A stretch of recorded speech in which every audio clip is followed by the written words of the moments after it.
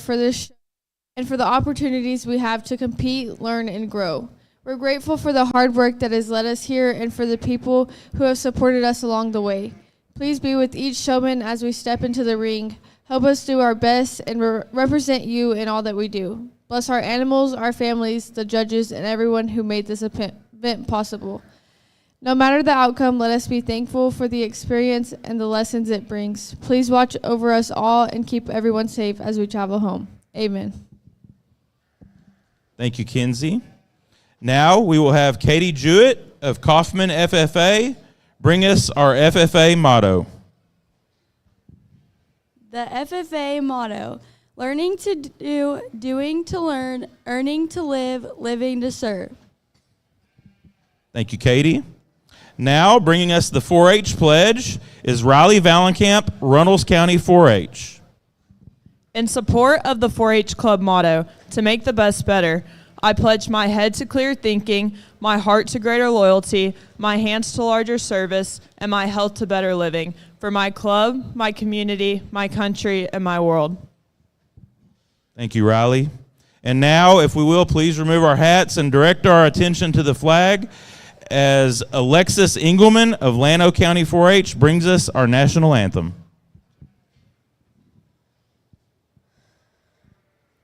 Oh, say, can you see by the dawn's early lights what so proudly we hailed at the twilight's last gleaming, whose broad stripes and bright stars through the perilous fight o'er the ramparts we watched were so gallantly streaming, and the rocket's red glare, the bombs bursting in air, gave proof through the night that our flag was still there. Oh, say does that star-spangled banner yet wave o'er the land of the free and the home of the brave? Outstanding. Thank you, Alexis.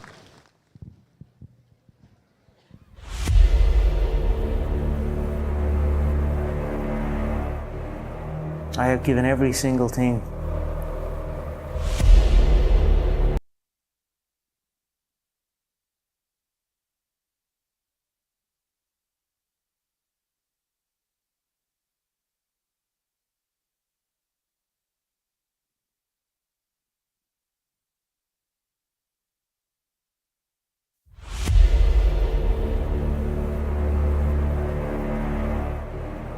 I have given every single thing.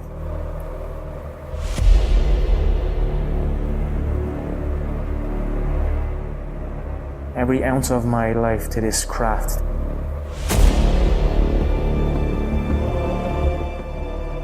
And in the process, I have lost my mind.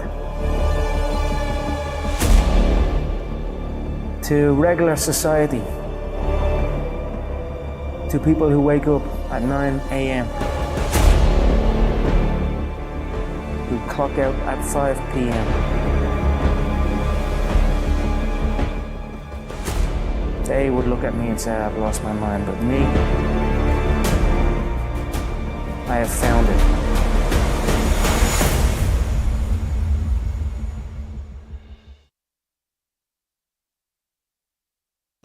Welcome to our 2025 Rodeo Austin Market Lamb and Market Goat shows.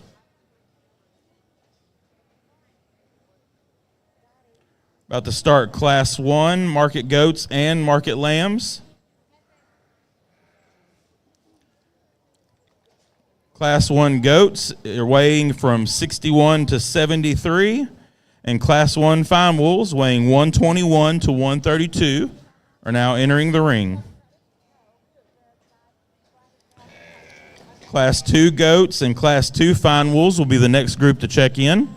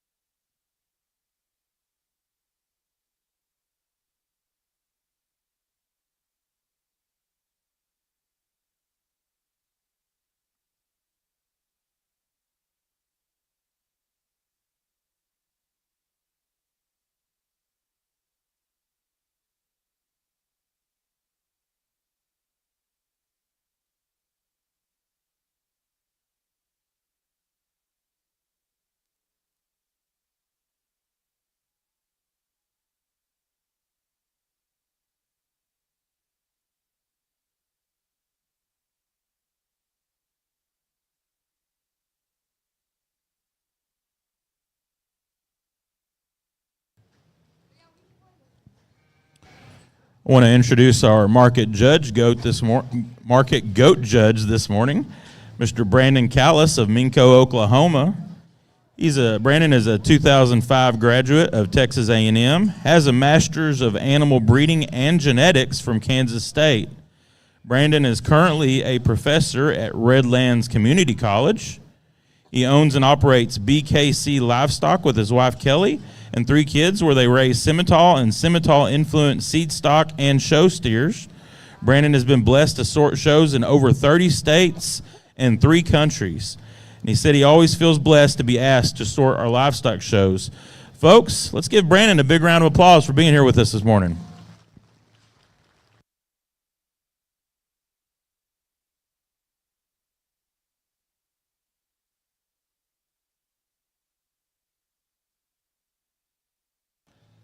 Also want to introduce our market lamb judge this morning, Mr. Steve Sturtz of San Angelo, Texas.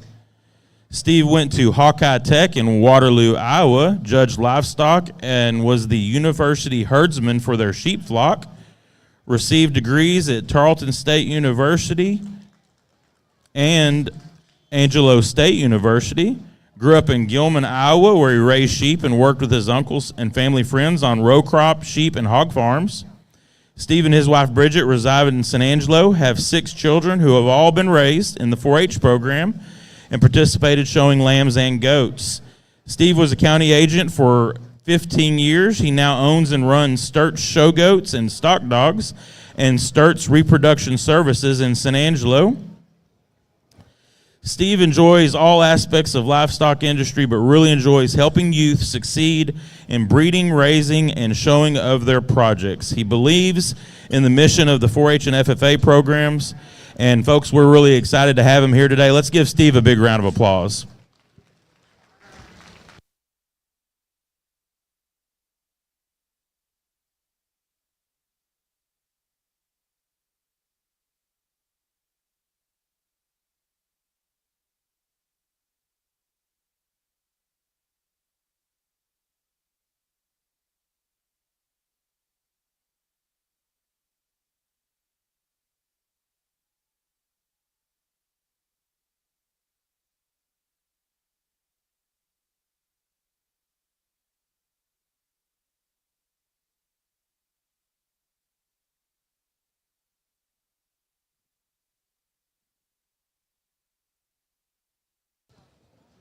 Once again, our Class 2 goats and Class 2 fine wolves should be checking in.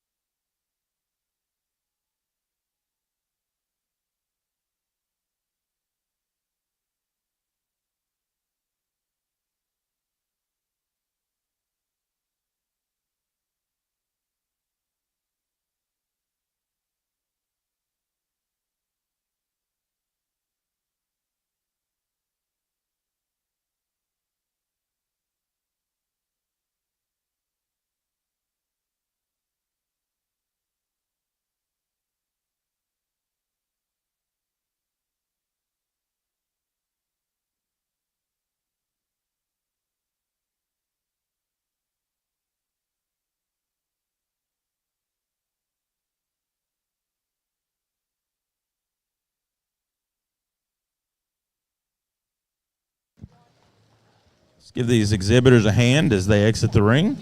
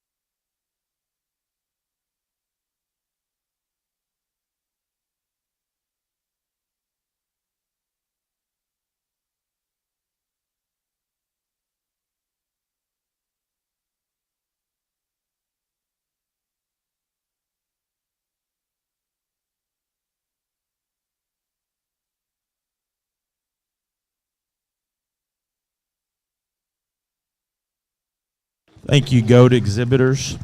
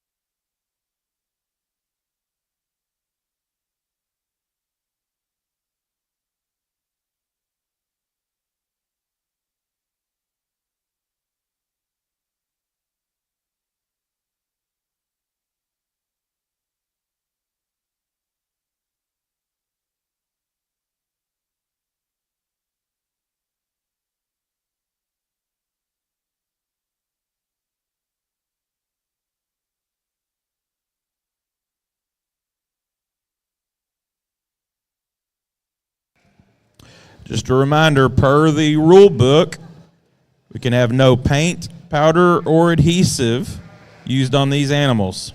No paint, powder, or adhesive.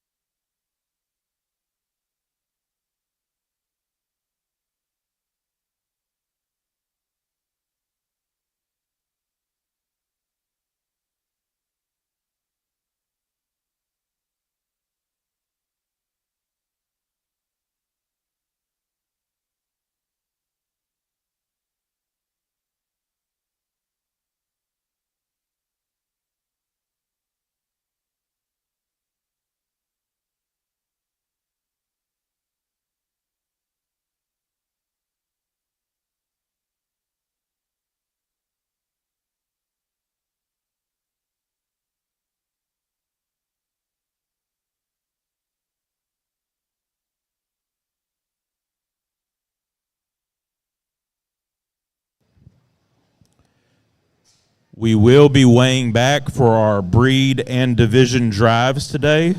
So we will do a weigh back during our breed and division drives today, just so you know.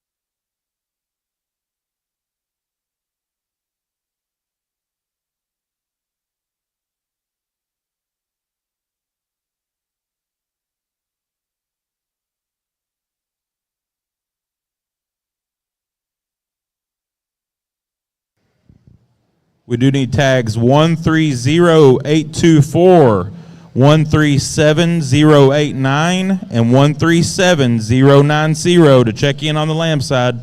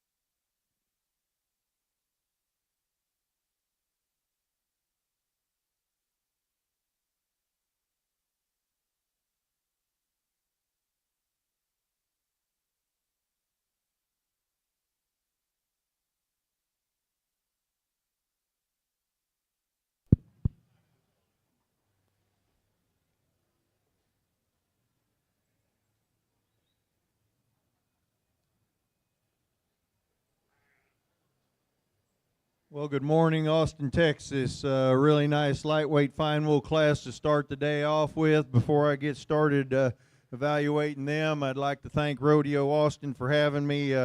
Amazing to me what they've done over the last few years here. I've been coming here, obviously, for the goat side with TGBA, and always enjoy coming to this show, and we always enjoyed showing at it as a family. But really excited about the numbers they have, excited about what they've done. Anywhere you can go and start off with a prayer and the national anthem and mottos and pledges from the two greatest organizations in the world, it's a good day. My wife asked me on the way over here, she said, "You get nervous still? Are you nervous?" And I guess she could tell I was trying to get in my zone, because usually I'm driving to these shows kind of by myself and anticipating the day and kind of going through sheep in my mind and what I look for and what I like and what I'm going to do, and getting ready, maybe listening to a little old-time 80s rock and roll, but didn't do that this morning, just walking around or just driving with her today. And I said, I don't know how to explain it. It's an anticipation, it's a nervousness, it's an excitement, and you get here and you get to see all the people in the back that you're friends with and know, and you're sharing the ring with a judge that you respect and have seen judged many times and are friends with, and just a really, really good feeling, and it's hard to explain. But I thank Rodeo Austin for having me, but I thank them more for what they're doing for these youth. Tremendous strides here in their sale, tremendous strides in their show ring. I told Glenn Allen those lights last year really made this thing, stepped it up a little bit, and I'm real proud to be here and proud to get to judge your sheep show today.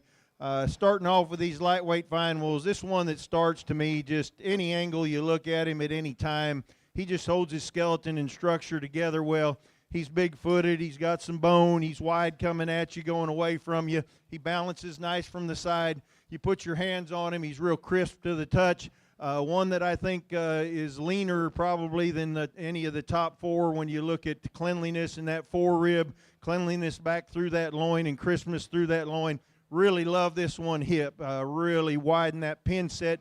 Comes down and has a tremendous amount of muscle. You get to that three-quarter view, you really like that view from him when you look at that muscle and that definition. You like the balance factor. Just a really good one to start off with. Taking nothing away from these next three, this second one, man, this one handles with a lot of top shape. This one's really big in that loin, really big in that rack. He's probably a little bit longer bodied than our first. I don't think he's quite as neat in the way his neck ties into his shoulder, especially when we put him in motion. He gets a little forward in that neck. Maybe doesn't balance quite as well when you look at that hip to hock to ground. When you put him on the move, wants to roll just ever so slightly when you put him on the move, but one that has a tremendous amount of leg muscle as well. One that we lean up just a little bit, change that front end a little bit, moves up and makes it even a tougher decision between first and second.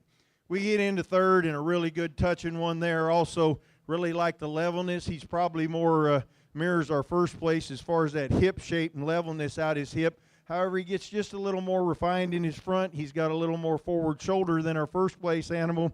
He's not quite as neat in the way that he ties from his shoulder into his rib as the one in second. He's not quite as good as far as that total top shape muscle as the one in second, and therefore he goes third today. But one we really appreciate the balance factor from the side. Again, another one with a really wide pin set and a nice hip. Tremendous job by this individual. We get one next that we really like that length of body. We really like that shape in that rack. One that handles nicely as far as uniformity of finish, maybe pushing a little bit more than the one in first, but probably a little leaner than our ones in second and third.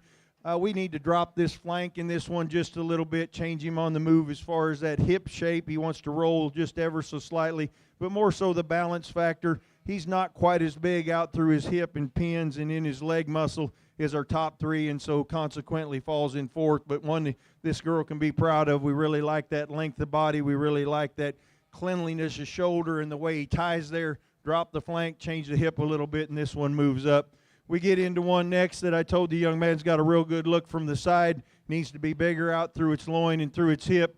Next one, we'd like to change that balance just a little bit. Next one gets a little more refined, not quite as good handling as far as finish is concerned. We'd like to lean that one up and clean him up just a tad. But we get into some after that we change some structural things about. Really, really good set. Give these kids a round of applause for this first set of finals. Exciting day.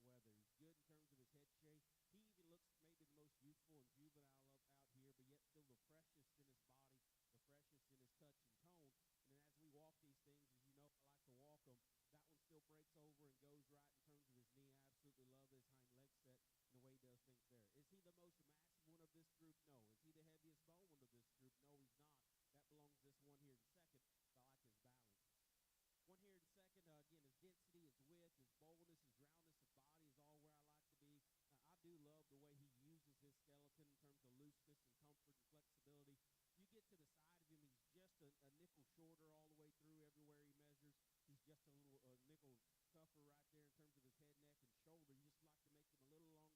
shoulder. You just like to make him a little longer, a little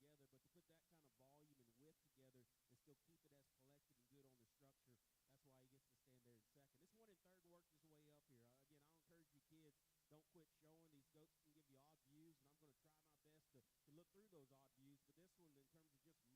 But to put that kind of volume and width together and still keep it as collected and good on the structure, that's why he gets to stand there in second. This one in third worked his way up here. Again, I'll encourage you kids, don't quit showing. These goats can give you odd views, and I'm going to try my best to look through those odd views. But this one, in terms of just muscle shape, just a cut ability and expression, he's dominant in that area. Just maybe not built as nicely. He's a little steep hip. He's just a little rounder off either end. But do I love his freshness? Yes. Just scouting him up down low to match everything he's got up high, but still a very, very quality individual. Love the look and the balance and the skeleton of this one that comes out here next in four. One that's made extremely nice. He just runs in the power problem once we get to this top end. A little flatter in his forerib there. Want to open that guy up just a touch. I love the hip and the shape and the center body dimension of this one here. He handles just a little stale. Maybe looks a little older and more mature. It breaks right behind that shoulder, just not skeletally put together. As comfortable and as good as I like to see him. Then it's one we're going to end up here in six. Again, good shape, good expression out through his hip and leg. Good in terms of his rack dimension and his body shape. He pinches in his loin a little bit for me. He's another one I like to just smooth up and make him a little longer everywhere and way in which he goes. But outstanding class. I visited with these to our left. Again, good class to get our goat show started. Let's give these kids a nice hand. Results from Class 1 Market Goats. 10th place was Blaze Decker, San Patricio County 4-H. Breeder was Blue Team Weathers. 9th, Ritzy Milliken, Dimmitt FFA. Breeder was Tornado Alley Show Goats. 8th, William Wagner, Martin County 4-H. Breeder was Two Springs Ranch. 7th, Kelby Blessing, Sutton County 4-H. Breeder was Jade Livestock. 6th, Dylan Bailey, Splendora FFA. Breeder was Ripley Newsom Show Goats. 5th went to Sagan Kalarick, Taylor County 4-H. 4th, Sadie Hicks, Greenwood FFA. Breeder was Two Springs Ranch. 3rd was Shelby Walker, Nueces County 4-H. Breeder was Hutto Livestock. 2nd place went to Bryson Cooper, Wills Point FFA. Breeder was Compadres Cabritos. And our class winner was Avery Fisher, Van Zant County 4-H. Congratulations.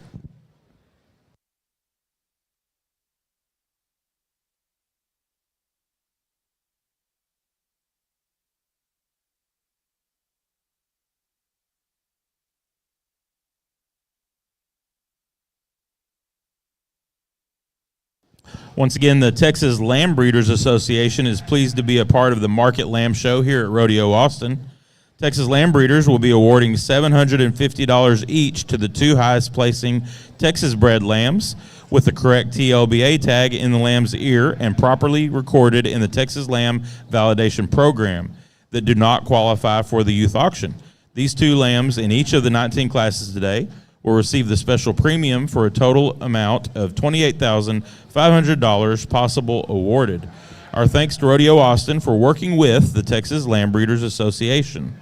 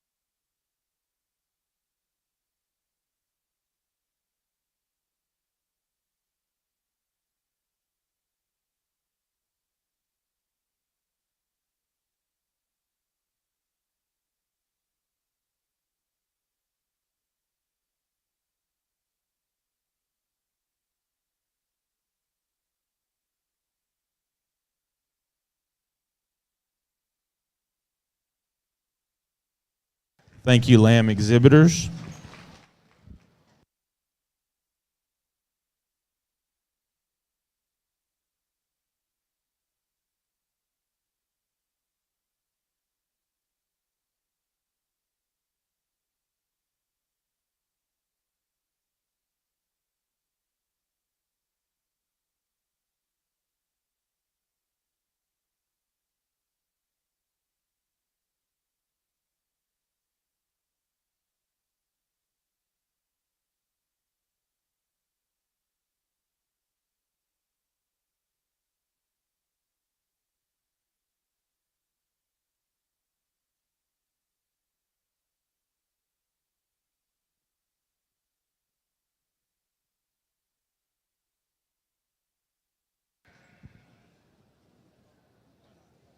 Our Class 3 goats and lambs should be lining up in the check-in area.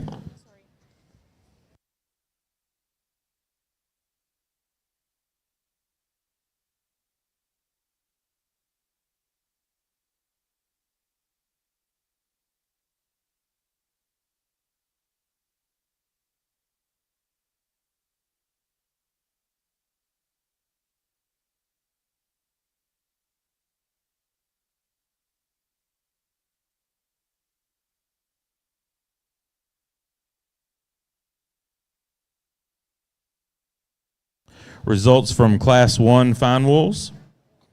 10th place was Collins Brandenberger, McCullough County 4-H. Breeder was Long Club Lambs. 9th was Peyton Sissick, Navarro FFA. Breeder was Justin and Bridget Jonas. 8th went to Madison Beatty, Comal County 4-H. Breeder was Jackson Show Lambs. 7th went to Kashner Arnold, Waller County 4-H. Breeder was Justin and Bridget Jonas.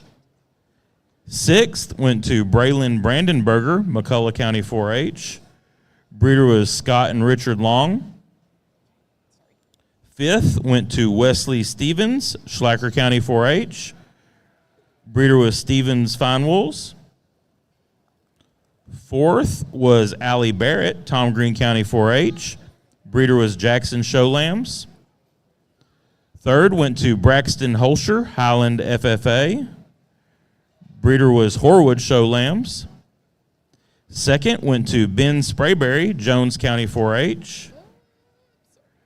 Breeder was 3S Livestock. And our class winner was Zane Burnside, Jordanton FFA. Breeder was Jackson Show Lambs. Congratulations.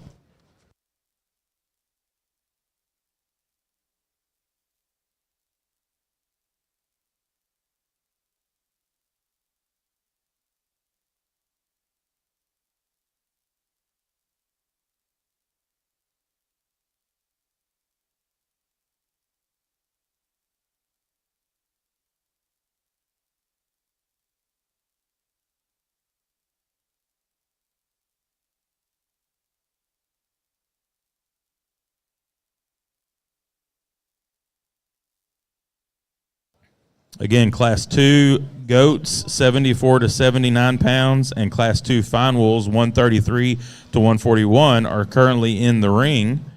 Class 3 goats and Class 3 fine wools need to check in.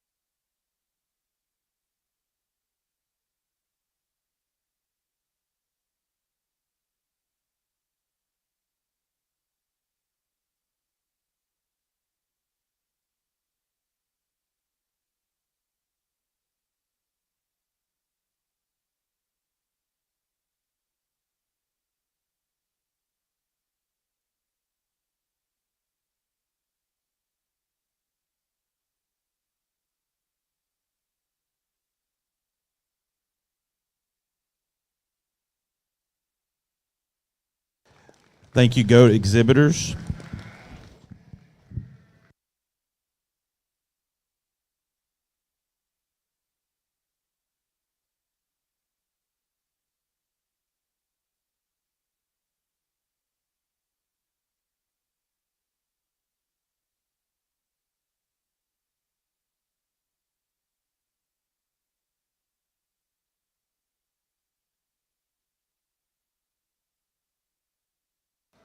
Just a reminder, no paints, powders, or adhesives, and the animal must be uniformly shorn from the knees and hocks up.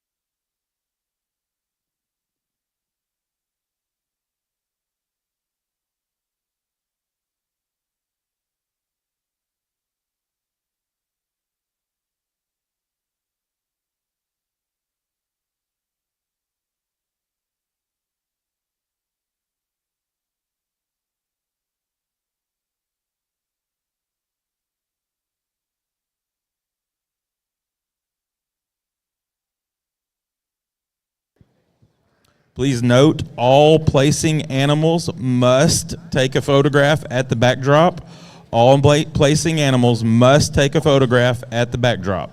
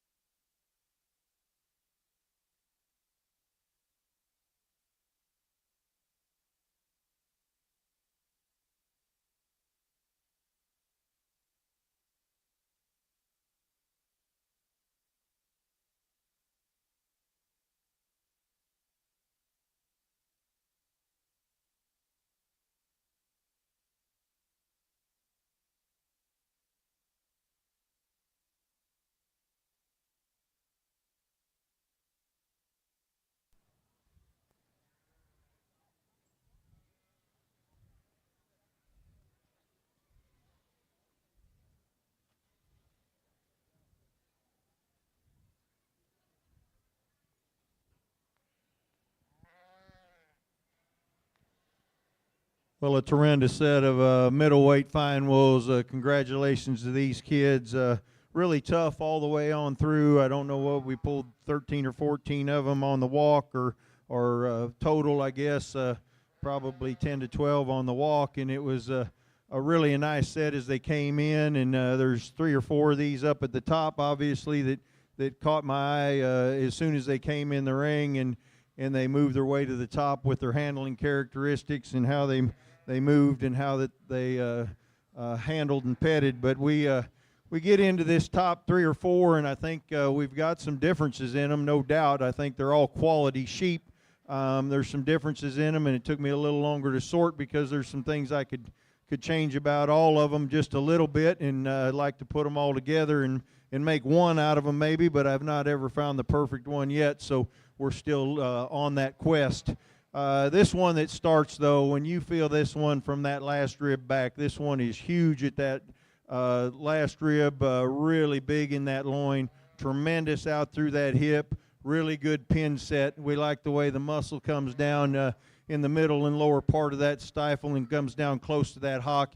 You get around front of this one's made wide, big forearm, really big and stout and wide coming at you. We could clean this one up just a tad bit in the shoulder and the chest floor in comparison to a couple behind it when we get him on the side view. Getting a little more maturity maybe at this age or this stage in the game. We're going to see some of that today. I think when you put the pros and cons together and you look at that top side shape, that top side of this one's skeleton, that extra hip, that extra dimension to that body and width that one has coming towards you along with the forearm, and still when you get on the top side, you appreciate the way that shoulder ties into that forerib and that upper rib. We just get on the side profile, we'd make that one just a little bit shallower chested, a little bit neater as far as that way that shoulder in brisket lie in or breast lie in there in comparison to some behind it. But man, what a powerful, really neat one to watch move. What a neat one to go around the front of or back of or 3/4 of to see the way that one has some width and dimension to its body and barrel. We get into one that's a little more youthful in second, and I gravitated to that one coming in the ring. We get him out here in the final drive, and we compare him to these 4, and he's not quite as far along as far as his shape and expression of rack. We'd like to make him a little bit bigger there. We'd like to make that last rib just a little wider, maybe make them pins a little wider and compared to the one in first. He is shallower chested. He is neater in the way his neck sets maybe into his shoulder than the one in first. When we watch this one walk around the ring, we really like the way he moves. He covers his print really nicely. You get off to the side, maybe not quite as deep flanked, maybe just a little more immature. For one this weight, you shouldn't be saying that, but maybe just a little more immature and not as far as long as the ones on either side of him, but one you sure like that balance aspect. You sure like the way this one moves and the skeleton and structure and the way he puts that together. Real comfortable moving around the ring. We get into third, and one that handles probably more like the one in first and probably has a little more of that maturity like the one in first. One that doesn't hold its top side together quite as well when we put this one in motion. We got just a little bit of deviation there behind the shoulder in that loin. When we go to handle this one, really big in that last rib, really big in that loin, really like this one out the hip. When we compare him to the one in first, he's not as big-footed, he's not as wide-made coming at me and going away from me, maybe a little more refined. He's not quite as neat balanced and doesn't hold his skeleton together quite as well as the one in second, and consequently goes third today. Maybe pushing just a little more finish on him in comparison to the one in second and fourth, the ones on either side of him. Really a cool handling, cool looking one. You talk about cutability and lean and having some forearm and some delineation of muscle and that really good touch and tone. This one does it. He's not quite as big out through his loin and hip, again, as the ones in first and third. Doesn't hold his skeleton together and balance quite as well as the one in second. But one you really appreciate the way this one handles. You really appreciate that extra muscularity and cutability this one has. One that also comes at you wide. Probably a little bigger bone, a little bigger footed than the one in front of him. maybe not quite as massive or not quite as massive out through that loin and hip, but four real nice ones to start off with. I talked to these youth about the others. We've got one in fifth here, really cool looking, needs a little bit deeper flank, maybe needs to be a little longer bodied and balanced in proportion wise. Next one's a really cool looking one. I told this young lady this one's just immature.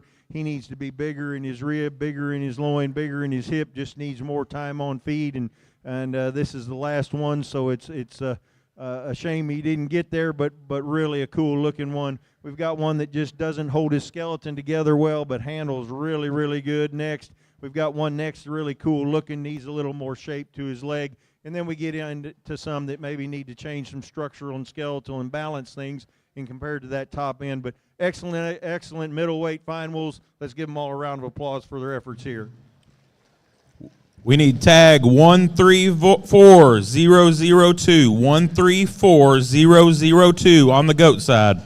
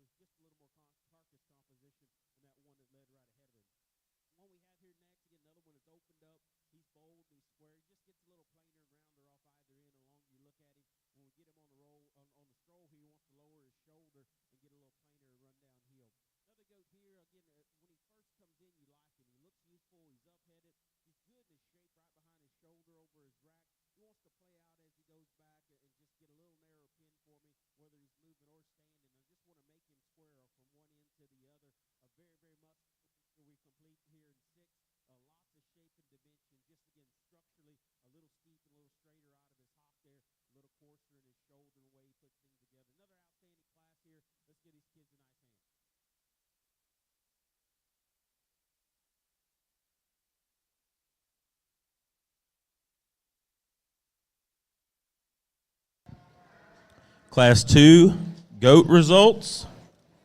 10th place was Sarah Langston, Silsby FFA. Breeder was Compadres Cabritos. 9th went to Shiloh Purdom, Navarro FFA. 8th was Samuel Mazurek, Lubbock Cooper FFA. 7th went to Carson Saul, San Gertrudis FFA. 6th was Elise Talbert, Runnels County 4-H. Breeder was Talbert Show Goats. 5th was Paige Duke, Madison County 4-H. Breeder was Compadres Cabritos. 4th went to Claire Graves, Munster FFA. Breeder was Hoffman Livestock. 3rd went to Z. McCall, Archer County 4-H. 2nd, we had Kinsey Key, Gillespie County 4-H. Breeder was Fielder Show Goats. And our class winner was Avery Martin, Atascosa County 4-H. Breeder was Jade Livestock. Congratulations.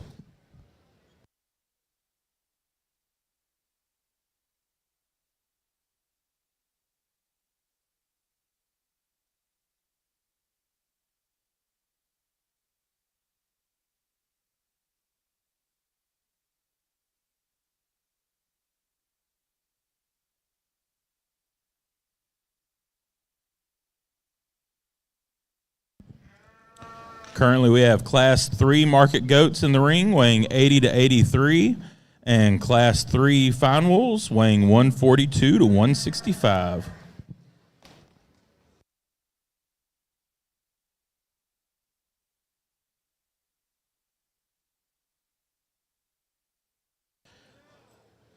We will need our Class 4 goats to check in next. We'll also need our first and second place fine wools from Classes 1 and 2, and our first class of fine wool crosses, which is Class 4. They will check in shortly.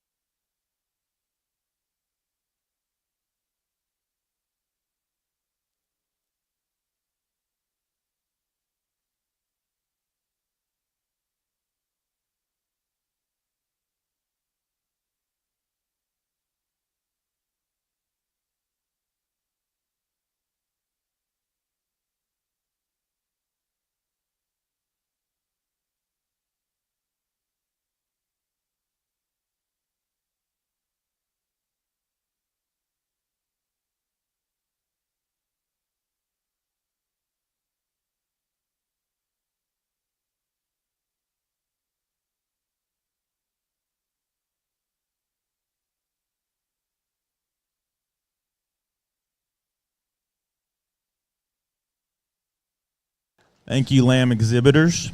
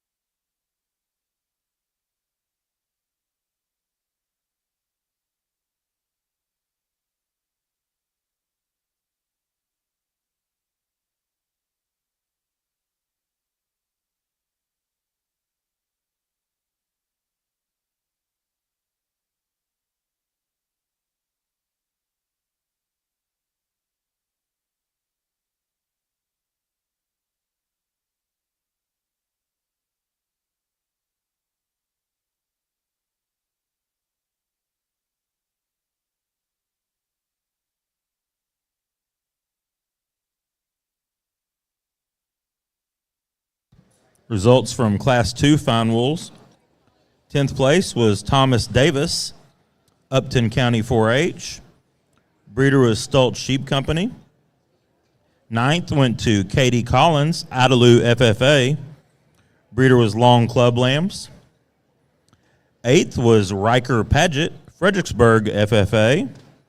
Breeder was 5-5 River Bend Farm and Ranch. 7th place, Steel Skelton, Runnels County 4-H. Breeder was Skelton Club Lambs. 6th place, Sterling Souter, Sudan FFA. Breeder was Smithwick Club Lambs. 5th went to Madison Sharpton, Brazos County 4-H. Breeder was 5-5 River Bend Farm and Ranch. 4th was Macy Morris, Bell County 4-H. Breeder was Jackson Show Lambs.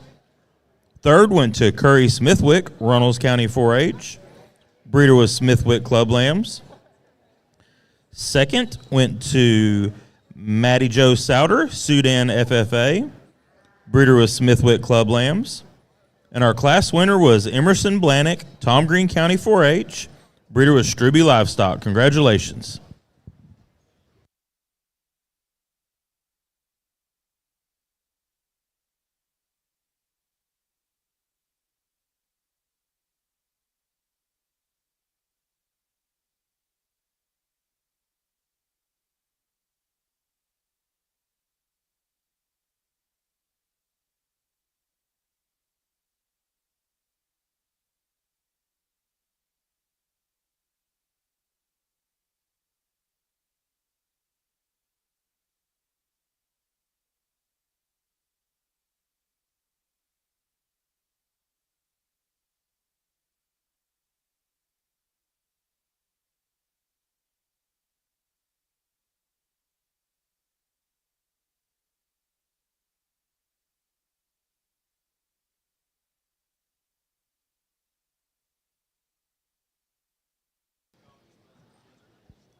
Once again, we need our first and second place fine wools from classes 1 and 2 to come check in.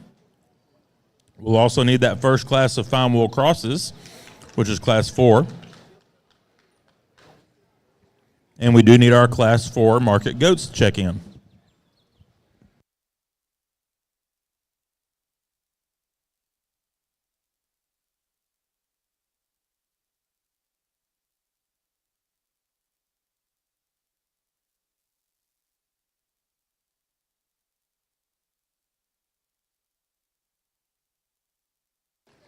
Thank you, goat exhibitors.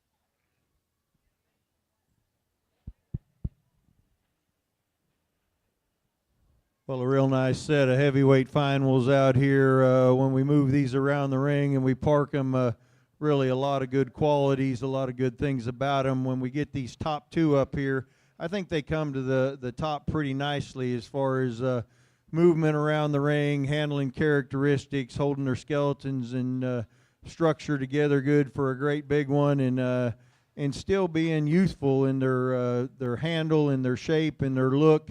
Really impressed with that, especially these top two or three. We're going to start off with one that just to me, when you talk about skeleton, I think this one does a really nice job of putting that skeleton together. Really ties together from front to rear, really level in its lines, really balanced and proportionally balanced. One that handles nicely as far as shape is or as far as conditions concerned. Gets wider as he goes, progressively gets wider as he goes back through his loin and his hip.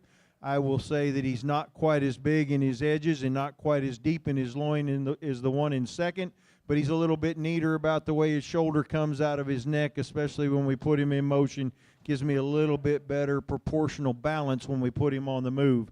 If I was going to knock him today and compare him maybe to Ideal, I'd like to pull him apart in his front end just a tad. He just gets a little narrower than I'd like in the front end.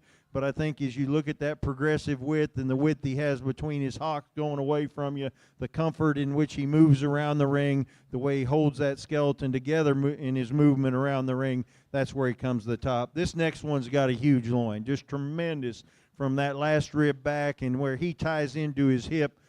Just really a good feel, meets your hand with a lot of shape and a lot of dimension. Really big out through that hip. He doesn't handle his hip and hind leg quite as well is the one in first. I'm not saying he's bad there. I just like to see him maybe a little leveler and a little neater when you look at that hip on the movement side. And then he gets just a little forward in his neck, and the young man does a great job of showing a great big sheep. I know that sheep outweighs him by quite a bit, but maybe just doesn't get quite as much drive to make that neck look quite as neat as the ones in first and third, but one that you really appreciate that body shape, you appreciate that lower rib shape, you appreciate that depth of flank and proportional balance when you get this one on the side as far as from that shoulder back to that stifle. Next one's really got a good profile, really long-bodied, another one that maybe gets a little forward in his neck and shoulder for me, and I talk about that quite a bit because I do like one to come out of that neck right at top of that shoulder. But when you get past that, this one's really neat as far as the length of body, the way this one's balanced in side view. Wants to fight this young man quite a bit. He doesn't have quite the top shape dimension that the one in front of him has. Maybe that length of body's a little bit hard on him as far as when you look at his rear flank in comparison to the top two, and when you really start analyzing him, he doesn't maybe hold that top line together sometimes because of that extra length of body. One in fourth, one that you really like the width, you like the dimension, you like the barrel. Really like the front to rear flank relationship on this one. This one handles really nice as far as touch and tone. We could make this one a little longer bodied, a little longer neck to match these top three. Maybe just make him a little bit neater in that front end in comparison to them. And this one can give him a run for their money because he's really good as far as structure and putting his feet and legs down. Really good as far as balance, barrel shape, and middle body shape. Really good set of four. We talked about the others. The one in fifth, really a neat look as far as balance and width and dimension, maybe carrying a little more condition. We got one next that gets just a little maybe overdone as far as condition, gets a little bit deeper in that chest floor, but it's got a tremendous amount of muscle from the last rib back. Another one that we really like the touch and tone, maybe gets a little high in that flank, not quite as much leg muscle. And then we start getting into some that maybe don't have quite the muscle for this size of an animal and maybe don't put those qualities together. They don't put the qualities together as well as this top end as far as balance and muscle and projecting them on out. Really good set. Let's give these kids a round of applause for a nice job in this heavyweight fine wool class.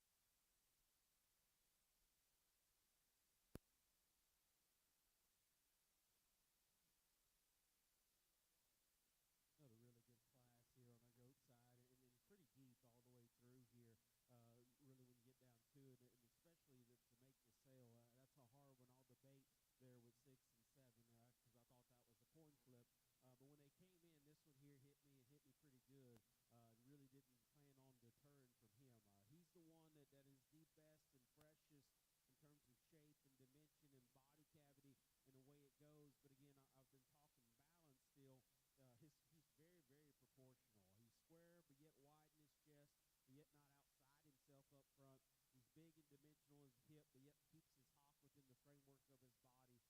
Absolutely love the way he touches. I think the only thing you could get on that goat about when you get to the side of him, sometimes he looks just a little deeper chested relative to his flank in terms of his underline, but that's being pretty picky of one. I think that puts the market goat fundamentals together, still keeps himself loose and comfortable and athletic out here as well.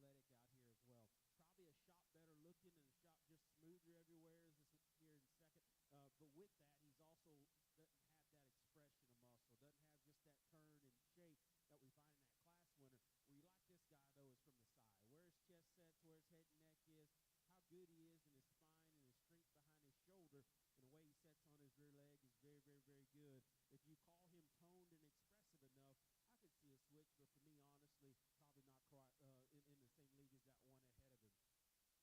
Where you like this guy, though, is from the side. Where his chest sets, where his head and neck is, how good he is in his spine and his strength behind his shoulder, and the way he sets on his rear leg is very, very, very good. If you call him toned and expressive enough, I could see a switch, but for me, honestly, probably not quite in the same league as that one ahead of him. These next two here, just based off the fundamentals of just more goat here in three. I think two goats whose outline is good, two goats you like on the move, but just quite a bit more density to this one that comes here in three. A little more chest width, particularly right behind his shoulder in terms of body shape. He's better than this one. This one's got the tricked out pieces. I love his feet and legs. I love his look. And when you go in to handle one like this, you pull him that quick off the walk. You're hoping that he meets your request when you get in on him, and he didn't for me. He's just a little flatter body, a little raw, a little green here just yet. Doesn't feel his loin, not quite as opened up and dense. Just looks a little immature out here, almost like a teenager here with some grown men in front of him. But boy, that's a neat look in terms of skeleton and just his look and presence. Love the muscle shape on this one. Just wish he was built a little more like the one in front of him. He's a little coarser, a little rounder off either end, a little frailer when you get right down to him. And again, that's decision with 6 and 7. This goat doesn't want to cooperate all the time, but when we get these two on the go, I much prefer his shoulder and knee and the way it breaks over. I still think this one has some width. I wish he had the expression of this goat that we sat there in 7. But this one, I think structurally for me, is where I divided that line. A little too straight and upright and bucked over in his knee, and that's kind of what made the difference in those two. We go on down the line in that class, just some differences in shape, differences in cutability. Main thing, structure and the way they bend and go probably didn't satisfy me as well. Get your hands together for this class. Another awesome class of goats. Missing two goats, 572-110 and 571-041. You are needed at check-in. Also, we cannot have any barbed or spiked collars or halters, not even wrapped. You need to take those off.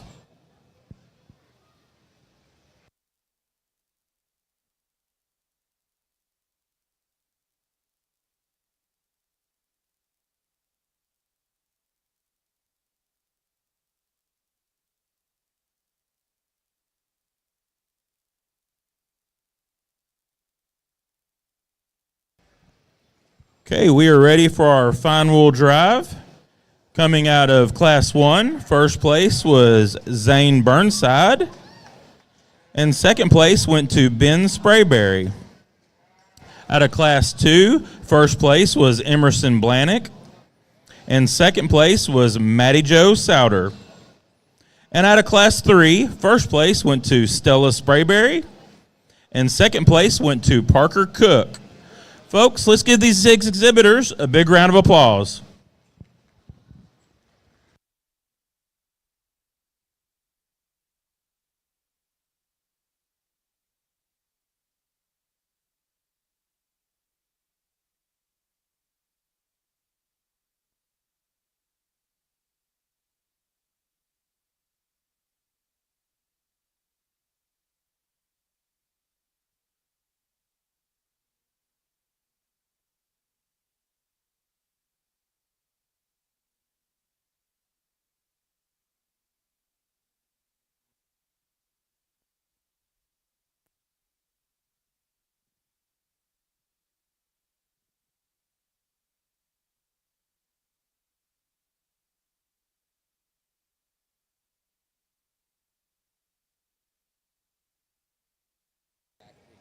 Folks, if at all possible, when you do load out to leave, if you can, please put your tack in your vehicle and then go get your trailer. If at all possible, that would help with the flow.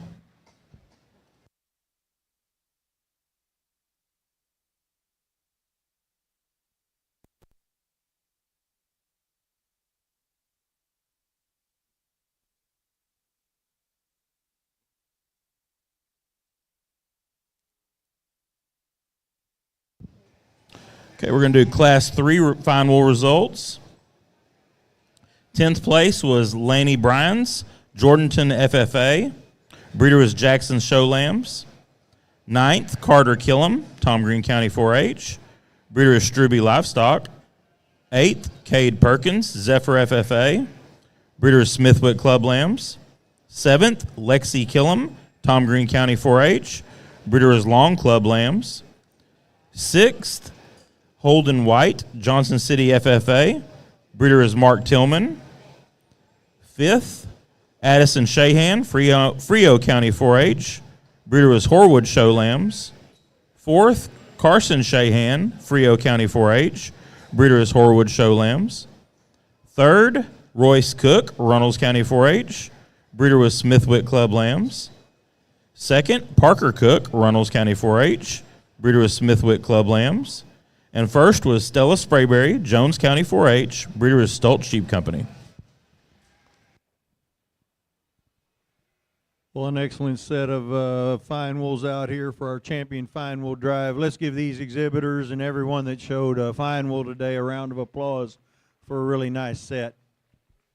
I think when we get them out here and we look at the fine wool breed, and it sure has evolved over the years and has come to a really nice set of sheep, and I think a breed that obviously has been true through West Texas and been a staple there for a long time. And I know the landscape's changing a little bit, but I still think when you look at what these fine wools have to offer and the quality of them, just tremendous set, and the breeders can be proud of raising some fine wools that are made like this structurally and skeletally and have that muscle laid on that structure and frame nicely. And then when we look and move and handle them, just a really nice set of fine wools out here for our champion set.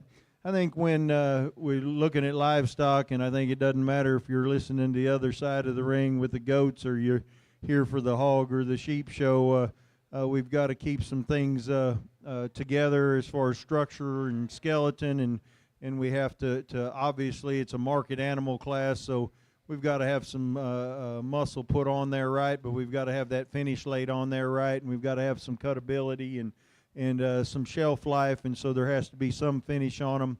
But I think when we put those all those attributes together and qualities together, really appreciate this set we have out here. Lightweight's a really nice one as far as balance, as far as structure, as far as skeleton. Really like the way this one's top line comes together. I like the way he progressively gets wider, has a big old hip, a tremendous amount of muscle, real comfortable about moving around the ring, real proportionally balanced, lean and cutability-wise, really nice as far as touch and tone, but yet a tremendous amount of muscle on the top side of that one and balance from the side. We get into our middleweight, and one that from that last rib back is just really cool, really big loin, really big hip, tremendous amount of muscle. As I said in class, we might change the front end and maturity of this one just a tad bit, but really balances nicely and moves around nicely when you put this one around the ring. One that's maybe a little more youthful for its size is this heavyweight. Really appreciate the youthfulness of one this size, one that really moves around the ring nice. As I said in class, we could pull that one apart just a little bit in the front end to make him ideal, but like his lines, like his balance, another one that handles real nicely, particularly up in that rack and rib, one that comes back into a nice loin and a big hip, and really like this one from the rear view when we look at his hock set from his hock on down.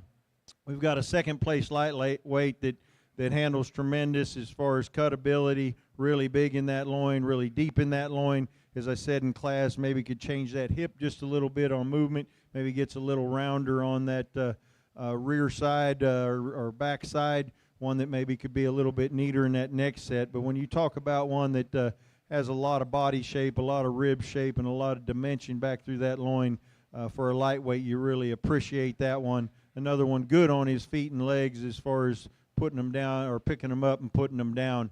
Really a cool one from the side in second. In the middleweights, one that cutability-wise will run with any of these in this championship drive. maybe not quite as much muscle and total width and dimension to that loin and hip as the one in first. Maybe a little more youthful and a little neater about that front end, but one you sure appreciate this one as far as leanness, cutability, neat to look at from the side, move around the ring nice. And as we talked about our heavyweights just minutes ago, a heavyweight next that really appreciate the loin shape, one that maybe could be a little bit neater about the way the neck comes out the shoulder, really long-bodied, long hind-saddled, tremendous amount of muscle in the hind saddle of that one that handles good as far as cutability is concerned for a big one also. When it comes down to it and you put that structure and that balance and everything together and you put it in a package, you look at the leanness and the cutability and putting those things best, I think there's one that does it the best. I'm going to shake the hand of that individual, and then we'll shake the hand of your reserve right after that. I think two really nice fine wool sheep. Again, it's been a pleasure to be able to sort through your fine wools. Really great set of kids. Enjoyed working with them. Let's give them one more round of applause as I pick your champion reserve.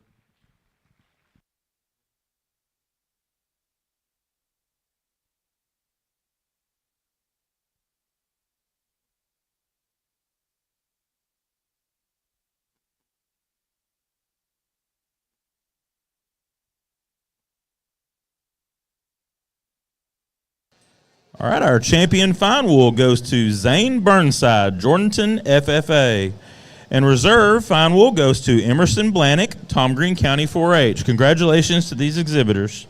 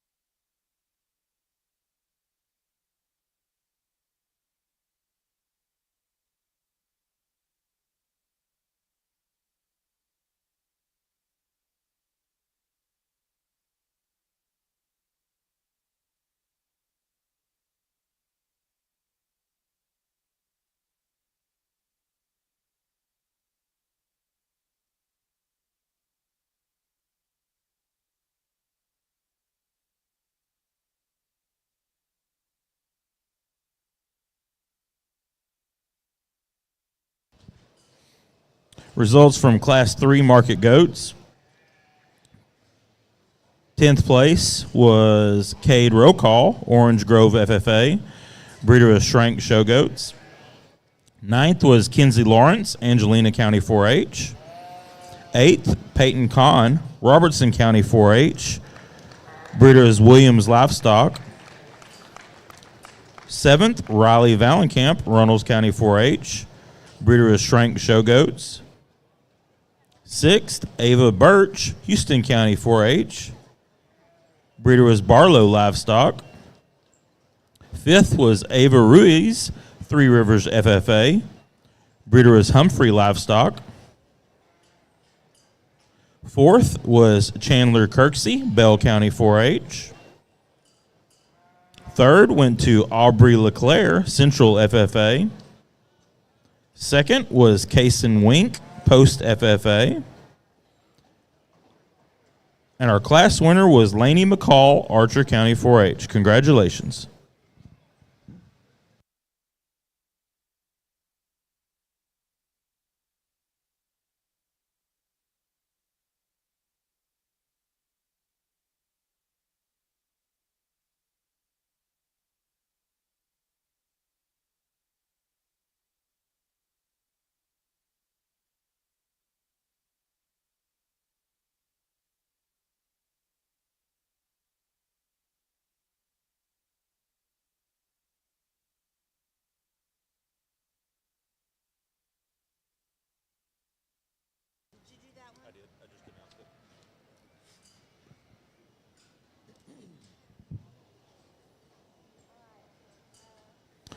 Class 5 market goats need to check in. And Class 5 fine wool crosses will check in, which is the second class of fine wool crosses.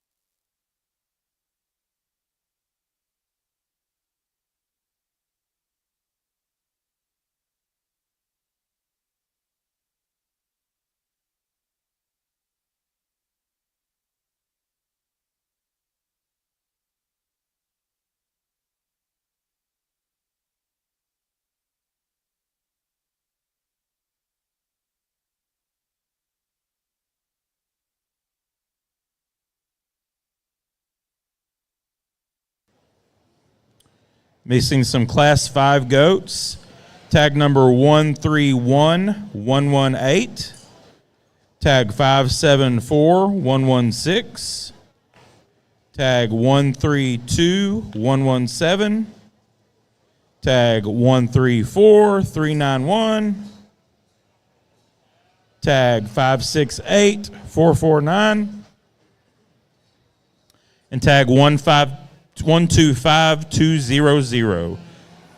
Oh, and tag 128957. Please come check in for Class 5 goats.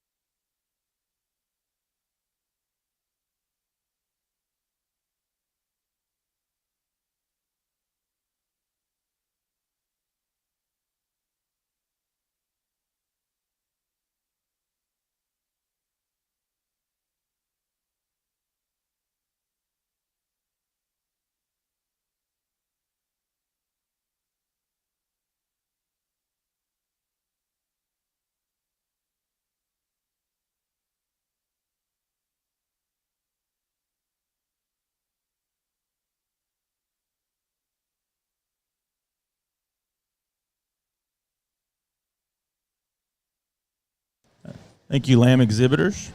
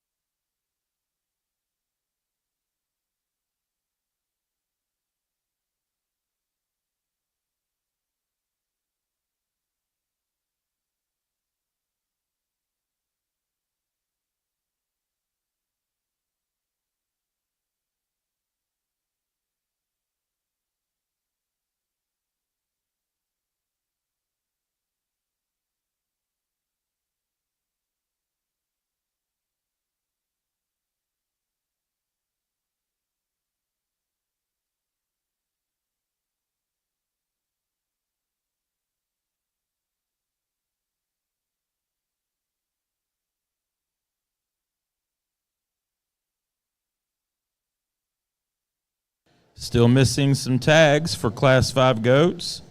131118, 134391, 568449, 125200, 128957. Y'all need to check in.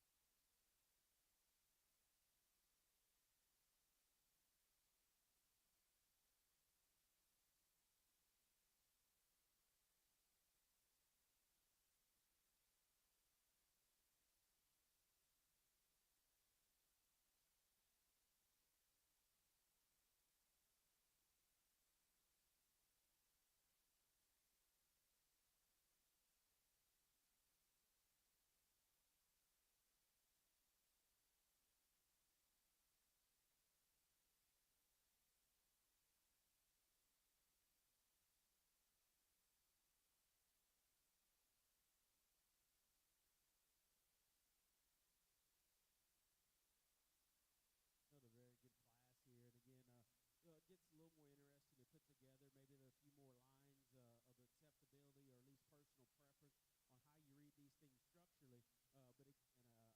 I hope y'all kids got your tinny runners on today because I do like to watch them move and watch them go. That's where this one here kind of takes to the front. He's just the most correct in his structure and his skeleton and his squareness and the way he gets it and runs. And again, me still being an old soul, I like market animals. That one still has some density. He still has the right kind of body and rib cage. He's probably not as smooth and strong right behind his shoulder as what this one that comes in next, but still a nice kind of a goat that puts a lot of good together. I do love the strength of this one's top line. We've got him presented nicely. We've maxed this guy out, not only in showing him, but the way we fed him. For him, though, he's still a little frailer and flatter forearm. He's just maybe not as expressive in his muscle as really goats on either side of him.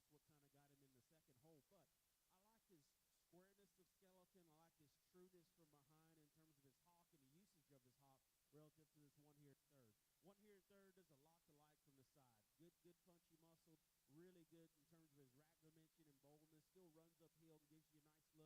Good punchy muscle, really good in terms of his rack dimension and boldness. Still runs uphill and gives you a nice look. When this guy gets on the roll and you get behind him, he gets all out of himself and confused almost. I mean, every leg goes every which way. We could get this guy just more collected in the way he's designed from behind in terms of his hawk and the usage of it.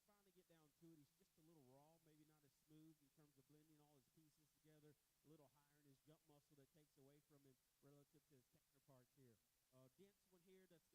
And no, he's not blessed with the big fuzzy legs, but I still think there's a lot of good goat there. When you finally get down to it, he's just a little raw, maybe not as smooth in terms of blending all his pieces together. A little higher in his jump muscle that takes away from him relative to his counterparts here. Dense one here that's got some muscle here.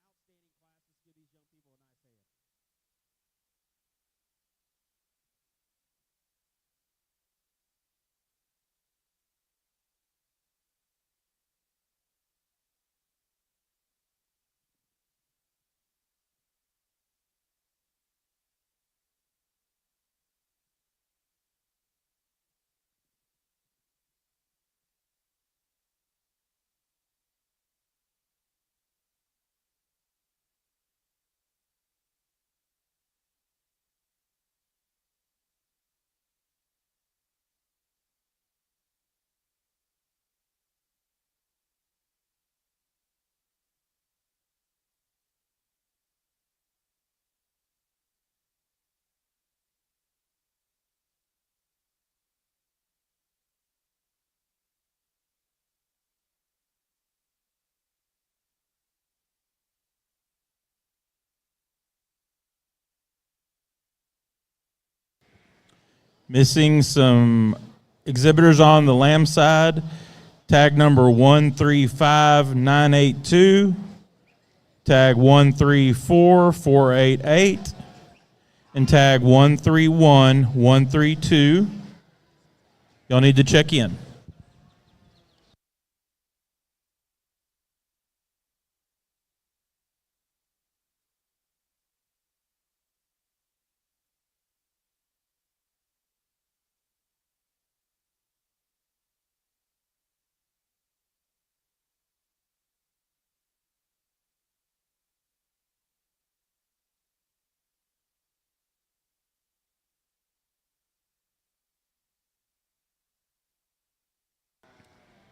Class 4 market goat results.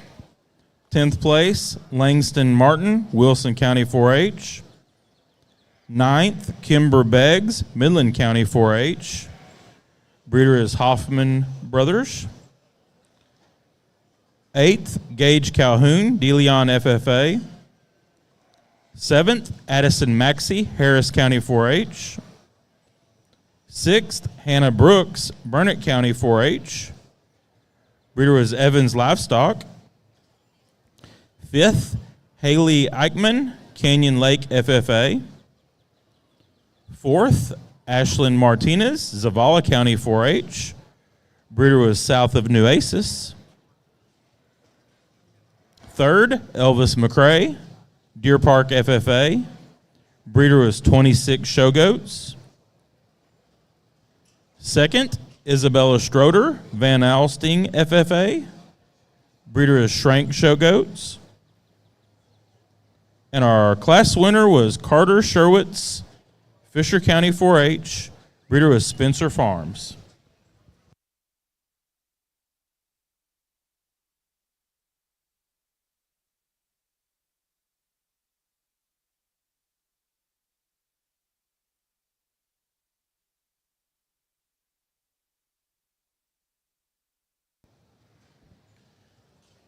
Class 5 market goats weighing 87 to 89 is in the ring.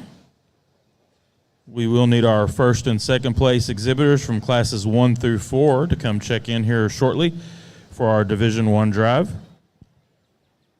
That will be followed by Class 6 market goats.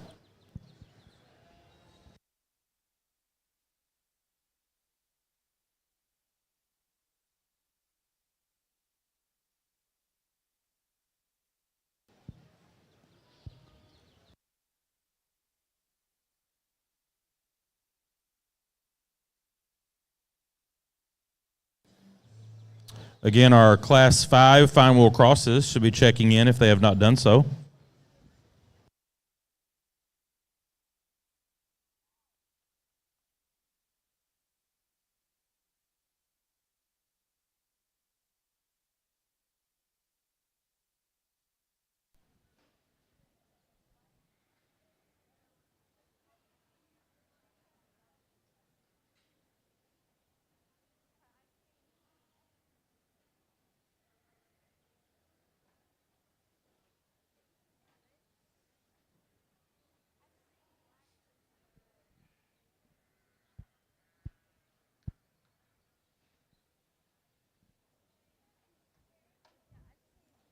Well, a nice set of lightweight fine wool crosses, maybe not quite as deep as some of our fine wool sets. Sometimes these lightweights, we get a lot of variability in maturity and size and finish and so on and so forth, and I think we have that here. And maybe not just the one that screamed pick me when it walked in, but we got one at the top that I think really puts a lot of good things together. Really big in that middle part of its body. Tremendous shape to that rack and that rib and that upper rib, and then you get down to the lower 1/3 of this one and you really appreciate the curvature to that lower rib, that middle body and rear flank depth and shape. You appreciate the way the forearm and the stifle and the relationship and the balance there. When this one parks himself and when you handle him, he outhandles the others. He's a little more youthful in the way his neck and shoulder are than the ones in 3rd and 4th. He's a little bolder and stouter in his rib and in his shape down his top and expression down his top than the one in 2nd. When we put this one in motion, we probably, he kind of skips, I guess. I don't mind that too much. He doesn't really just reach out and cover his track. I think skeletally and structurally he's really sound and put together well. I'd probably like to see him walk just a little bit different just for my personal preference, but I don't think there's anything structurally wrong with him, because when you see how his hock goes to the ground, when you see how his knee goes to the ground and his front end, and you look at him from the surface up, there's some width and some balance and some structural correctness in all of that sheep, and he handles with a tremendous amount of muscle and leanness to go with those things.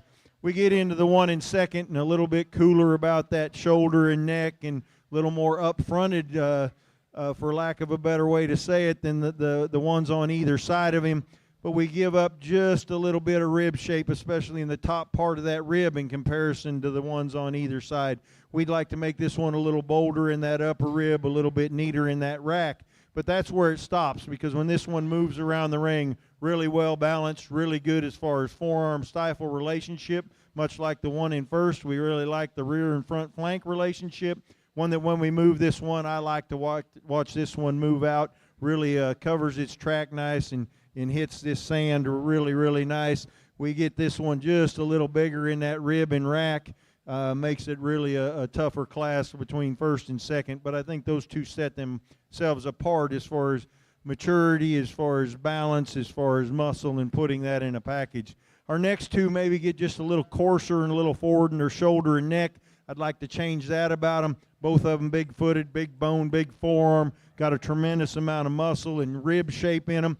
I give the advantage to the one in 3rd to being a little wider loin and a little wider and fuller out through that hip and in the rear leg. I'd like to firm this one up just a little bit as far as touch and tone in comparison to the ones in 1st and 2nd.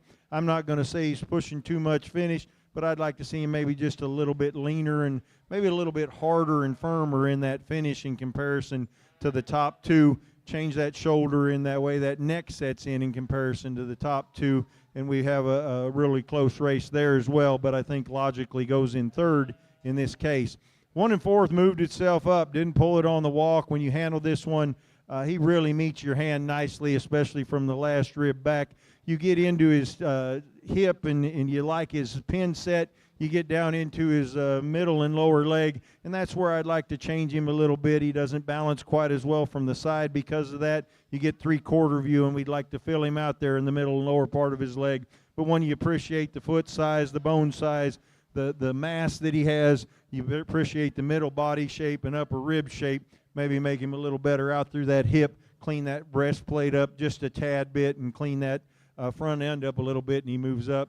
The one in fifth, young lady, just won out a really attractive sheep, a really fresh, youthful, good handling sheep, and that's where it gets up there when we really get it out there in that top 5 and we start comparison. It's not quite as pulled apart in its skeleton, not quite as wide, not quite as deep and balanced as the 2 in front, not quite as much muscle and top shape width as the ones in third and fourth, and so consequently goes fifth today. But a really nice young sheep that maybe today isn't quite ready and it's its end point, and we'd like to give it a little more time, but we don't have that time. We've got one next that handles real nice but shortens up, gets a little bit deeper in that front end and not quite as high at the withers and not quite as attractive because of that. And then we get into some sheep that we'd like to fill out in that loin, give a little more muscle, maybe balance out just a little bit. But really, really a nice class. Kids did an excellent job. Let's give these lightweight fine wheel cross kids a round of applause for their efforts in this class.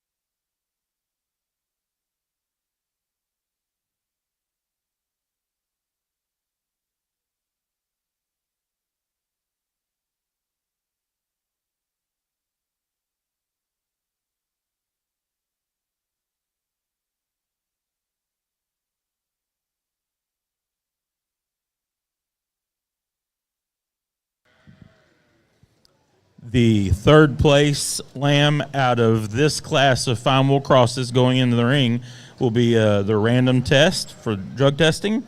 So the third place out of this class will need to go get tested.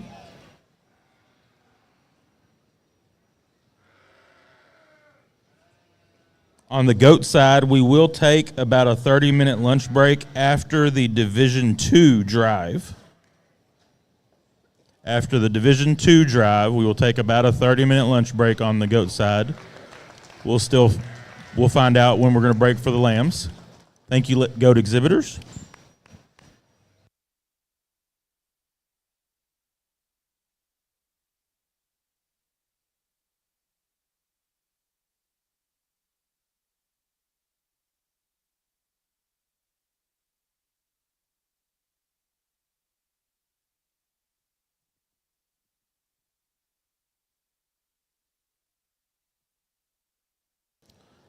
Again, our first and second place exhibitors from classes 1 through 4 on the goat side will need to check in for our Division I drive.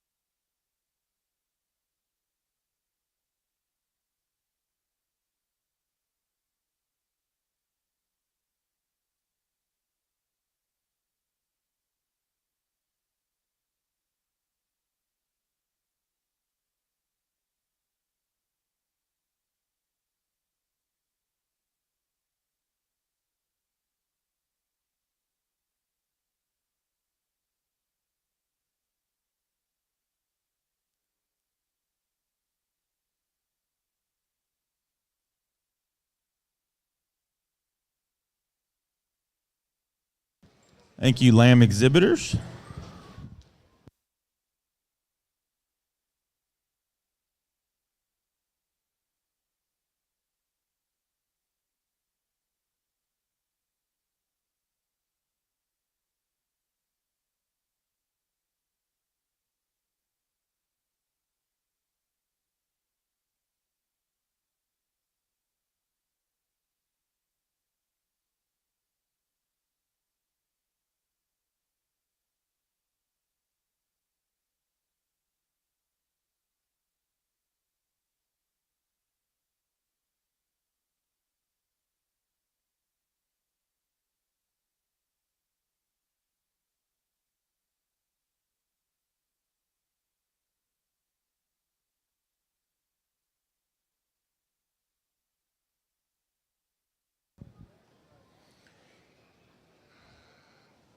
Once again, we should have our first and second place goats from classes 1 through 4.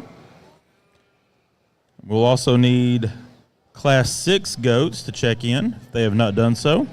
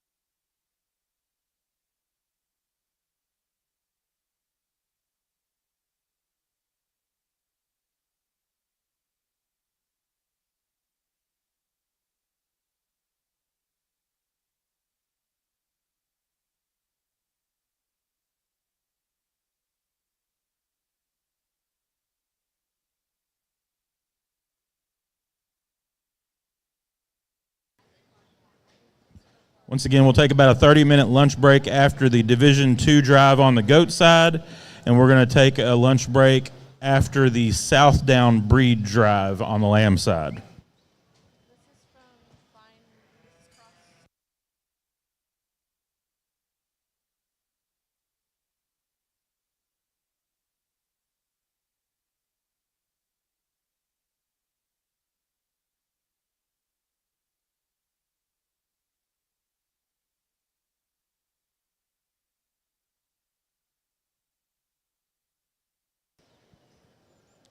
Class 4 final cross results.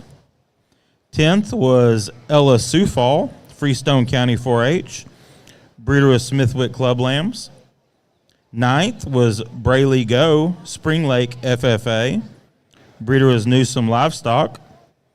8th was Luke Betsworth, Canyon New Braunfels FFA, breeder was Smithwick Club Lambs. 7th, Arthur Washington, Howard County 4-H, breeder is Stoltz Sheep Company. 6th, Cole Zapalak, Wise County 4-H, breeder is Smithwick Club Lambs. 5th, Hallie Montgomery, Highland FFA, breeders Justin and Bridget Jonas. 4th, Derek Vaughn, Taylor County 4-H, breeder is Smithwick Club Lambs. 3rd, Slade Butler, Zephyr FFA, breeder is Smithwick Club Lambs. 2nd went to Alex Etheridge, Highland FFA, breeder is Newsom Livestock. And our class winner was Shelby Leonard, Smithson Valley FFA, breeder is Chabot Show Lambs. Congratulations.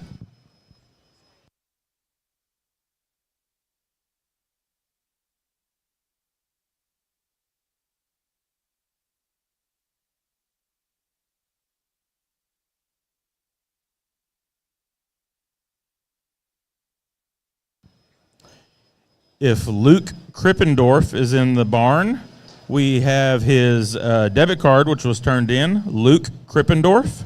We have it here at the announcer stand.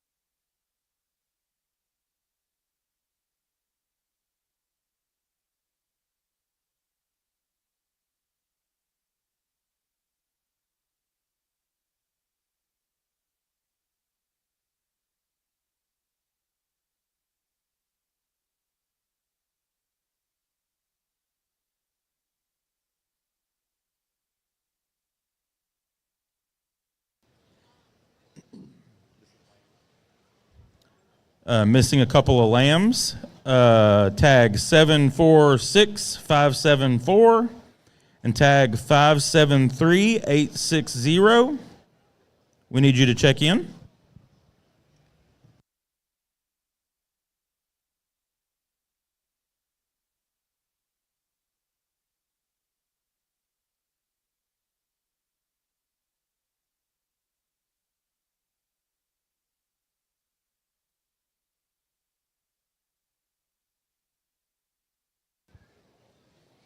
Spectators in the stands, if y'all can help us out and not stand on the rail. It tends to block the people that are sitting in the stands. So if you are watching from the stands, please find a seat. We appreciate that.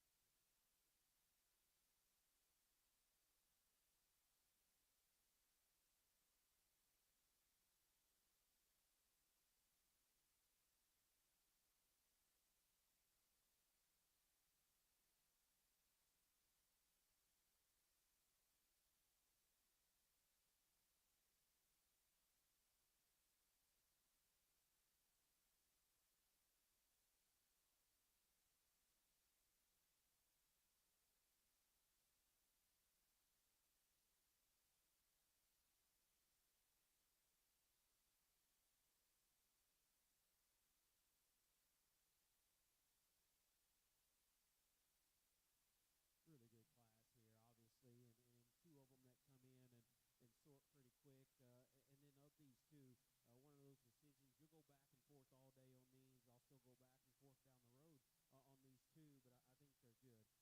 This one here up front, both these goats, muscle in terms volume of muscle is very, very good on both of these. I'm going to call both of them still very, very good in their structure, but I'm still going to break them down because I really start to pull this pair apart in terms of just correctness and balance and proportion and how it all fits together. I think one of them's got wilder pieces, but at times it doesn't all fit together. This one's just solid, solid livestock. I think he's square from the ground up. He's good in his knee. He's good at the ground. Probably watch these two goats go from behind. He stays more correct and square from hip to hop to ground, keeps more clearance there, keeps more correctness there. When you go to touch this guy and study him in the rib cage, it's not close in the rib cage department. The way he puts a round, awesome body onto his skeleton, I think is what really makes him complete the balance picture. He touches the best. He's the most aggressive in his shape, but it's still put onto his body smooth. Why is it a conversation with those two?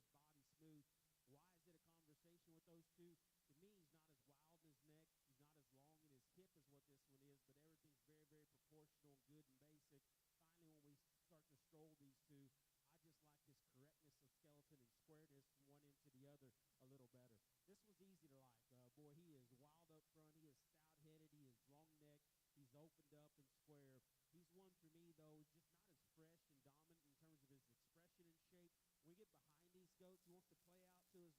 expression and shape. When we get behind these goats, he wants to play out to his lower leg. He comes in at his hock, or at least at the ground, relative to these two. I still think he's dominant for the next ones behind him. When you go to breaking these two down, trying to get correct, I want to strengthen him right behind his shoulder. I want to give him more clearance at the ground and make him as square built as what that one that wins that class is. Really like the shape and freshness of this one here, and he just kept working himself up. He finally gets just a little squatty for me of this lineup. Want to change him out of his hind leg from a looks department, but a good kind of a goat. If I never step behind this goat, I love him. When we've done a nice job, kudos whoever got him ready. I know y'all don't get the benefit of glue and powder like we do up north in Oklahoma. You did a masterful job clipping his hind leg and leaving a little hair there on the ground to hide his feet. Though when you watch him go from behind, he tucks that hock in. He gets just a little too narrow and flat for me. Now from there forward, that's a dense back opened up when it runs uphill. Just doesn't match it there down low and from behind. Another one here, skeletally, I love this goat. Love to watch him walk. He's so free and easy and correct in terms of his build. Not enough britches back there. Part of it I thought was his color, but when you really get to study him, he's just flattening his leg. Want to open him up from there back. This one just needs a different front leg to go off of. He handles as fresh and dense as those ones on the top end. He opens up good.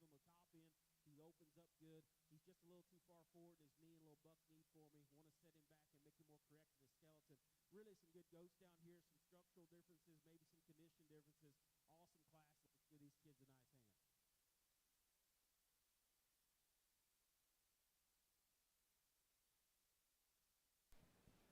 Well, a challenging fine wool cross class over here in the sheep ring. I think we've got some really high quality, really nice ones. I think maybe tie together differently than maybe any class we've had up to this point, but really a nice setup here at the top end. We're going to start with one that on the move, I just really like the balance. I like the way this one ties together.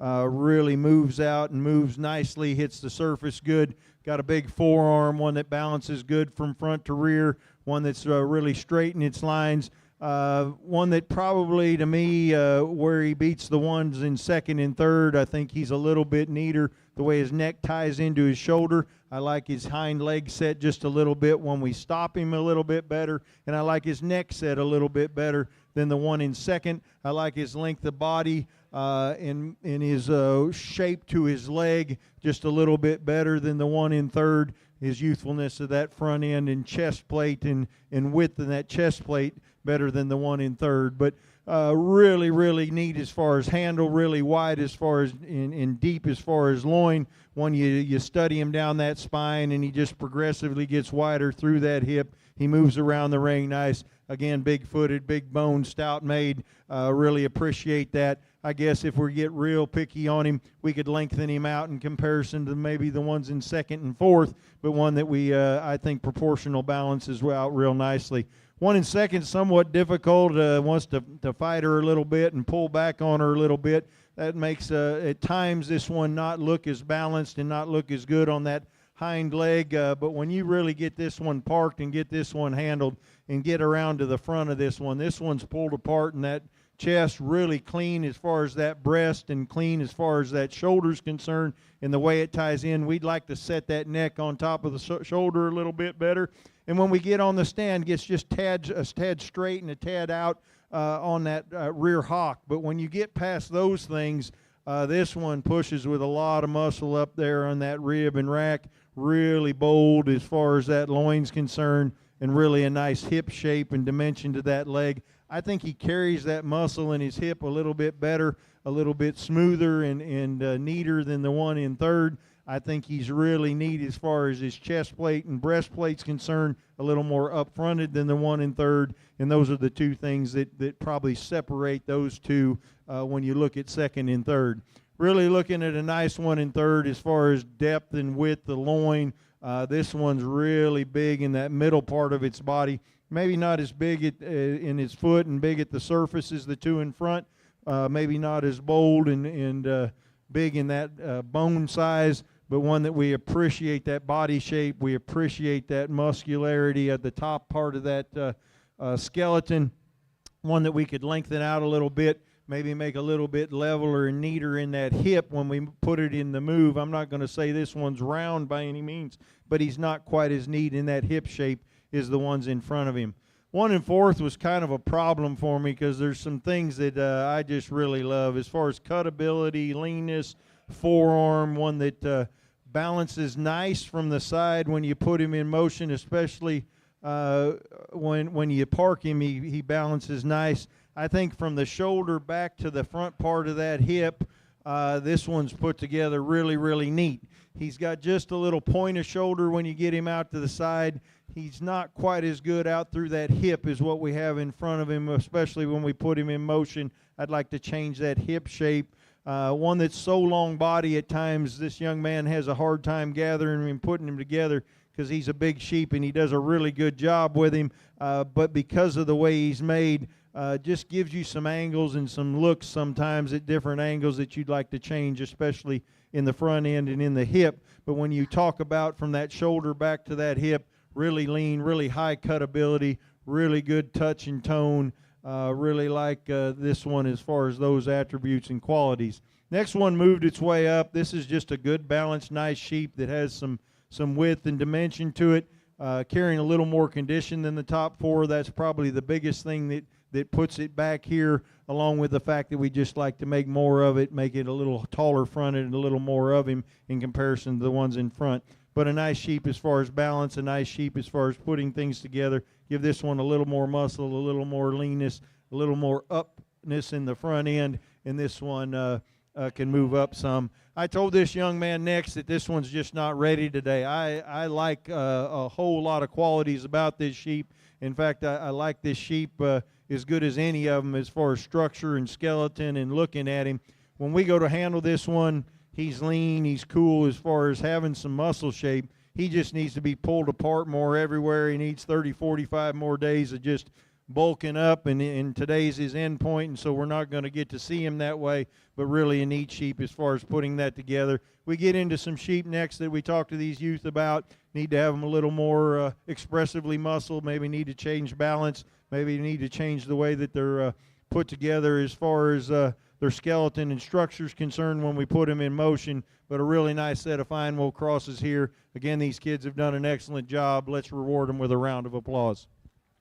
We're missing several goats that are about to go in the next class. Tag 568-128, 570-611, 134-029, 131-128, 747-632, 138-890, 571-576, 569-483, 569-462. You are all needed at check-in.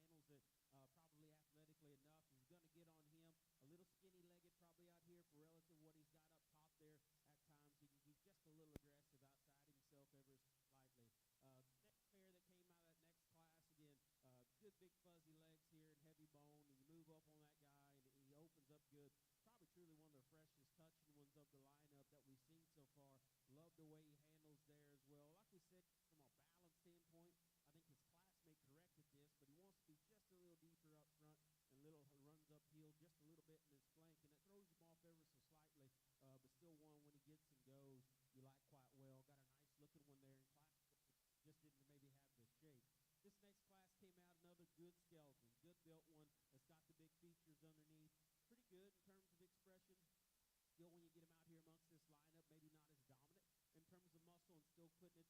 do. Got a smooth maiden there that came with him. And then that final class, obviously 2 of them we like quite well.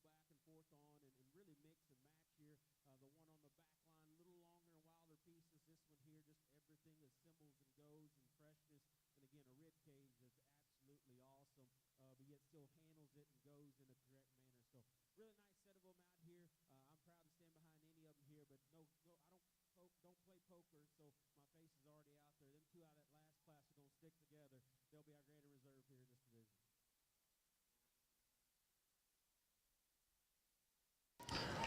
Our Division I champion went to Sam Gustine, Dallam, Hartley County 4-H. And reserve went to Holden Wise, Brown County 4-H. Congratulations.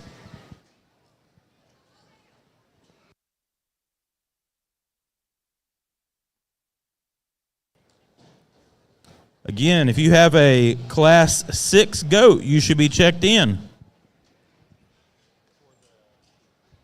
We need a parent or advisor to the ring for our division champions that were just selected.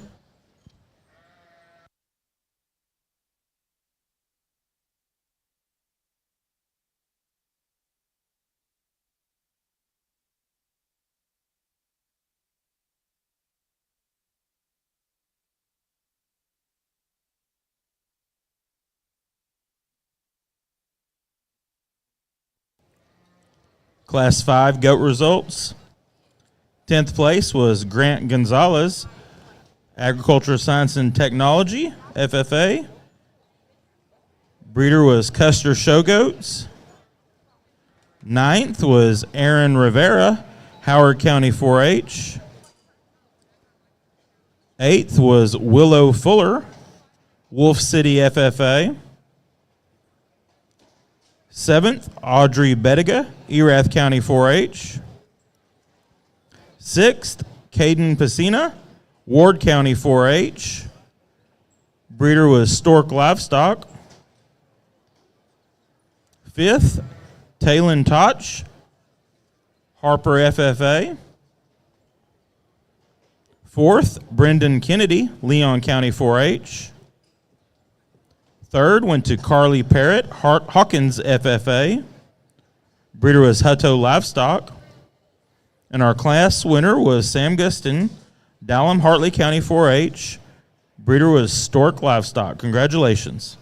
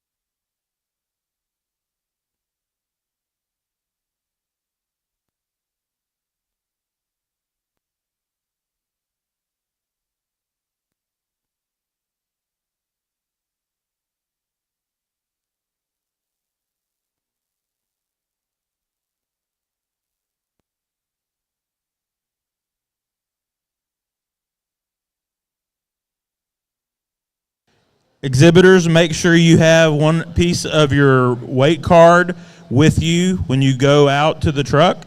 You need a copy of that weight card with you when you bring your animal to the ring.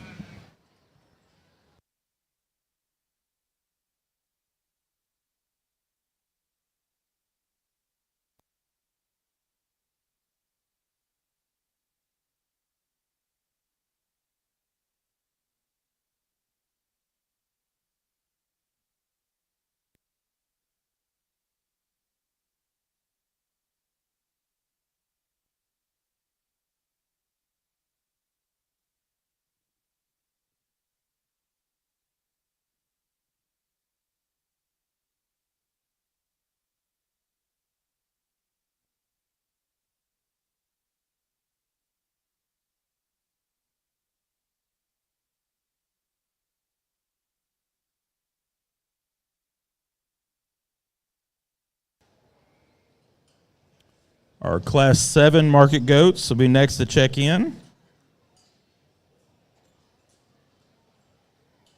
We will need our first and second place fine wheel crosses from classes 4 and 5 to check in. And also our first class of South Downs, which is Class 7.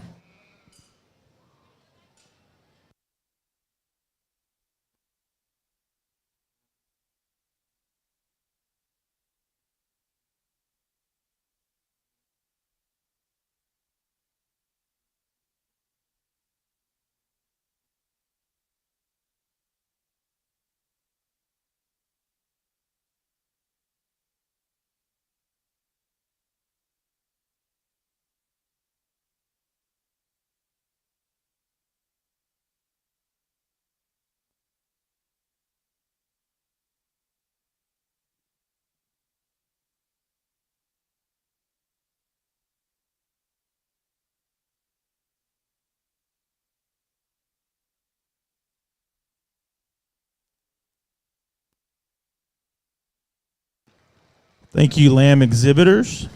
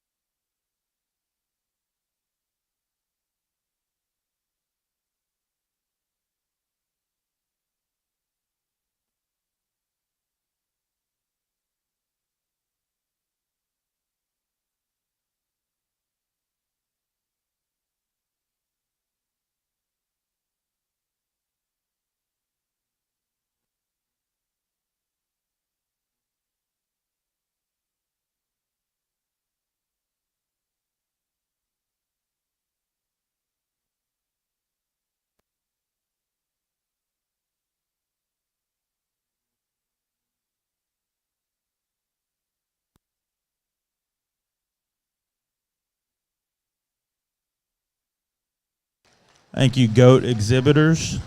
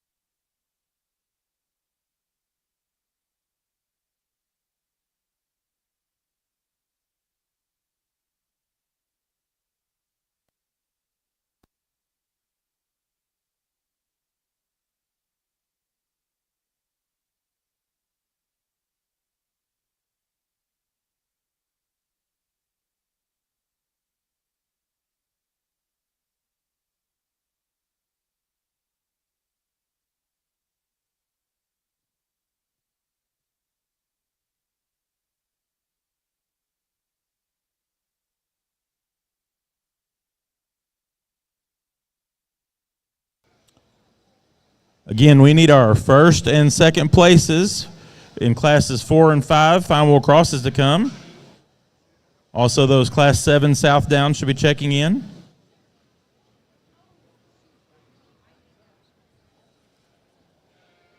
Class 7 goats as well.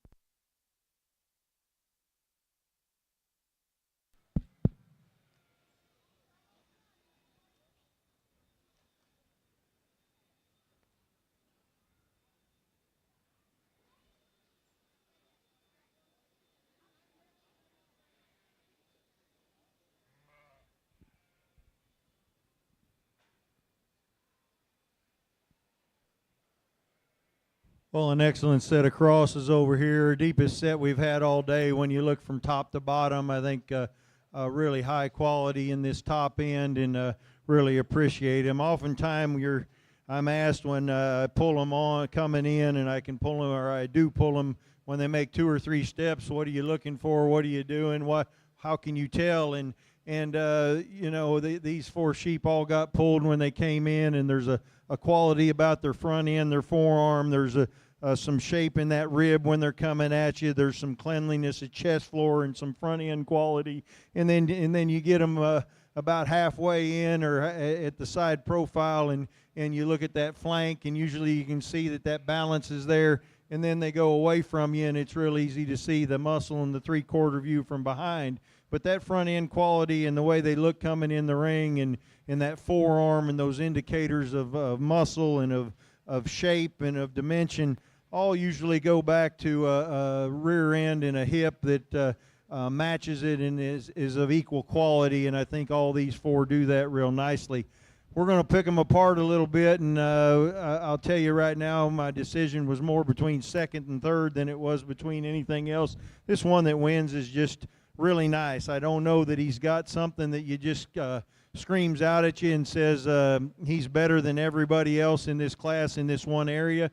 But when you put the sheep together and you put all the points together, this one's balanced nice. This one has some forearm, clean in that chest floor and breastplate. Really neat the way that shoulder transitions into that rib. Really nice as far as rib shape, dimension to body. This one balances really good on the move. Balances really good when you park him. You like that depth of flank, that depth of rear flank and front flank relationship. And then you get back to that hip and you move this one around, and he puts his hip to hock to ground really, really nice. There's probably one that walks wider than him, but there's not one that puts that balance together and that total package together in a way that this one does in this class. I think just really a nice one. We could maybe make him a little longer neck when we compare him to the one in first. We could probably make him just a little bigger in his loin in comparison to the one in third. But I think when you put everything together in a package, that one wins it nicely. The decision I said was between second and third, and it's a little bit because the one in second is really high quality as far as the neck and the way it sits in the shoulder, really high quality as far as forearm. We really like that shortness of blade. We really like that aggressive rack shape this one has. But when we put him in motion and when he stands and we compare him to the other 3, he deviates just a little bit there in the mid part of his rib before where he goes into his loin. He doesn't hold his top line together quite as neat out through his hip, either on the move or standing there. But when you go to handle him and you look at that youthfulness of front, that chest plate, I think he's a little bit higher quality as far as his forearm, his chest plate, his breastplate, the way his shoulder ties into that upper rib and rack, and the way the neck sets on the top of that shoulder. Now the one in third, as I said, huge loined, tremendous there, gets just a little deeper in that chest, a little forward in that breast, not quite as high quality front end in comparison to the one in second when you look the way the neck sits on the shoulder and when you look at the flank to flank relationship, but one that's leveler out through that hip, one that's really big and seamless down that top, and really appreciate those things about it. Probably, even though we've got a little more leg wool work in there, maybe just a little bit bigger bone, bigger footed than the one in first.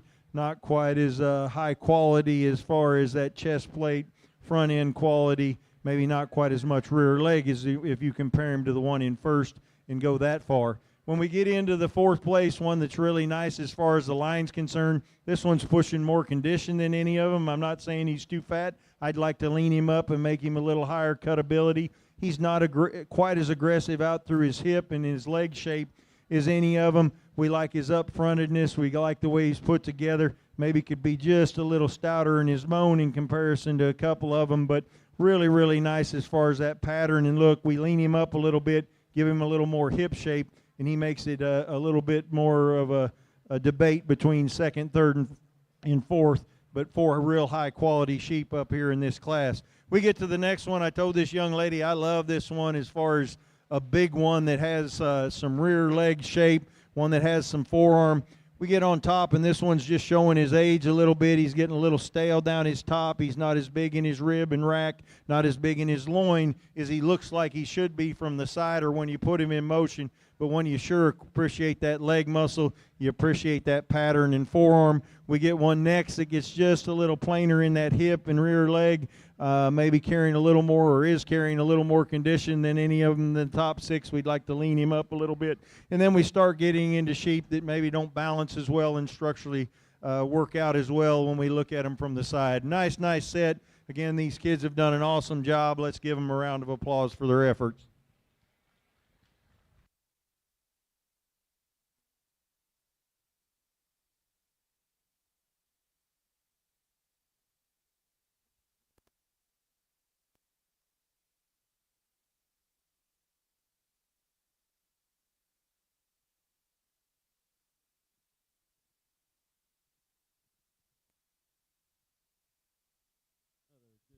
Good set of goats here as well. And again, kind of starts to come together. Not the easiest class to put together because there's some concessions you have to make. But I didn't miss this one coming in for sure. This one here, in terms of just density and freshness and muscle, he's pretty dominant when you finally get your hands on it and he wants to cooperate. I think the reason I didn't pull him initially, he's just a little frailer bone and a little more upright than I particularly like him in terms of up front and his structure. But you put that aside, from there back, there's no goat like him in this class in terms of body length, freshness, back density, and hip. And he still handles his hind leg the right way. Just want to fix him up front. Still like that one quite a bit, though, to win this class. The one we have here in second, he's the other good market goat in here in terms of fundamentals. His muscle shape, his body dimension, his squareness, his forearm, his stoutness. He's just a little shorter everywhere, a little shorter hip. He's just a little more upright, maybe up front than you'd call him ideal, but still a very, very good kind of goat. One of the really nice skeleton ones is this one here, and so you got to decide if there's enough muscle there. And there wasn't for me. If that one has quite a bit more muscle and just more cage, we can move him up considerably because on the move, that one prances and goes and breaks over like he needs to. He still gets to stand here in thirds. I think if you take it out of the comparative sense, he's still a square-built livestock that's got some rib cage to him. I just wish there was more there. I do like his skeleton, though, a little better than the stout one we have next. A lot of tonnage, a lot of hip, a lot of power this one. As you can see, his front skeleton, you want to change, pick him up, and make him just a little better right there in the middle of his spine. This one here maybe touches with a thicker hide and pelt on him, and maybe that takes away a little bit. But, boy, he's dense, he's opened up, he's still fresh. Just wish he's a little more unique off either end. It's just a shot plainer out here. Same thing can be said for this next one, and that was a close decision between these two. Obviously, I'd pull that 7th one off the walk.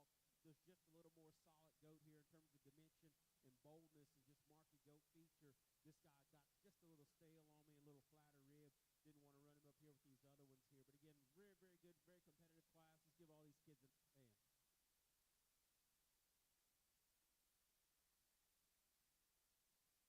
On the goat side, tag number 133894. 133894. Your class is about to go in the ring.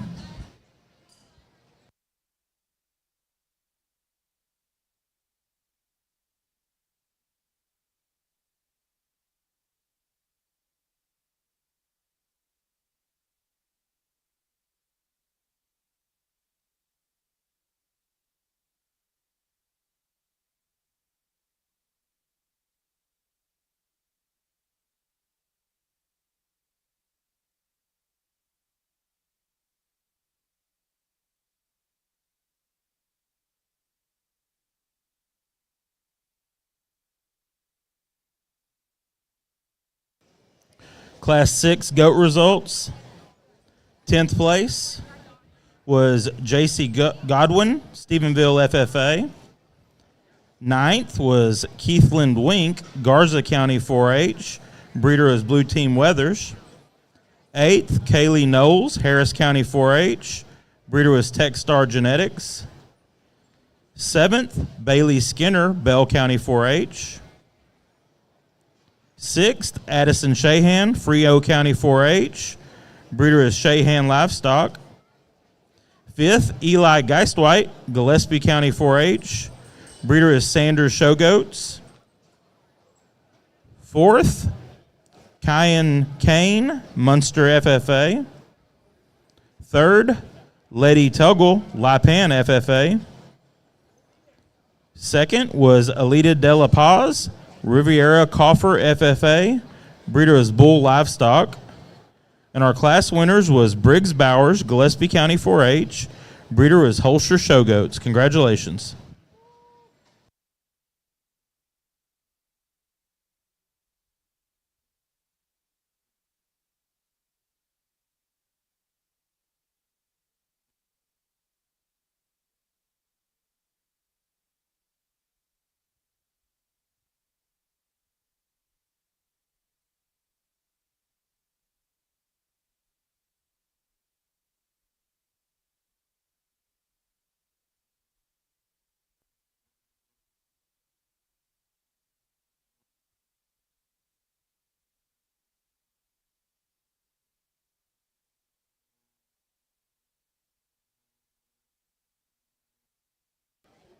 All right, we are ready to do our final crossbreed drive. Coming out of Class 4, first place was Shelby Leonard, Smithson Valley FFA. And second was Alex Etheridge, Highland FFA. Out of Class 5, first place was Everett Valentine, Borden FFA. And second was Riley Barrett, Tom Green County 4-H. And out of Class 6, first place was Rhett Dixon, Sterling County 4-H. And second place was Jake Krushka, Reagan County 4-H. Folks, let's give these 6 exhibitors a big hand.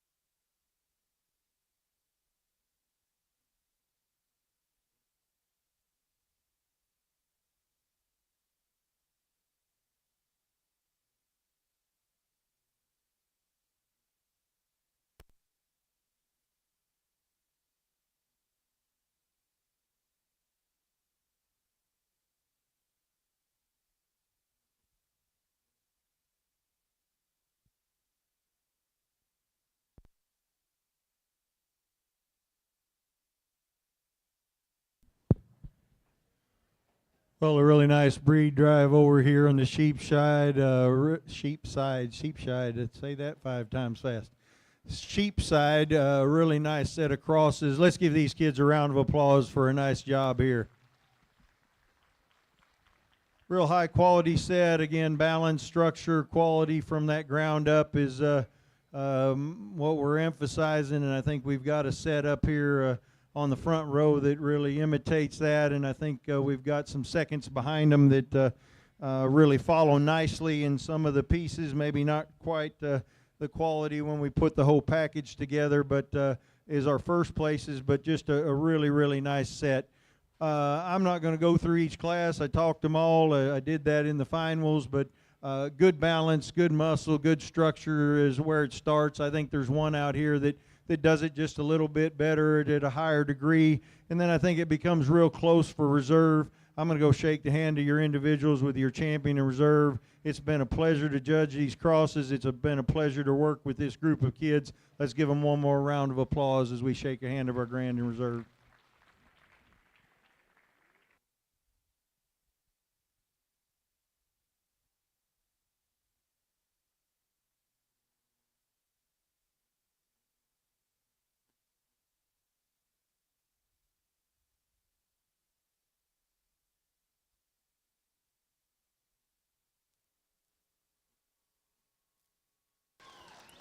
Our champion fine wheel cross goes to Rhett Dixon, Sterling County 4-H.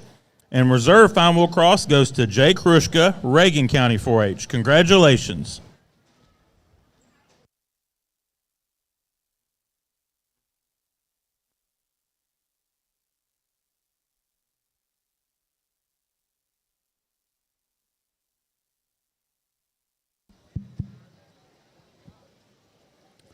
Folks, at this time, I want to go off script for just a moment.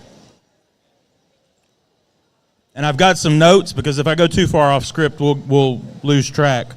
But today we want to recognize one of our superintendents of the Market Goat Show. Dr. Frank Craddock has been part of this show and many other shows for decades. I asked Faye Ring how long he's been doing it, and she said, just say since they were showing dinosaurs. But you know Dr. Craddock, he's been around in different roles, worn many hats, sheep and goat specialist, in charge of the sheep and goat validation program, many superintendent roles, including here at Rodeo Austin, judging many shows, coaching wool judging teams.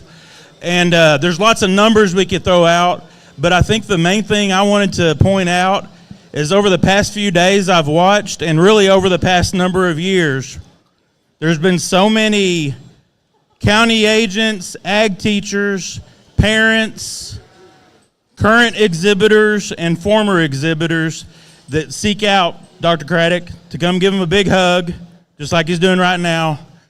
And yesterday I heard somebody, one young lady that used to show, she was telling somebody else that he was the one that would encourage those kids, this is years ago, coming to the ring, just rooting for them, rooting for every kid. And as grouchy as he looks sometimes, he's really just a big teddy bear. And we appreciate everything he has done for Rodeo Austin and for the industry across the board. He is a big supporter of kids and the livestock industry. And we also want to thank Faye Ring for carrying him around for a number of years, supporting him and supporting the show as well. So thank you, Dr. Craddock. Thank you, Faye Ring.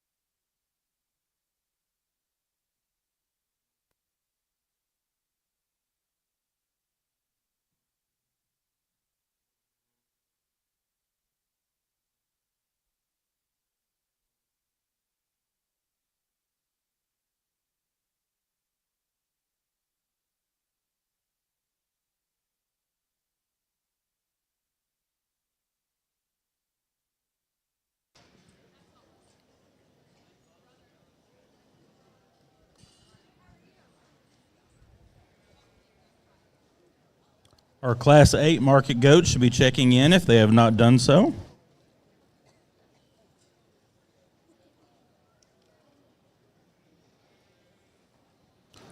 Our Class 8 South Downs will check in as well.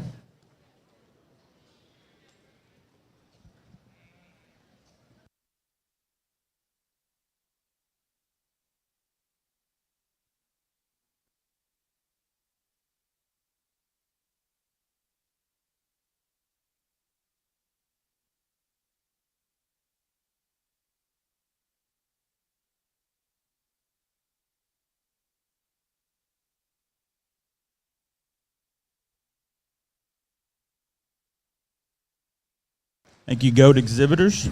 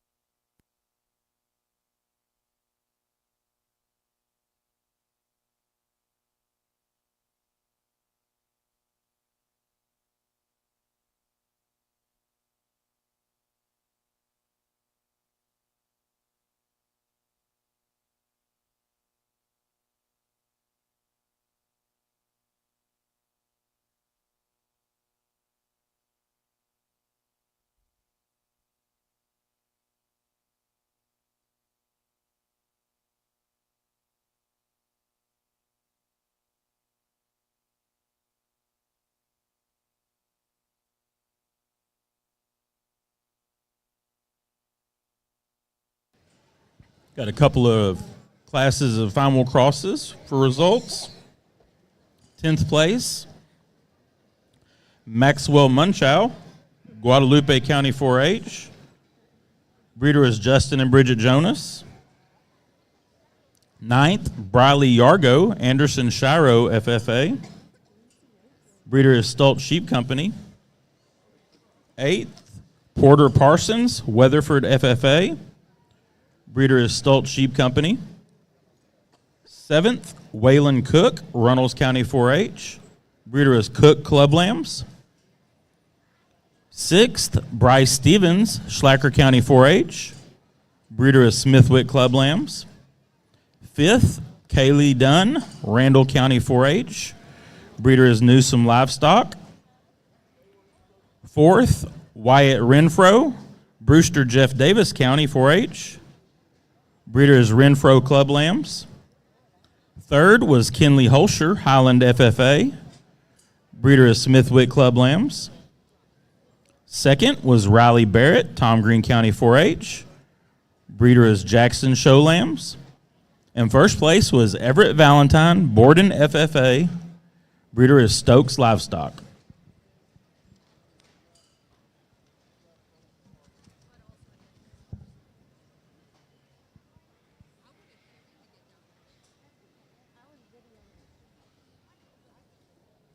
Class 6 final cross results. 10th place was Reiner Go, Spring Lake FFA. Breeder is Mad Dog Sheep Company. 9th, Cale Doherty, Williamson County 4-H. Breeder is Long Club Lambs. 8th, Chase Palmer, Coleman County 4-H. Breeder is Justin and Bridget Jonas. 7th was Sealy Hughes, Tom Green County 4-H. Breeder is Thomas Livestock. 6th was John Wesley Stoltz, Tom Green County 4-H. Breeder is Stoltz Sheep Company. 5th, Hadley Hoinsey, Tom Green County 4-H. Breeder is Smithwick Club Lambs. 4th went to Lane Holman, Brown County 4-H. Breeder is Stoltz Sheep Company. 3rd, Carter Llewellyn, Palmer County 4-H. Breeder is Smithwick Club Lambs. 2nd was Jay Krushka, Reagan County 4-H. Breeder is Stoltz Sheep Company. And 1st place was Rhett Dixon, Sterling County 4-H. Breeder is Justin and Bridget Jonas. Congratulations.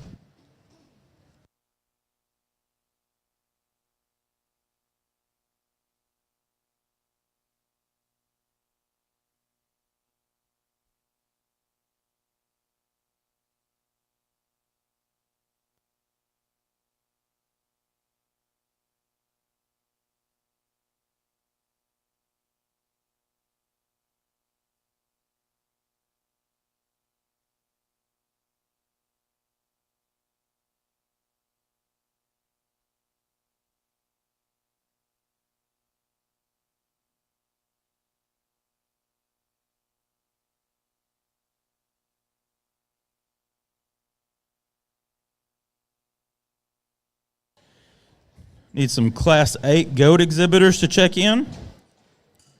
Tag 128661. Tag 573657.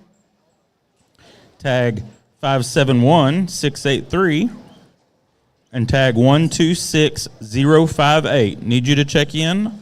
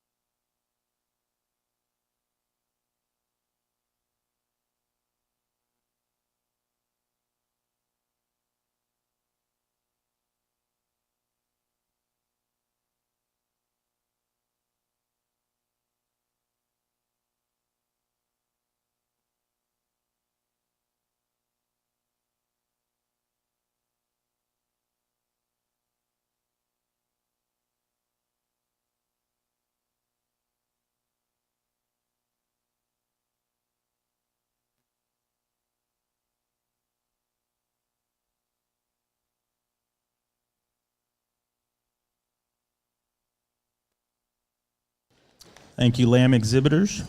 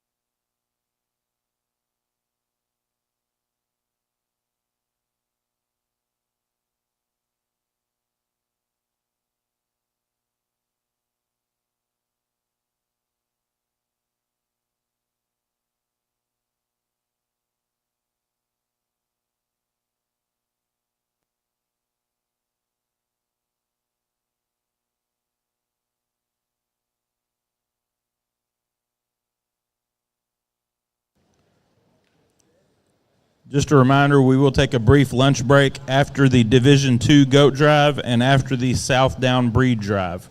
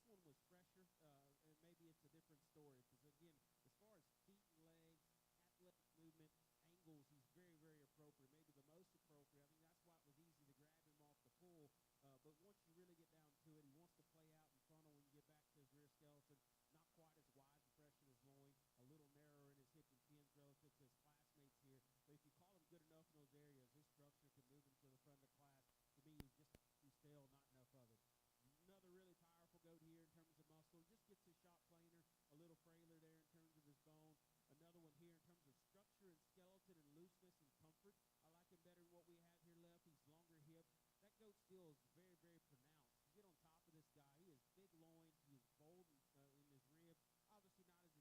Obviously not as expressive and toned in his muscle, maybe in some of these others, just gets outpowered in terms of shape and expression to these ones ahead of him here. But really, really nice class all the way through. Tough decisions down there as well. Let's give these kids a nice hand.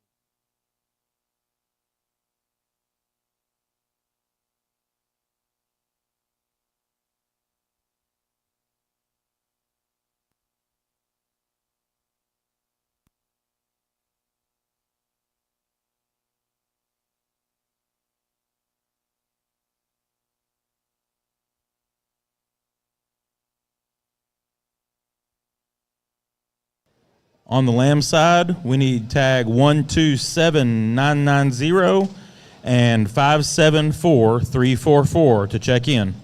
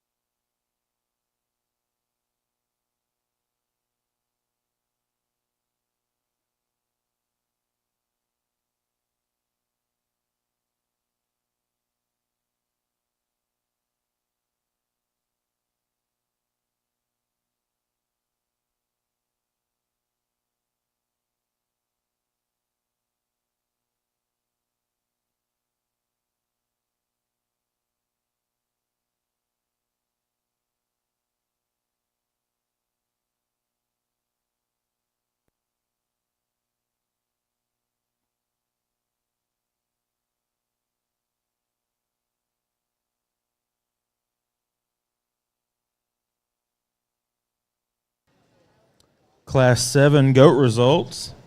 10th place was Megan Tolles, Brock FFA. 9th, Ruby Matthews, Brewster Jeff Davis County 4-H. Breeder was BMK Showgoats. 8th, Mallory Owens, Thrall FFA. 7th, Ella Haynes, Brownwood FFA. Breeder was Morgan Livestock. 6th, Jake Cowley, Randall County 4-H. Breeder is Cowley Livestock. 5th was Hadley Holt, Hill County 4-H. Breeder was Allen Ranch. 4th, Paisley Akins, Grayson County 4-H. Breeder was Lacopa Showgoats. 3rd, Grace Moore, Tom Green County 4-H. Breeder was Stork Livestock. 2nd went to Madison Elrod, Fisher County 4-H. Breeder was Elrod Farms. And our class winner was Carly Waters, Leon County 4-H. Breeder was Finley Showgoats. Congratulations.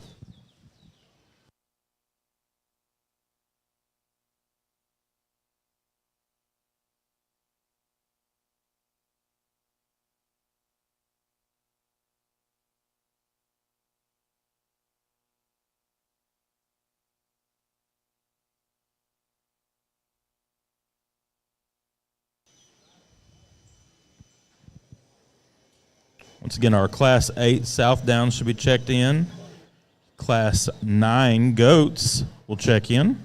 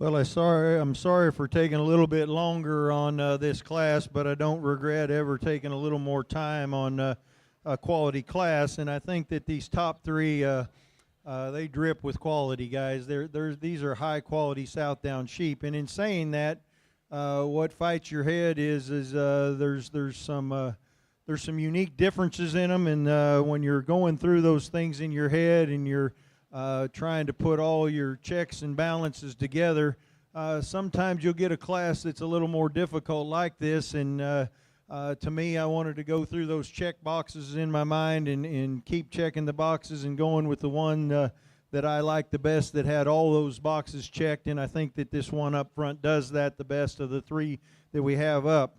And in as hard as that decision was in placing those three, it's even harder to place this fourth and fifth, because I know fourth and fifth is where the sail hole is, and I try to pay attention to that because I've been on the other side of this thing.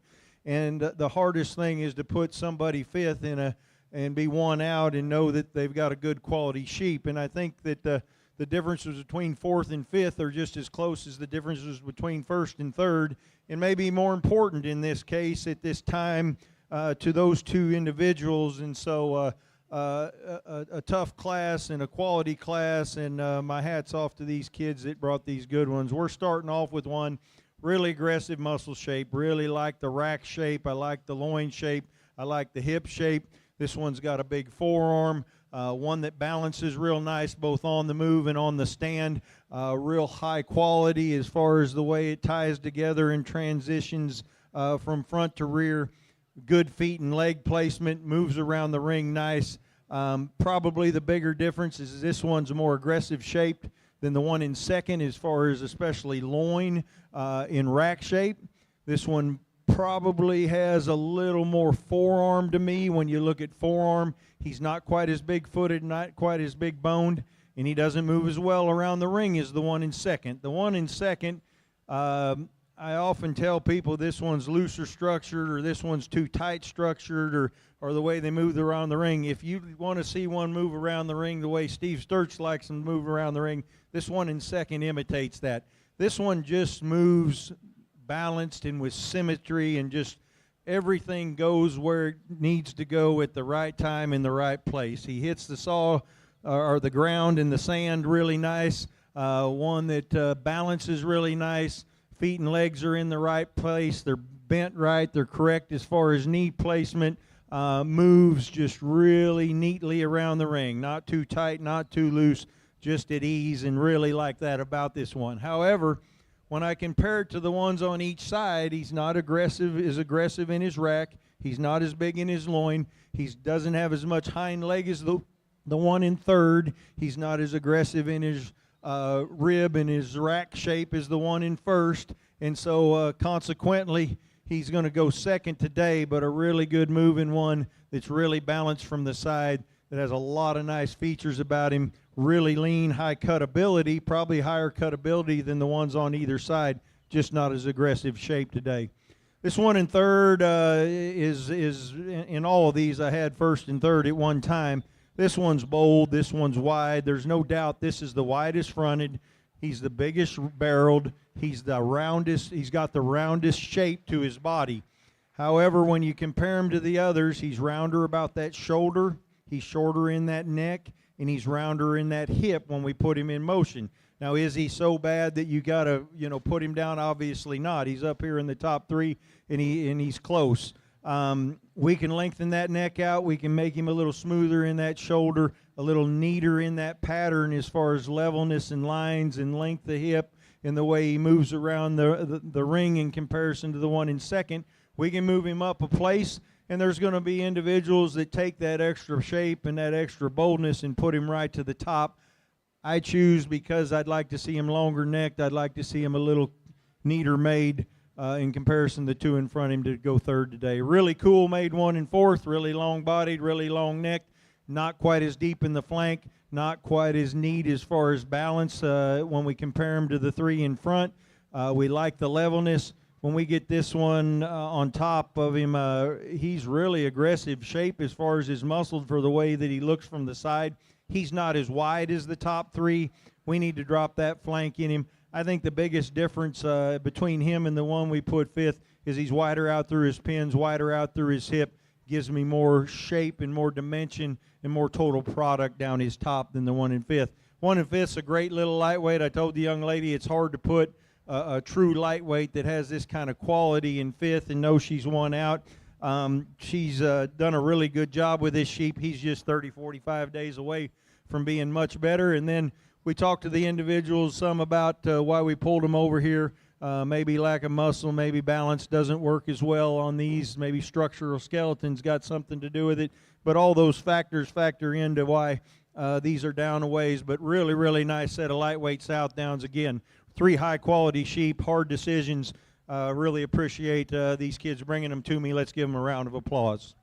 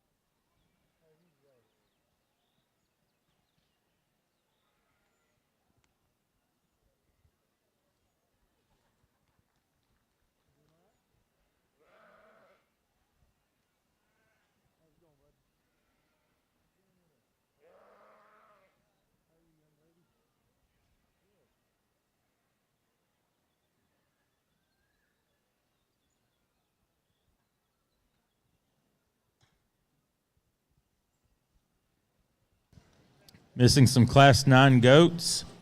Tag 747205. 132806. 137132. Need y'all to check in.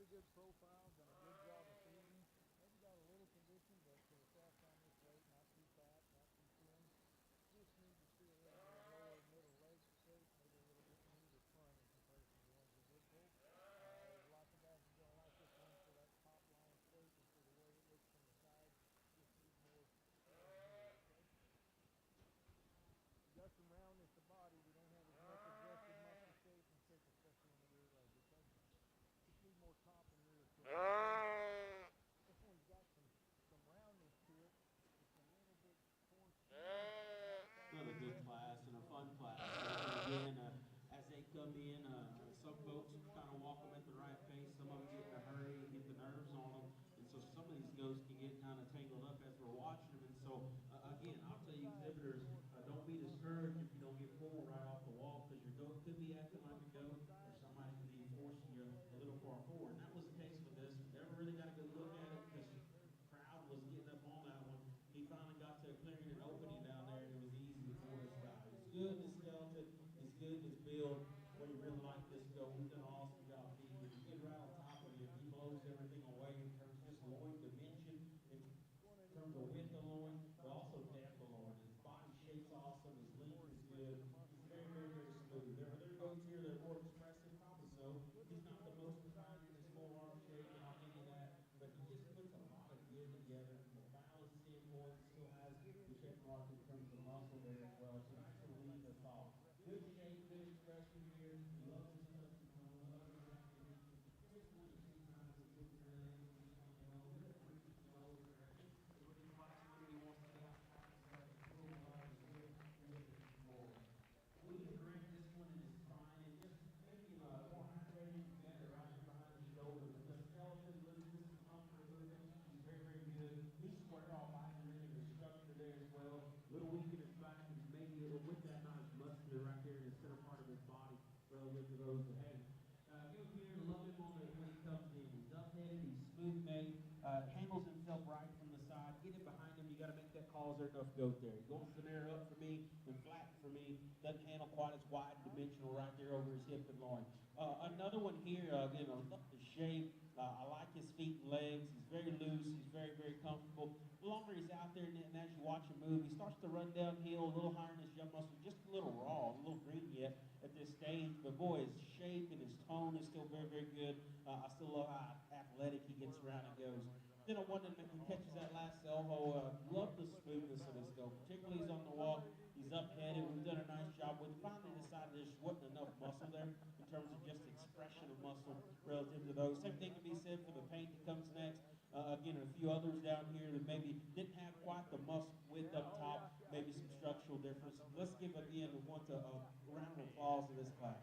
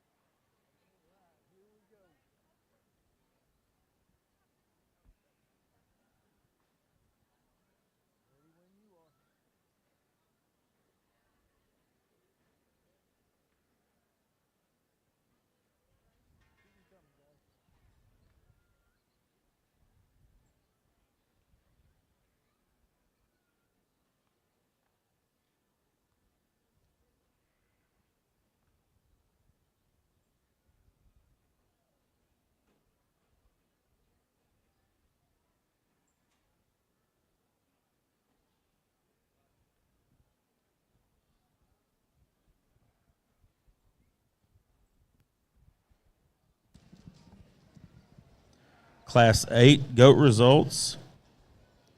10th place was Reese Asham, Navarro FFA. 9th, Madison Morris, Thrall FFA. 8th, Allison Throckmorton, Bexar County 4-H. Breeder is Custer Showgoats. 7th, Nathan Kahak Jr., Wise County 4-H.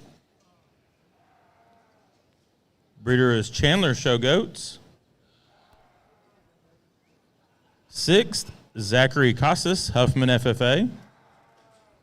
5th, Caden Willett, Falls City FFA. 4th, Aubrey Williams, Martin Mills FFA. 3rd, Katie Jewett, Kaufman County 4-H. 2nd, Kara Cifuentes, Ag Science and Technology FFA. And first was Tatum Fritsch, Fayette County 4-H.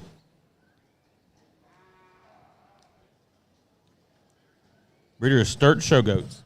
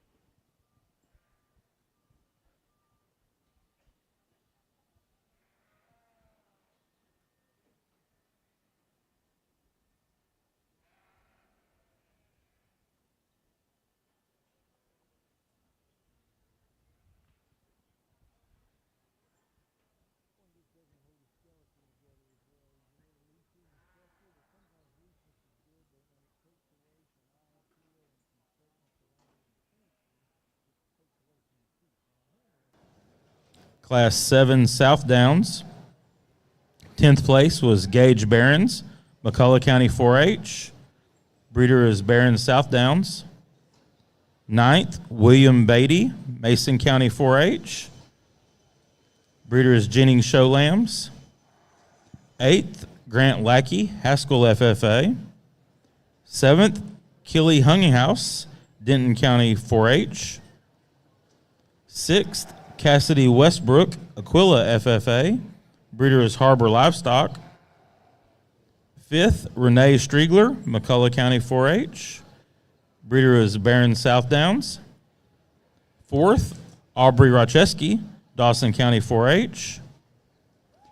3rd, Emma Osborne, Llano County 4-H. Breeder is Osborne South Downs. Second, Morgan Hernandez, Hayes County 4-H. Breeder is Flanagan Stoltz South Downs.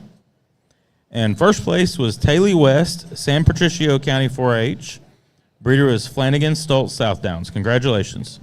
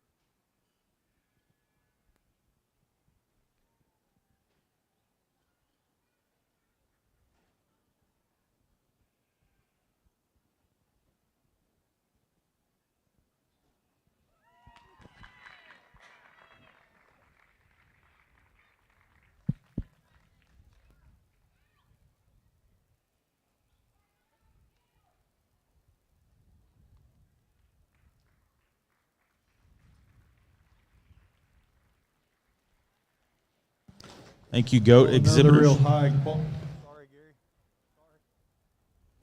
Sorry about that, Gary. Another high quality set of South Downs. Really appreciate these top five. As these top five walked in, pulling them off the walk, very high quality and very easy to do for me as far as get them up here. And then once they're up here, sort those little differences out. I think a really, really nice set. When we talk about that quality, the one that has the most unique pieces and puts those together, I think the best is the one up front, one that's really expressive in that rack, really expressive in that leg muscle, has a really nice loin. You look at the forearm of this sheep and just really bulges out there. You get around to the front. And for one to be that shallow and that neat in its transition from shoulder and neck to that forerib, to be that wide and have that much dimension to the chest is really unique. And then you go back and it just progressively gets wider. I like the way this one hinges off its rear leg just a little bit better when we put it in motion. I like the quality of front end just a little bit better than the one in second as far as the way that neck and shoulder and forerib lie together.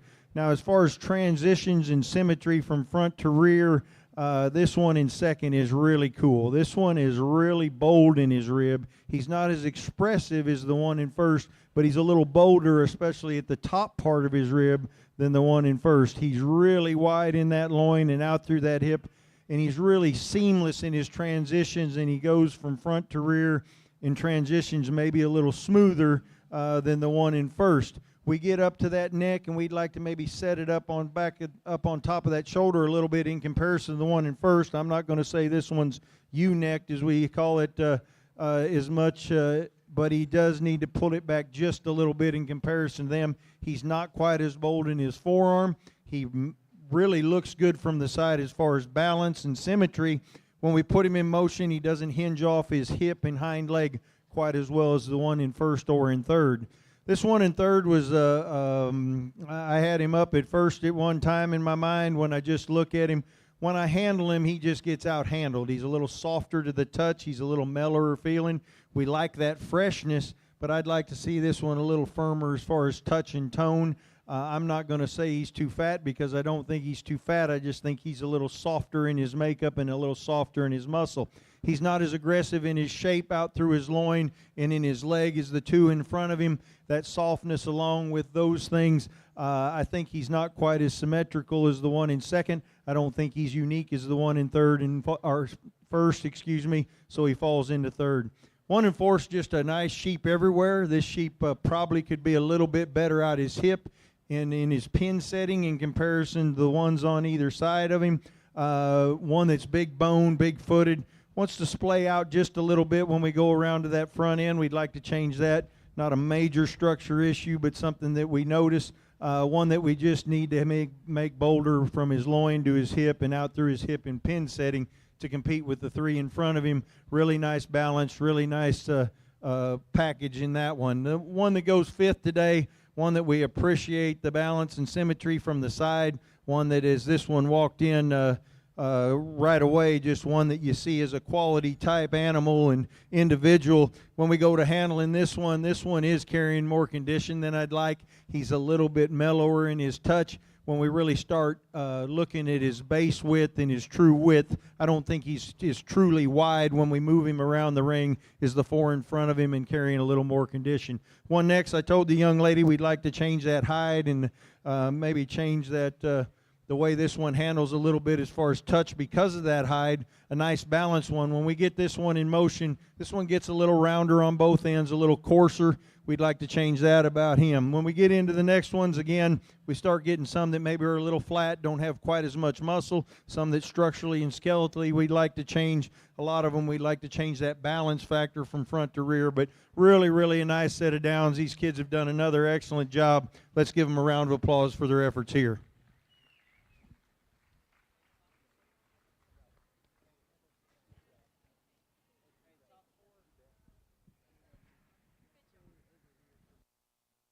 Adams Fab. Established in 2007, they build custom livestock pinning and equipment to fit all your needs. hanger feeder rods, adjustable slam gate latches, and skirted panels, it all comes standard. Custom pins made by hand and hot dipped galvanized so that you know that they're going to last. Adams Fab is a certified TIPS vendor and can design, fabricate, and install equipment to fit all your needs. Visit adamsfablivestock.com to get started today.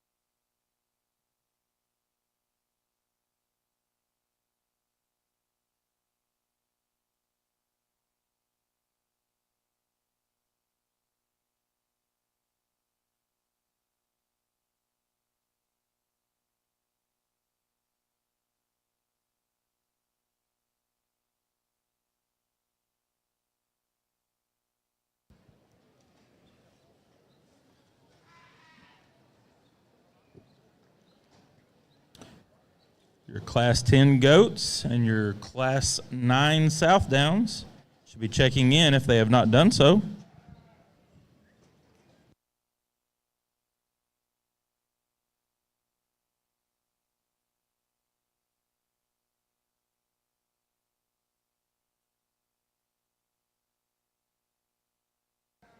Class 9 goats and first and second place South Downs should check in. Again, we will take a lunch break after the South Down breed drive and the Division II goat drive.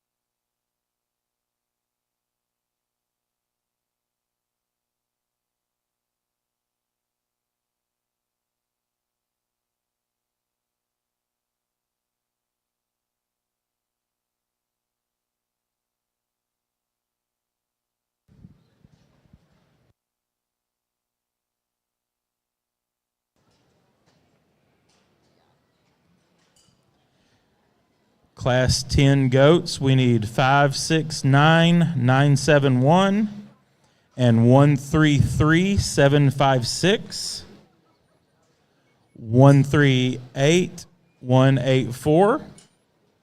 You need to check in.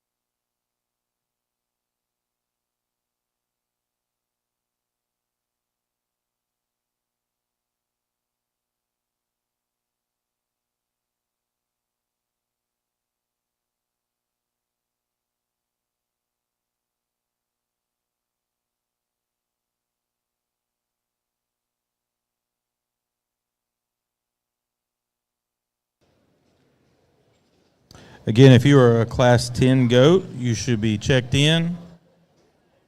And we need our first and second place South Downs from Classes 7 and 8.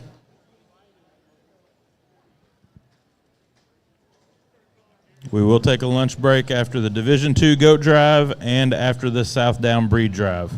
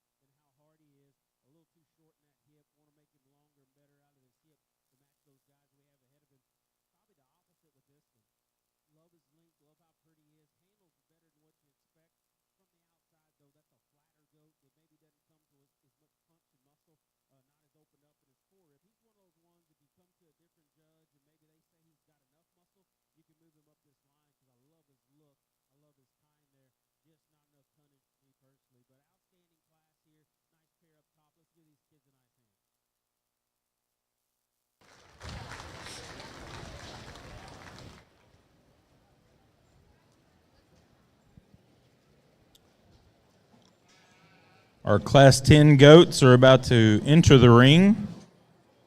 Our first and second place goats from Classes 6 through 9 can check in for the Division II drive.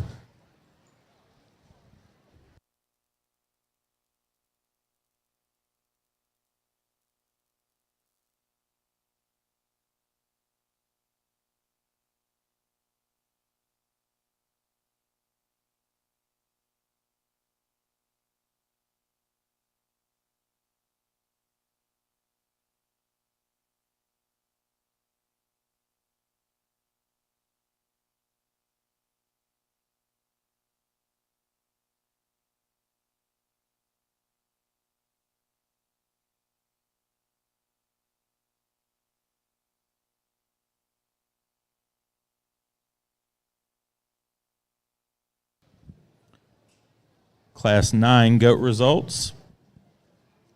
10th place, Bridget Evans, Reeves County 4-H. Breeder is Box E Livestock. 9th, Amy Gallardo Brewster, Uvalde County 4-H. 8th, Grace Evans, Reeves County 4-H. Breeder was Williams Livestock. 7th, Lillian Mask, Grayson County 4-H. 6th, Graham Newsom, Hale County 4-H. 5th, Abigail Wilson, Deer Park FFA. Breeder is Blue Team Weathers.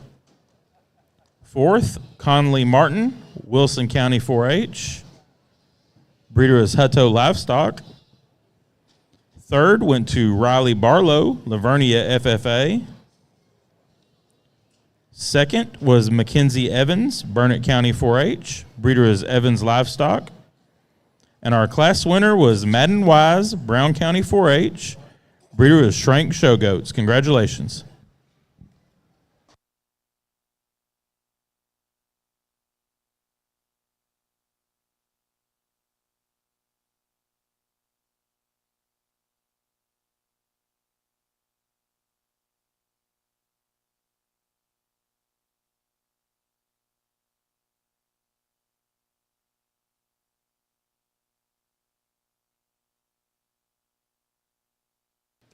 Class 8 Southdown results. 10th place, Megan Hernandez, Hayes County 4-H. Breeder is Jennings Show Lambs. 9th, Kylie Gregory, Montgomery County 4-H. Breeder is Jennings Show Lambs. 8th, Madeline Kelly, Huffman FFA. Breeder Harbor Livestock. 7th, Addison Hahn, Gillespie County 4-H. Breeder West South Downs. 6th, Sutton McMahon, Coleman County 4-H. Breeders Jennings Show Lambs. 5th, Ellie Mae Eccles, Leonard FFA. Breeders Fritz South Downs. 4th, Grayson Williams, McCullough County 4-H. Breeders Flanagan Stoltz South Downs. 3rd, Emerson Garner, Leonard FFA. Breeder Fritz South Downs. 2nd, Rylan Miller, Denver City FFA. Breeders Jennings Show Lambs. And 1st was McKinley Clem, New Home FFA. Congratulations.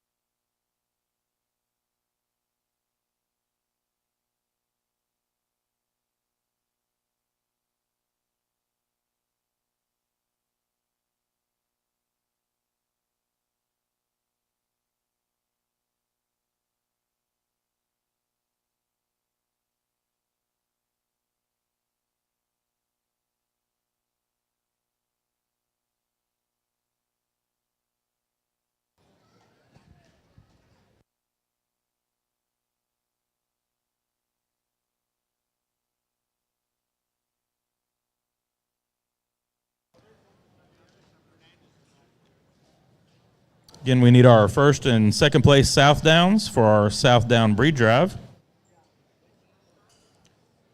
And we need our 1st and 2nd place goats from classes 6 through 9 for our Division II drive.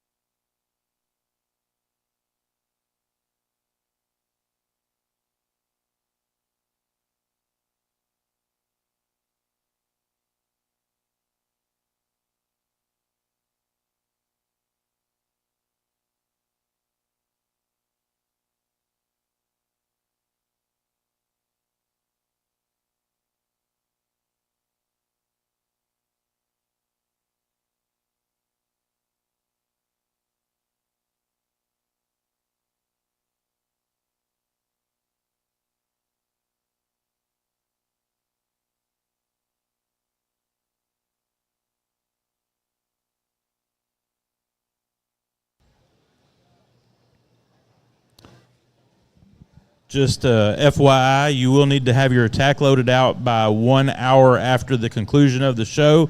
That does include your trailers over at Delco. They cannot stay overnight. They need to be removed as well by 1 hour after the show.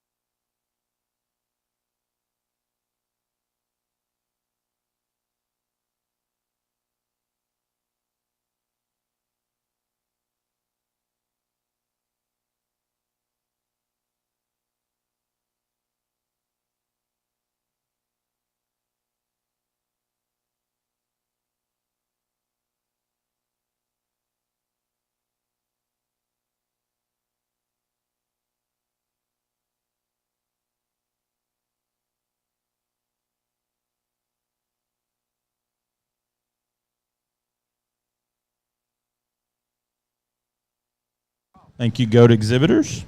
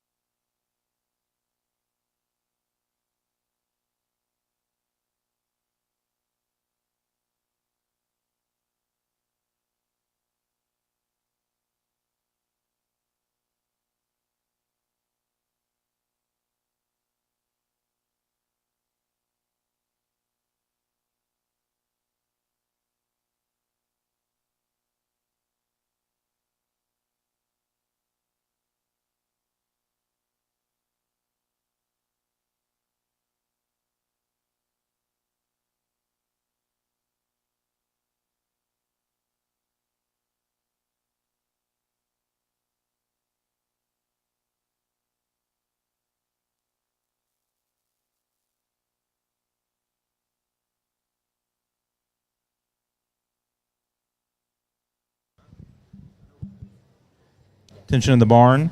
Entry 4470 from Webb County 4-H needs to take their animal and report to the truck. Entry 4470, Webb County 4-H.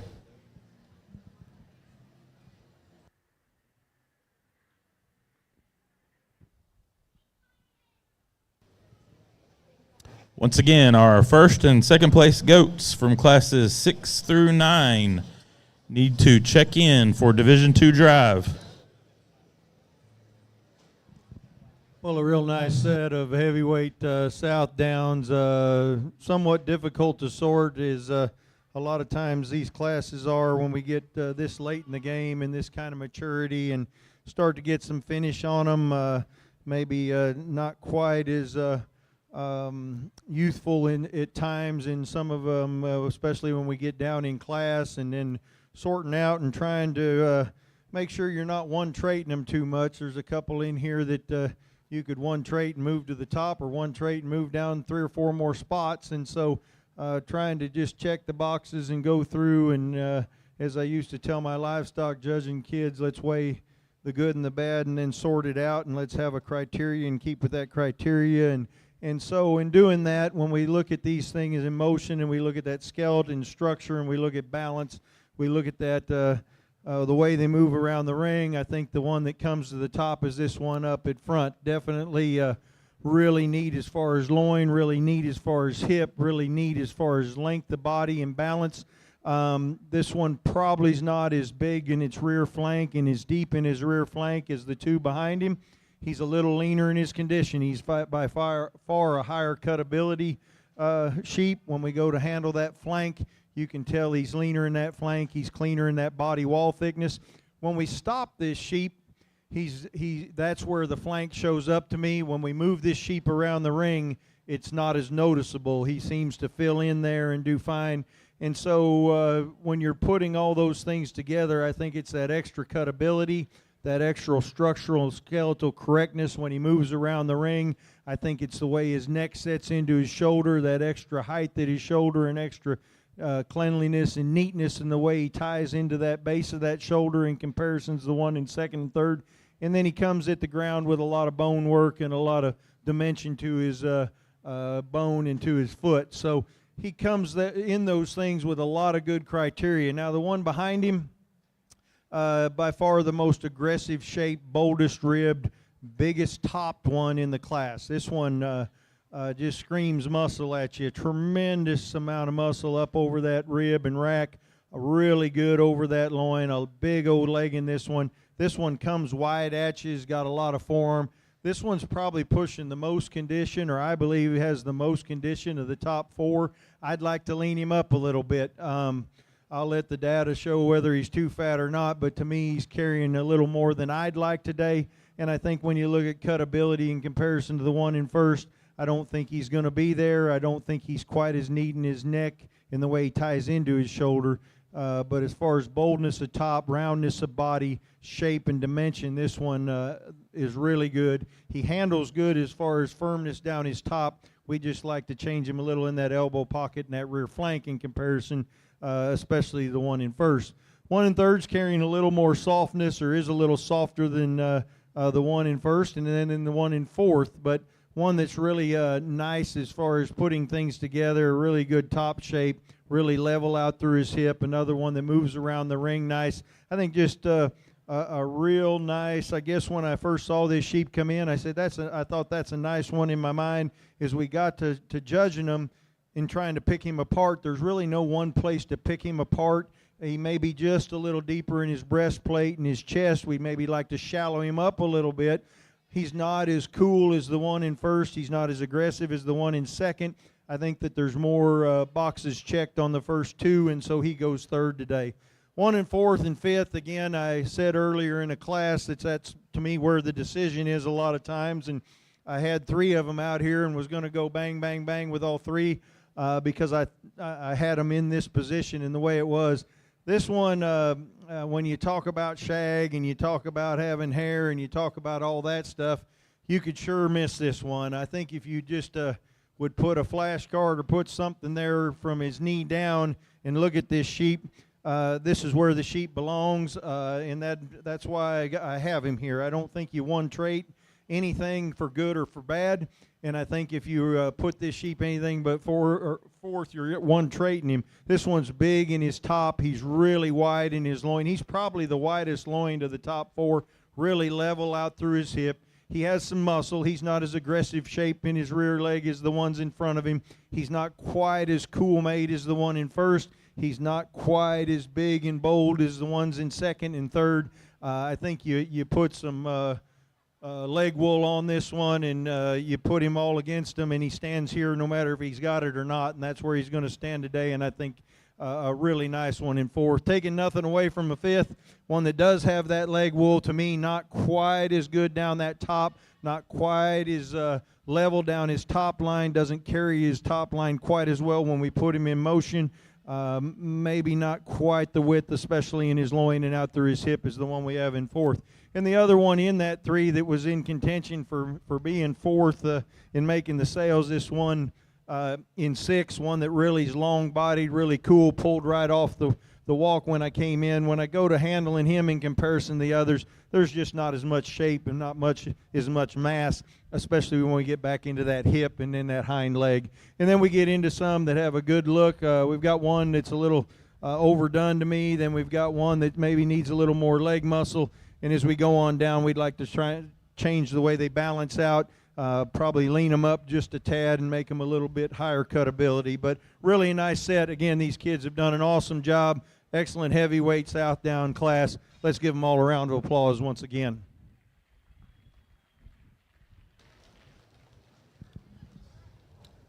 There was a young lady named Callie yesterday looking for a show stick. They have found your show stick. It is at the show office. So, Callie, you can go to the show office to retrieve your show stick.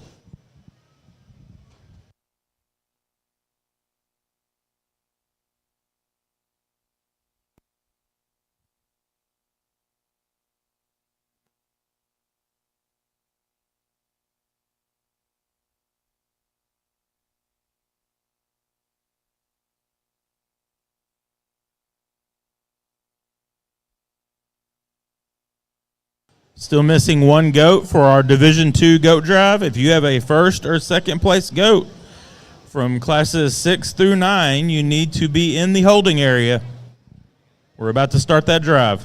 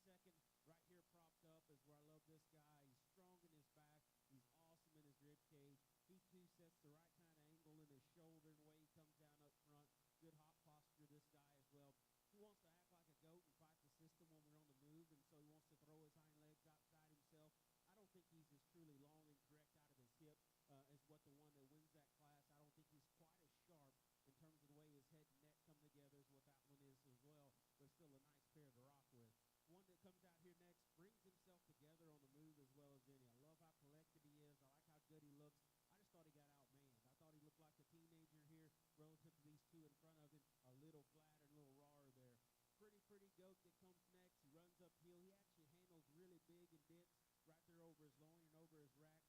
Just not enough hip and stifle, and that guy to run with me got a little flatter for me. Red top goat here. Love one that handles that lean and that true and that good to the touch. He too, just not enough of it when you really got down to it. One to open him up. Black header, one that we pulled right off the bat. She does a nice job showing this when he's up front. He's got some neat wild pieces. Handles good in terms of his rack. A little too far forward in his knee and shoulder for me. I want to see more hip and leg in him relative to what's ahead of him here in this class. Very competitive. That's all the way through. Neat critter here to lead us off. Good set of goats.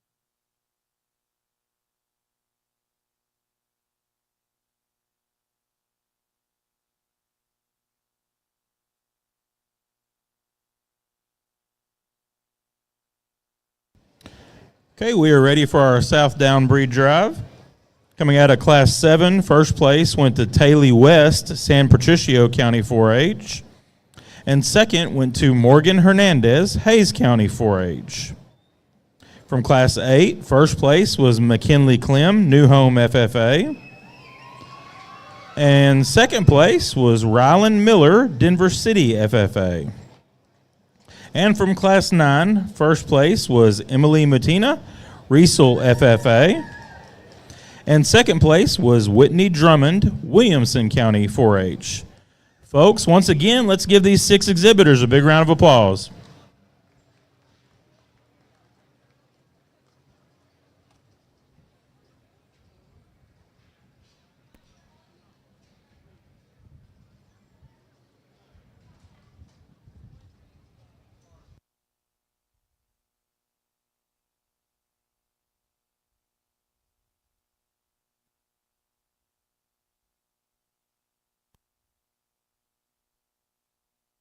Okay, we are ready for our Division II Goat Drive as well.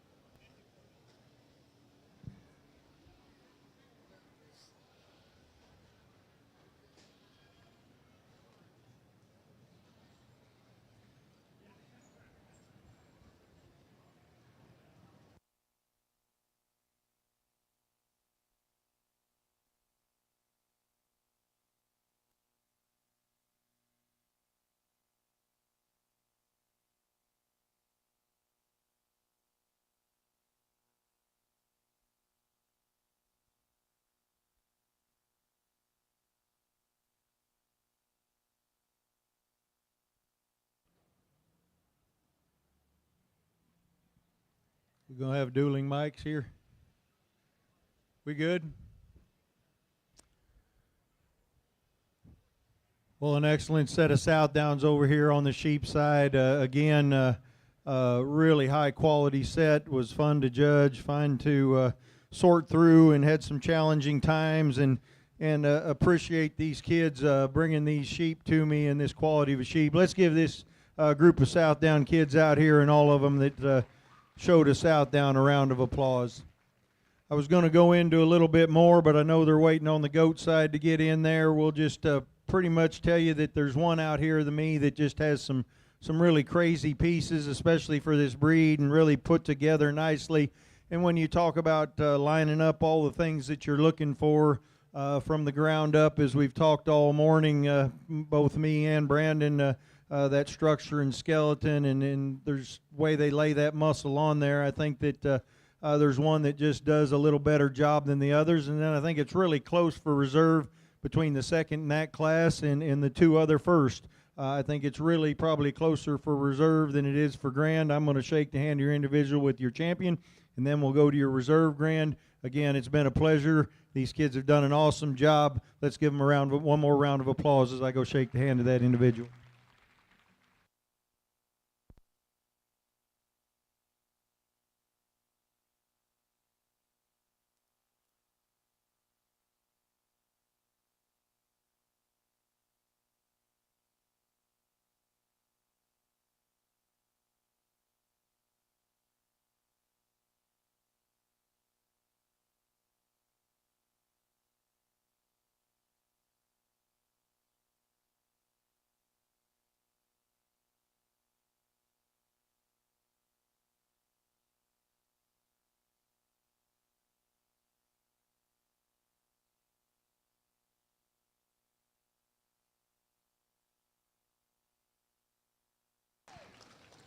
All right, our champion South Down went to McKinley Clem, New Home FFA.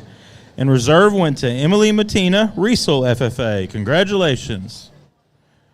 Now we are ready for our Division II Goat Drive. Coming out of Class 6, first place was Briggs Bowers, Gillespie County 4-H. And second went to Aleda de la Paz, Riviera Coffer FFA. From Class 7, first place was Carly Waters, Leon County 4-H. And second place was Madison Elrod, Fisher County 4-H. Out of Class 8, first place was Tatum Fritsch, Fayette County 4-H. And second place went to Cara Cifuentes, Agriculture, Science, and Technology, FFA. In Class 9, first place was Madden Wise, Brown County 4-H. And second place was Mackenzie Evans, Burnett County 4-H. And in Class 10, first place was Hazen Hoffman, Glasscock County 4-H. And second place was Bailey Walker, Cotulla FFA. Folks, let's give all these goat exhibitors one big round of applause.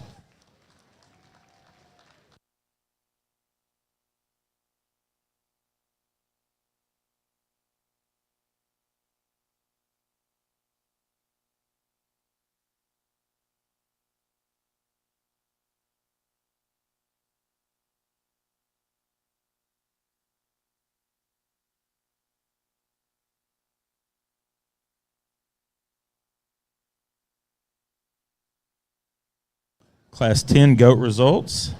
10th place was Ava Rodriguez, Midlothian FFA. Breeder was Blue Team Weathers. 9th, Lily Cadell, Coolidge FFA. Breeder was Shrank Show Goats. 8th, Blake Burns, Eastland FFA. Breeder is J&J Livestock. 7th, Jalen Swanner, Tom Green County 4-H. Breeder is Book Show Goats. 6th, Emily Sutton, Belleville FFA. Breeder is T4 Livestock. 5th, Macy Leatherman, Weiss FFA. Breeder is Bryson Boar Goats. 4th, Ford Brooks, Burnett County 4-H. Breeder is Evans Livestock. 3rd, Macy Bell Jerish, S&S Consolidated FFA. 2nd, Bailey Walker, Cotulla FFA. Breeder is Williams Livestock. And our class winner was Hazen Hoffman, Glasscock County 4-H. Breeder was Hoffman Livestock. Congratulations.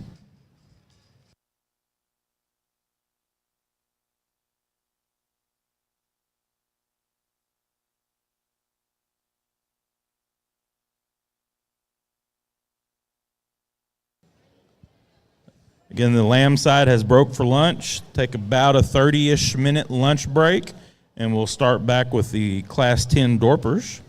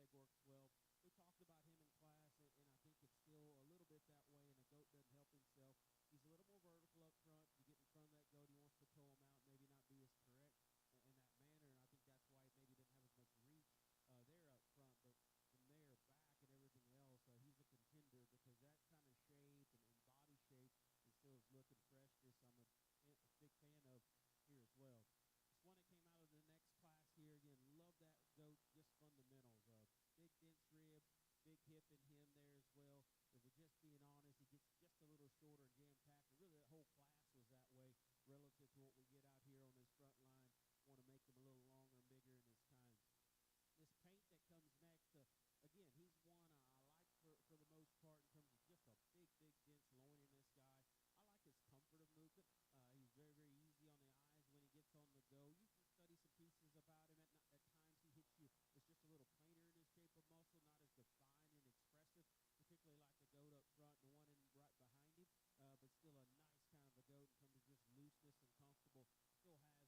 At times he hits you. It's just a little plainer in his shape of muscle, not as defined and expressive, particularly like the goat up front and the one in right behind him. But still a nice kind of a goat in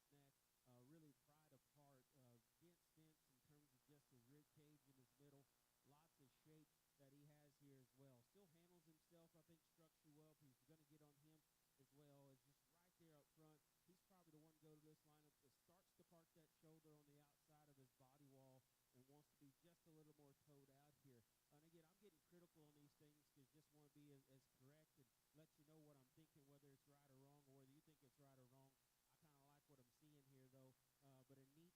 He's probably the one to go to this lineup that starts to park that shoulder on the outside of his body wall and wants to be just a little more toed out here. And again, I'm getting critical on these things because just want to be as correct and let you know what I'm thinking, whether it's right or wrong, or whether you think it's right or wrong. I kind of like what I'm seeing here, though. But a neat one that's definitely in the hunt, just with his kind of look and presence and muscle shape, the wild pieces he has. Just got to make the concession here in a minute if I think all the wheels are on the bus in all the correct ways versus another one or two out here. This one here that came out of this last class, again, love his dimension. He's wide, he's bold, he's opened up. He is dense and round in terms of his body. Again, one of those that takes the right kind of volume, and as well as I like him staying in, I think moving is where I like him best. He's very comfortable, very effortless in the way his joints hit the ground, the way things come together. He's smooth out here as well. So with that, though, like I talked about him and his classmate, they may have just a little more degree of condition that some may say, hey, we got to watch that on him. But also, to me, it works with him in terms of just blending all his pieces together. I don't call him too fat by any means because he's not at all. That thing is dense. He's opened up. Is he as creasy shaped as this one and the one up front? Probably not, but I don't think we can ever say that one doesn't have the right kind of tone and freshness out here as well. So you can go through a lot of things. I've got three of them in my mind that make the most sense. Two of them look a little more alike. How I'm going to split these top two. One of them's just harder to cook a hole in. Everything kind of comes in a symbol. Balance is a big thing for me, and that's, to me, what this goat is. He's very, very balanced. And lay out his last class. It's going to be our division champion. Gets closer with this first class, the young cat here in the black shirt here. Again, both of these I like for different reasons here. I think both of these are very, very good kind of a goats. I'm not going to lie, one of them grabbed me quickly. He's not perfect and ideal, but I still love the way he puts things together. I think they make an awfully nice pair to stick together. This one here out of the class in front of me will be a reserve. Our Division II champion was Hazen Hoffman, Glasscock County 4-H. And reserve went to Madden Wise, Brown County 4-H. Congratulations. All right, we will take about a 30-ish minute lunch break on the goat side as well.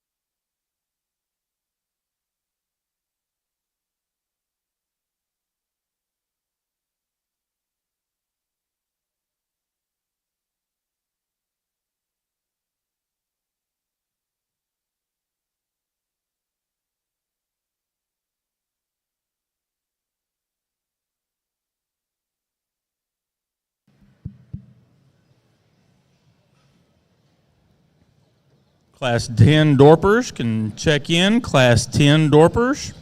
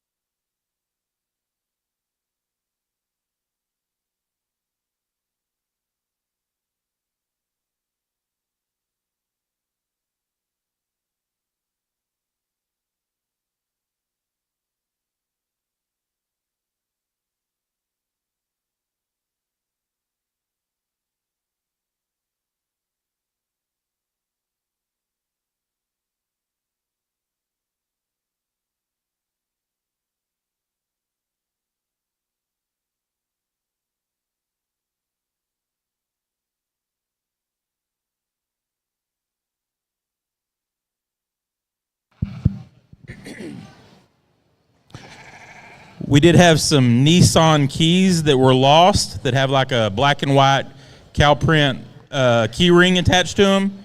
Nissan keys. If anybody finds those, please turn those into the show office. Somebody's looking for them.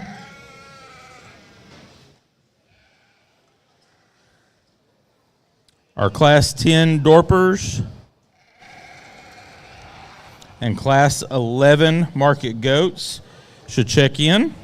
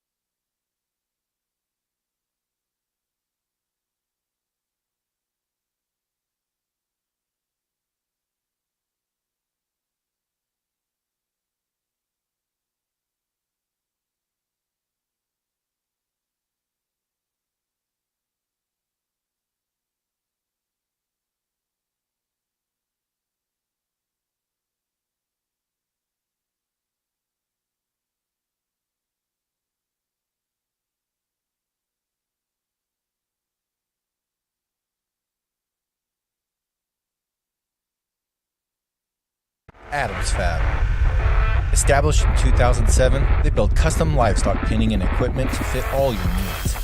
Hanger feeder rods, adjustable slam gate latches, and skirted panels. It all comes standard.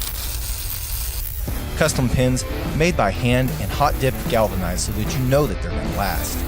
Adams Fab is a certified TIPS vendor and can design, fabricate, and install equipment to fit all your needs.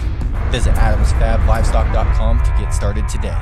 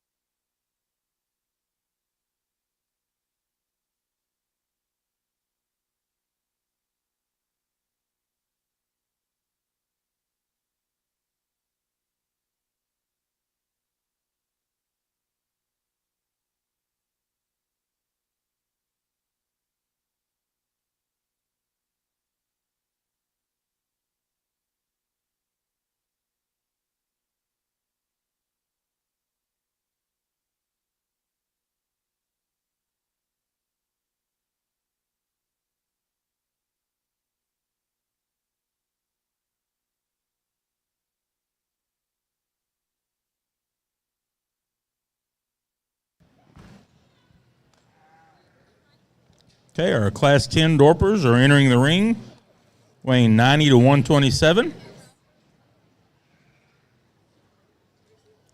Class 11 Dorpers will be the next group to check in.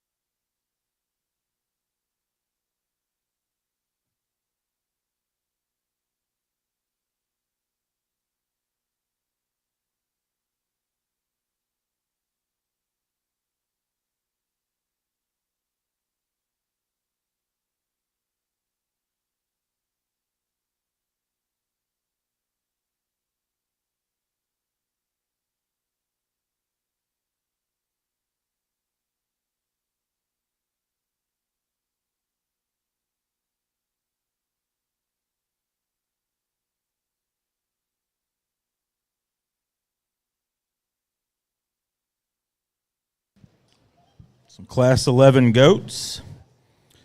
Need tag number 130978 and tag number 570892. Also have two that don't have validation numbers listed. So Cypress Fall FFA entry 9770 and Wheeler County 4-H entry 9777. Need to check in.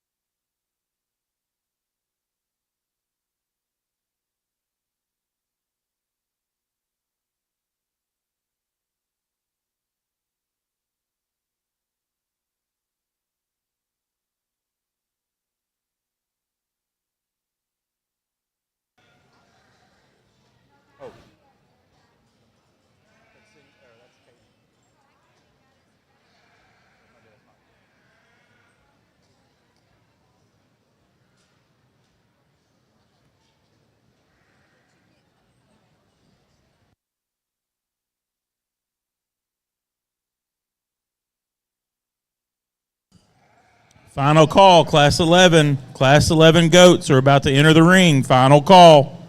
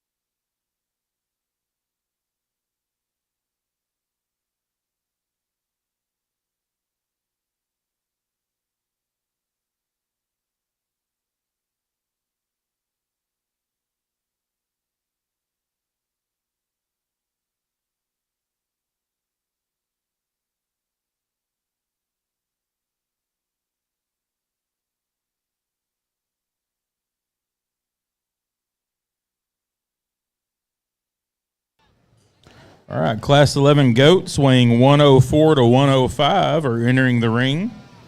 Class 12 goats will be the next group to check in.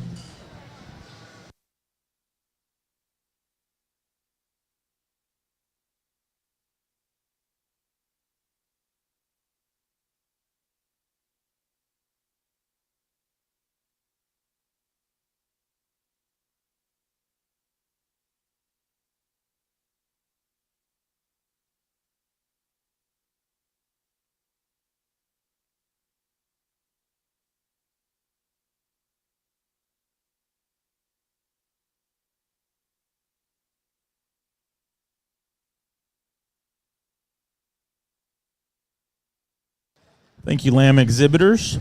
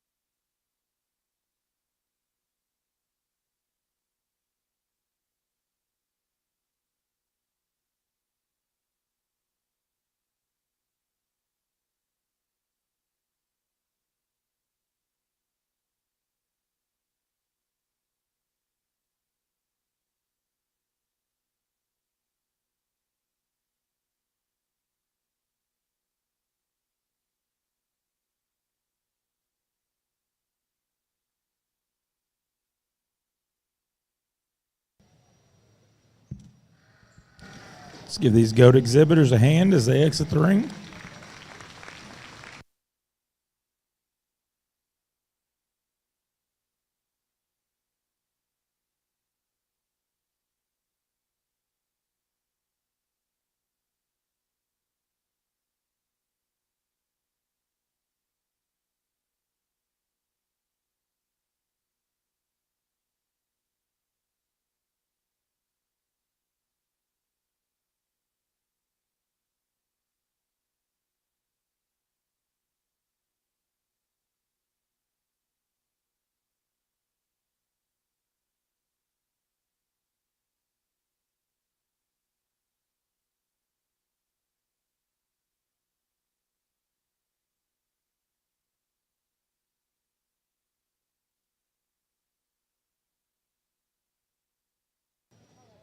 Get our Class 12 goats and Class 11 Dorpers should be checking in.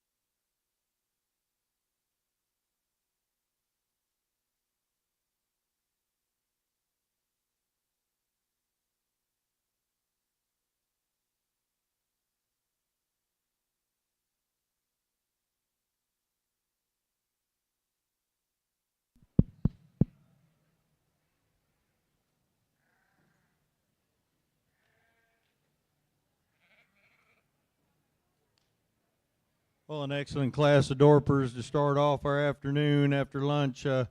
One that wins this class, I think, does it quite nicely. One that's really good in that rib, really nice in that loin. Tremendous amount of freshness and feel to this one. This one looks good from the side as far as balance. We have some forearm. I don't know. He's adequate boned, adequate footed. He's good there.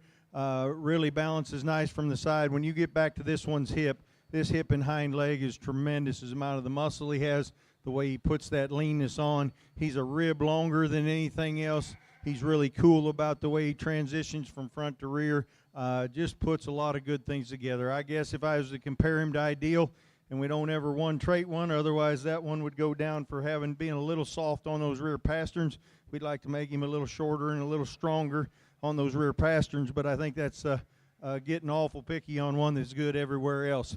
One in second follows him nicely. I think second and third is a close decision. I think it's that extra handle and that extra width that the one in second beats the one in third. I think movement's very similar. I think the one in third is probably a notch longer and probably closer to the same length that the one in first is, but he doesn't hold his skeleton together quite as well as far as touch and tone, as far as muscle down that top and the way that he blends from that loin into that hip quite as well. But we like both of those sheep a lot. I just give the advantage to the one in second having a little more aggressive muscle pattern, meeting my hand with a little more width down that top. Agree with you that third is a little longer bodied, a little longer in his neck, maybe more attractive in those aspects of him. But when we start analyzing him, he deviates just a little bit behind his shoulder. When we stop him, he's not quite as big out through that hip and hind end when we look at him in comparison to the one in second. One in fourth, one that we appreciate, this one's shallowness of body, forearm. This one has some really good looks from time to time. This one, too, I'd like to level that spine out, give him a little better look, maybe tighten that structure up just a little bit on the walk. Gets just a little loose and out of sorts, so to speak. If we can make that happen, give him a few more pounds. He gets outweighed quite a bit here. This one can move up a spot or two, but I think a real good white-headed one that's got a lot of good features about him. And we round out our top five with one we'd like to change that hip and hind leg, give a little bit more width through the pins in that loin in comparison to his contemporaries, but one that we do appreciate that touch and tone, really good as far as hide quality, really good handling characteristics. Maybe widen him out just a little bit when he comes at you in comparison to the top four.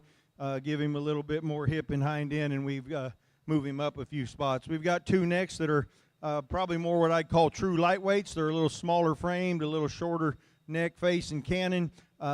Get just a little bit deeper. Don't hold themselves together quite as well. Not quite as attractive from the side when you look at that front end quality and neck and head set, or head and neck set in the way they tie into their shoulder. We've got one next that's just a little looser in its structure, doesn't hold its skeleton together as well as I'd like. Maybe doesn't have quite the muscle that the ones right in front of him have. We've got one next that gets a little hawked in, and then we start getting into some that either need more horsepower or need better structure or skeletons, but really, really a nice set. These kids have done an awesome job. Let's give them all a round of applause for their efforts here in this Dorper class. Can we get Ella Johnson to come to the staging area? Ella Johnson, please. Come to the show ring.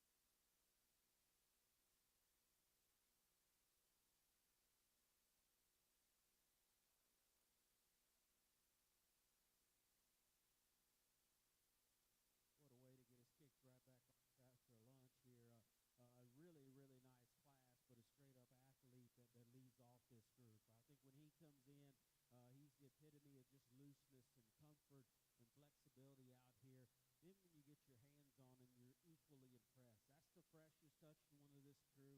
He's still probably the densest over his loin and very consistent in his width from behind his shoulder all the way throughout his hip.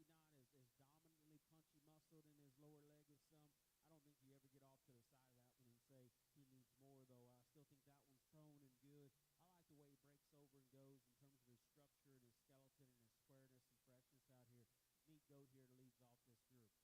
that one and say he needs more, though. I still think that one's toned and good. I like the way he breaks over and goes in terms of his structure and his skeleton and his squareness and freshness out here. Neat goat here leads off this group. Goat we have here next in second. I do love just the hardness in what he handles, the shape of his body that he has. His body length still fits him and supports a balanced look out here. Probably relative to that one in front of him, not quite as ideal in his rear leg and the way he handles it. Probably not quite as agile up front in terms of reach and extension there, but still a very, very good kind of goat. This goat kind of works on you. I think because of his skeleton and his look and the way he's designed, it allows him to get stronger and stronger as they go. One for me, though, I finally thought just got overpowered, particularly up top by those top two goats. Not quite the muscle expression, not quite the width and density to his loin is what we find in those two. Here's another one. I love the way his feet and legs work, just the looseness and comfort in which he goes with. Just a little past his prime for me personally in terms of freshness, not quite as square in his loin. It starts to fade in terms of muscle relative to those. Definitely two powerful ones we end this top six with. They've got a ton of muscle and shape to them. This one starts to get outside himself up front. His extra power starts to cause him some problems in terms of roundness. Big legged one here. Just wish we could hook him up a little different behind his shoulder and give you that balanced picture. But the reason we kept him up here, it's hard to have that kind of power and stoutness and still bend and go in the way in which he does. So again, very deep all the way through. Very good class. Let's give these kids a nice hand. Class 11 goat results. 10th place, Joey Harrington, Meadow FFA. Breeder was Schaefer Farms. 9th, Luke Jarsh, Collinsville FFA. 8th, Troy Hussick, Falls City FFA. 7th, Brett Dreyer, Uvalde County 4-H. Breeder was Evans Livestock. 6th, Caroline Kane, Munster FFA. Breeder was Hoffman Livestock. 5th, Laramie Drury, Runnels County 4-H. Breeder was Triple D Livestock. 4th, Hope Hickey, Carson County 4-H. Breeder was Triple D Livestock. 3rd, Ashlyn Sursa, Wheeler County 4-H. 2nd, Amy Moore, Tom Green County 4-H. Breeder was Adobe Ranch. And our class winner was Briley Weiland, DeWitt County 4-H. Breeder was Stork Livestock. Congratulations.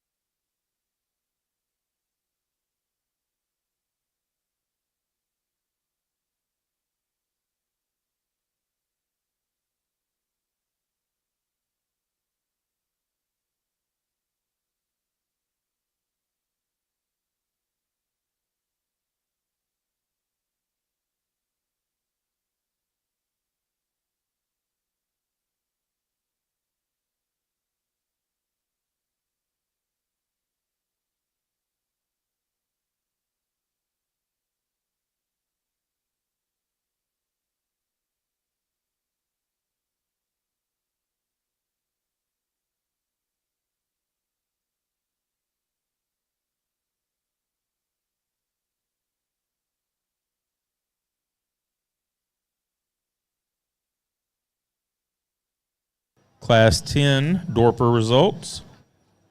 10th place, Hallie Moore, Utopia FFA.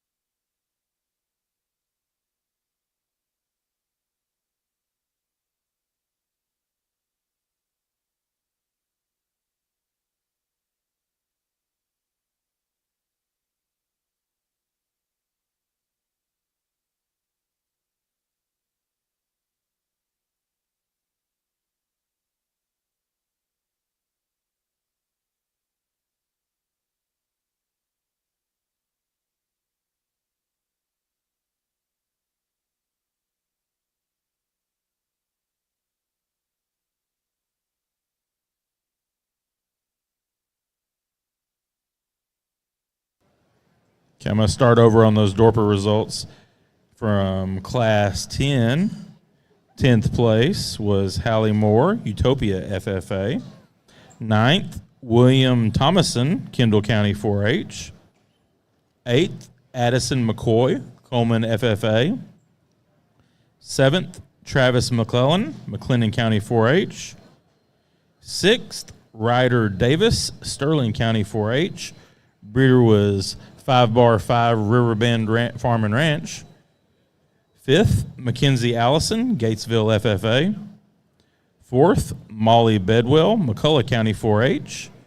Breeder was R.M. White Dorpers. 3rd, Haley Wilson, Bell County 4-H. Breeder is Kelly Hairsheep. 2nd, Ford Brooks, Burnett County 4-H. Breeder was Evans Livestock. And our class winner was Addison Edwards, Coryell County 4-H. Breeder was Kelly Hairsheep.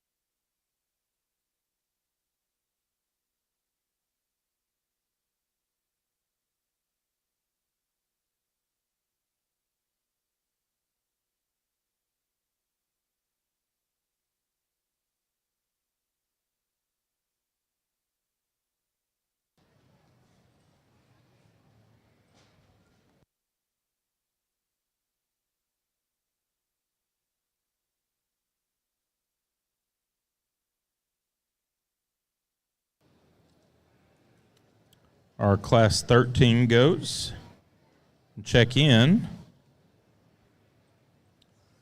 And we need our first and second place Dorpers from class 10 for our Dorper drive. And we'll also go ahead and get our class 12 medium wools to check in.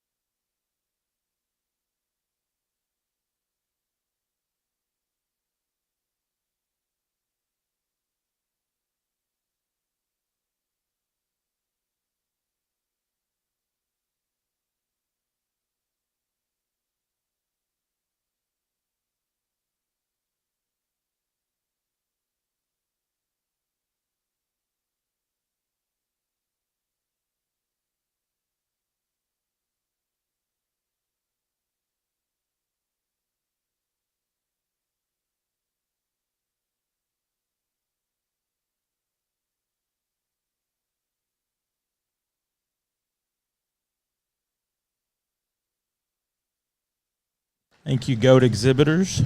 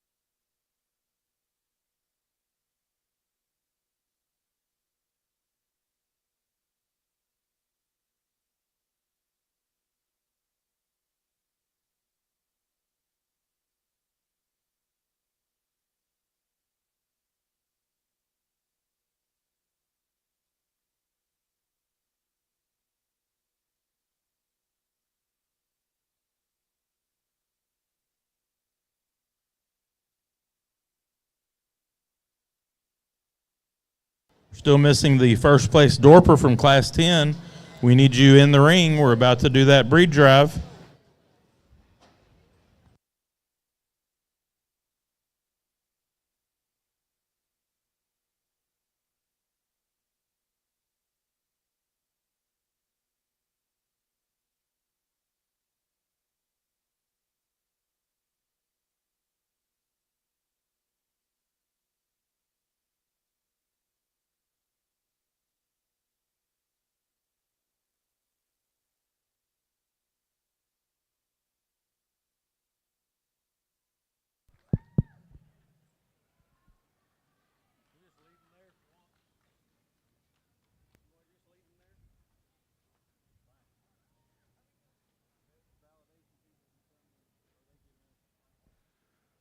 Well, an excellent class of Dorpers. By far the deepest class of the day. Didn't know that I'd ever say that 20 years ago for sure, but what a class. Really, really high quality set.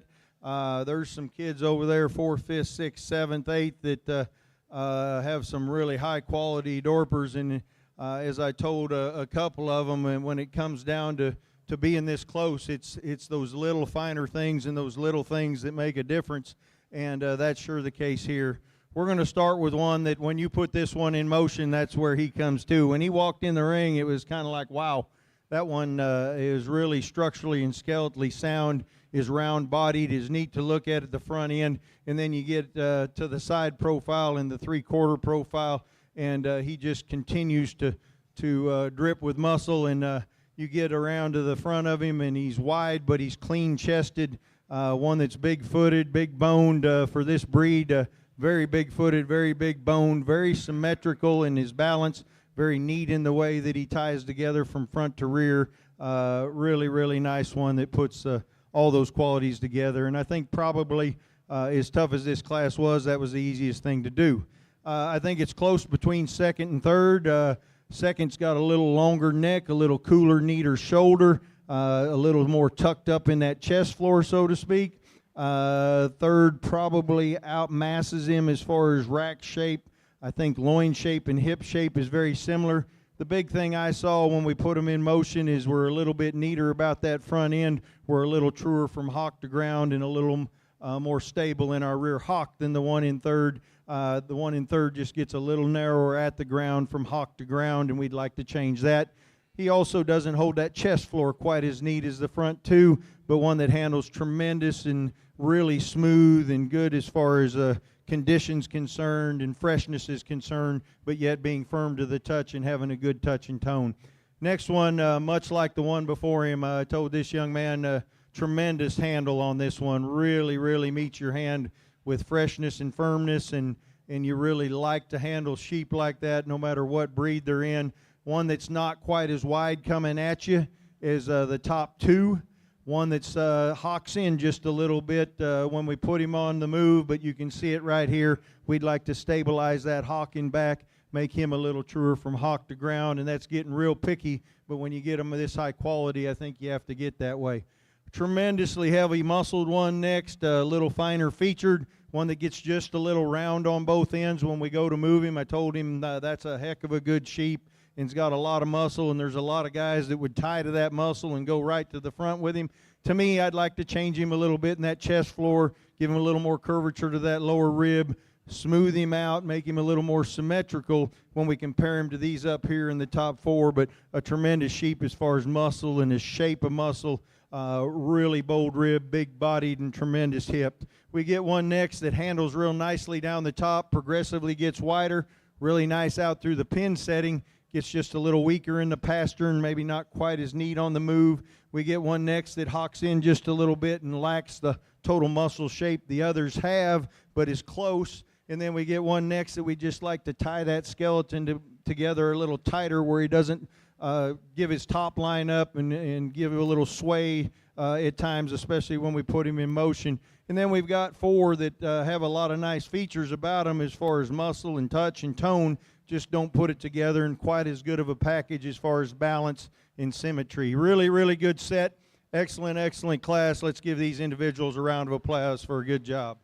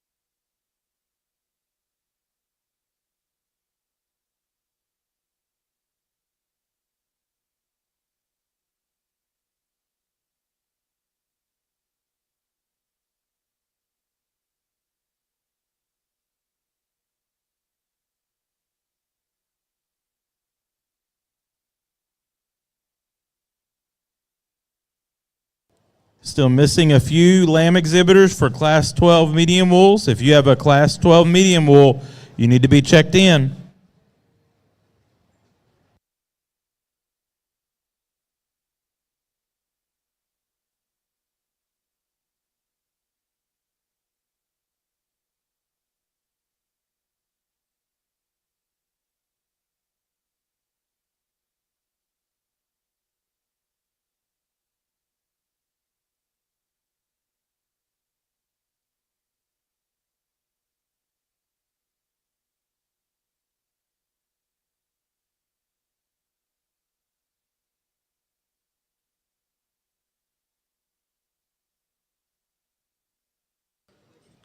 Tag 572785 on the goat side.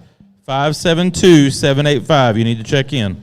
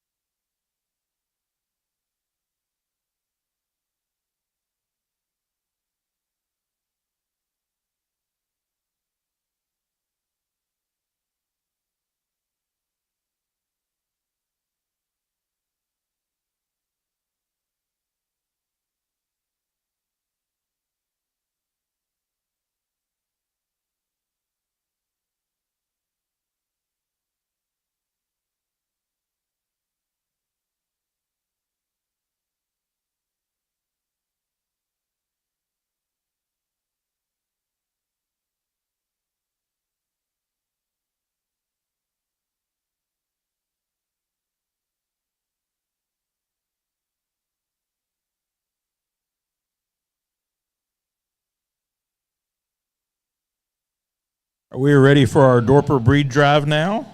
Coming out of Class 10, first place was Addison Edwards, Coryell County 4-H.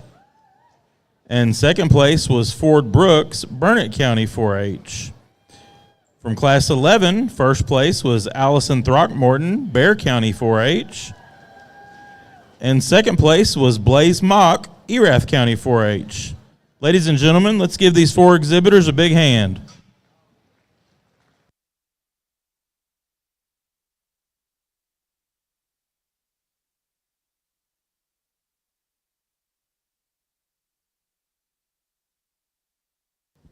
Class 11 Dorper results.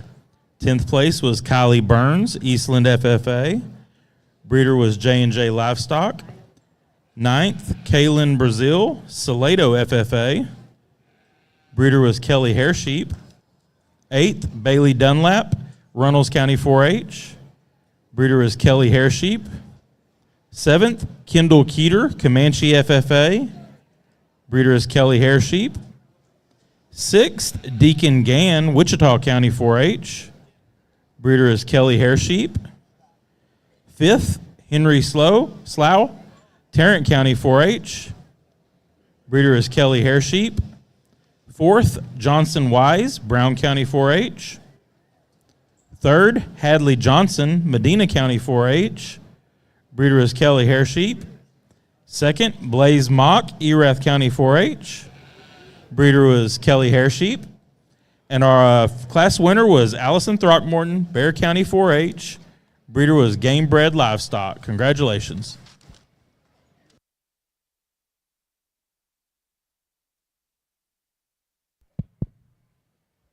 Well, an excellent set of Dorpers out here. The quality was high.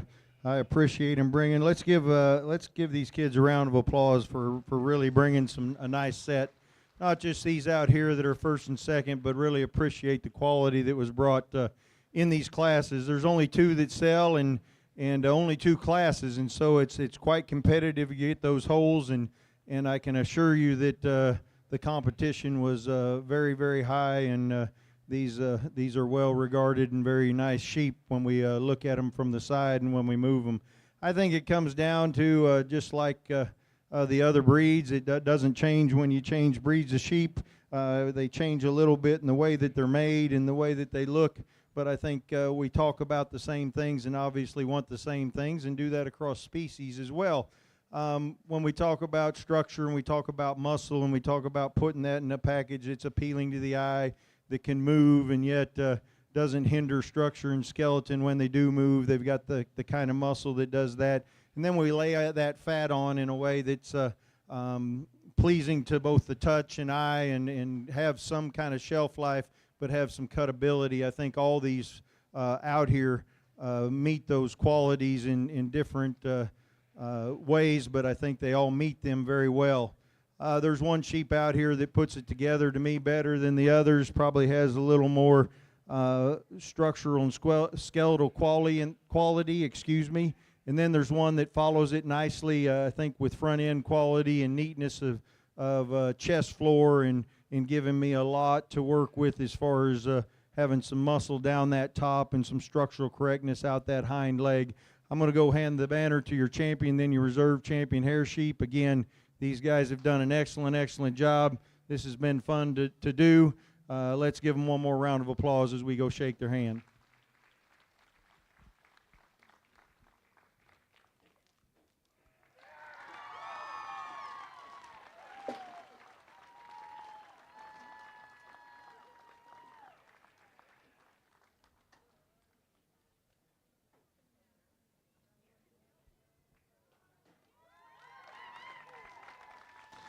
Our champion Dorper goes to Allison Throckmorton, Bear County 4-H. And reserve goes to Blaze Mock, Erath County 4-H. Congratulations. Exhibitor with validation number 571687. Your class of medium wools is going in the ring. 571687. First class of medium wools, which is class 12.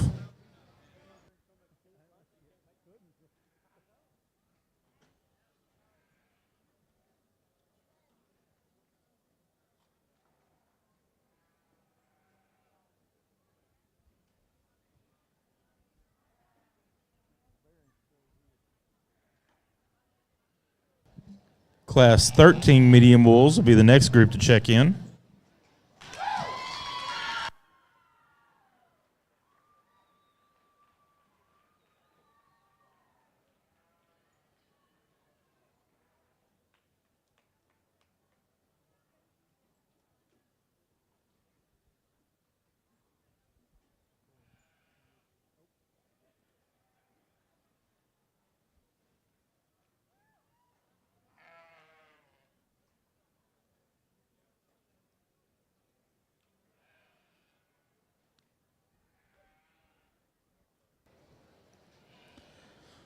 Still missing one goat for Class 13, which is about to go in next. Missing one goat for Class 13.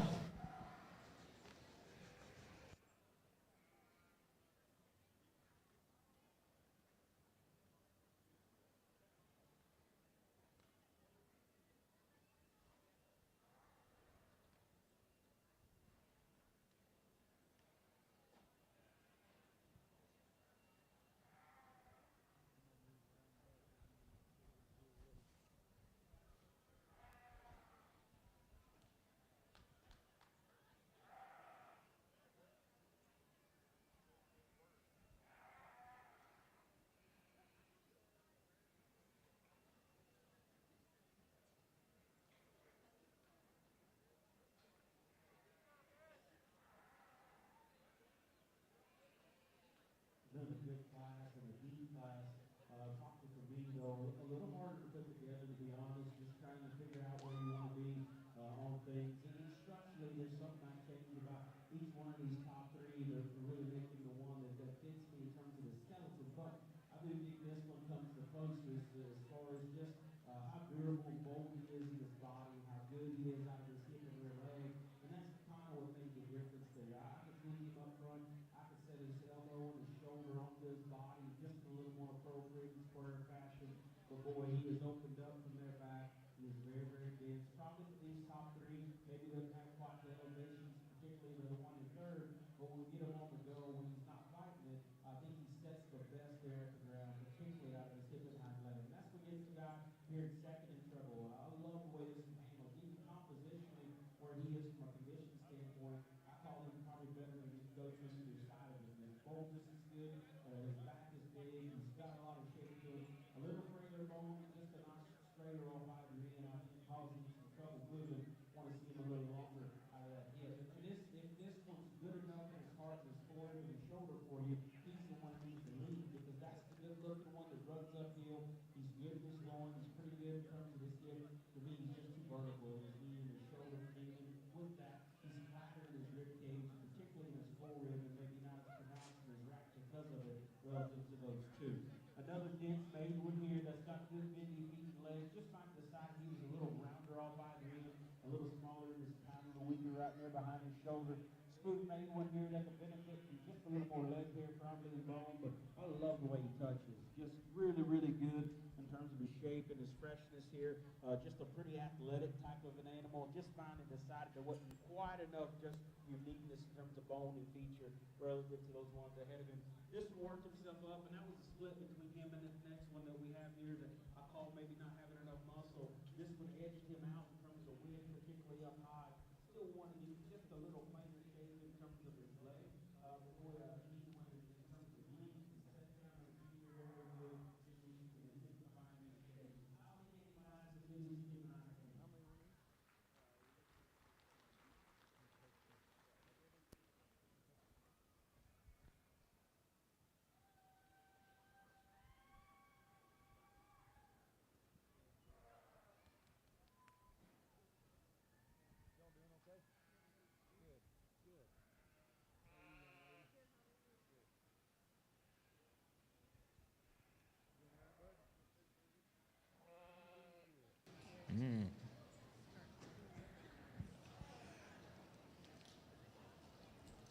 Class 12 goat results. 10th place, Tate Weidenfeller, Kendall County 4-H. Breeder was Highview Ranch. 9th, McKinley Hell, Canyon, New Braunfels FFA. Breeder is Two Springs Ranch. 8th, Fallon Headfelt, Callahan FFA. Breeder was Blue Team Weathers. 7th, Clegg Bays, Axtell FFA. 6th, Rayleigh Holscher, Bell County 4-H. Breeder was Hutto Livestock. 5th, Catherine Carley, Cypress Ranch FFA. 4th, Paisley Fasky, Bastrop County 4-H. Breeder was Hy-View Ranch. 3rd, Zane Walker, Taylor County 4-H. 2nd, Rayleigh Childs, Guadalupe County 4-H. Breeder was Lacopa Show Goats. And our class winner was Cotton West, San Patricio County 4-H. Congratulations.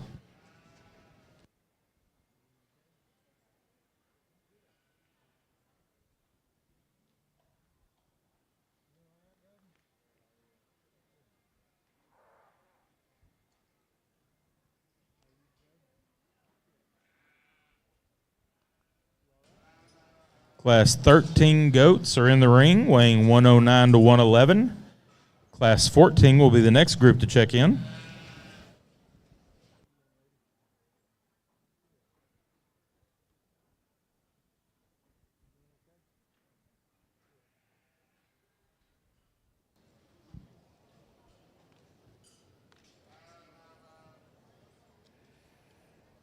Class 13 medium wools will be the next group of lambs to check in.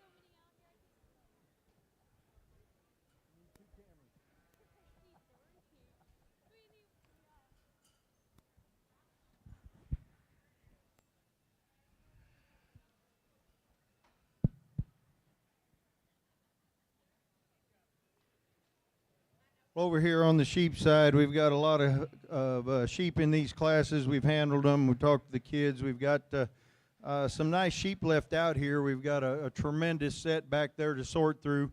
And we've got some sheep here that have a good look, maybe need some more muscle, need more cracked open. I told this young girl I feel like we met before, and she said, yeah. And I said, yeah, I guess we're old friends now, because she was obviously in here in the South Downs. Smiled big. I told her, keep smiling. That's a good point and way to keep your head up and keep getting after it.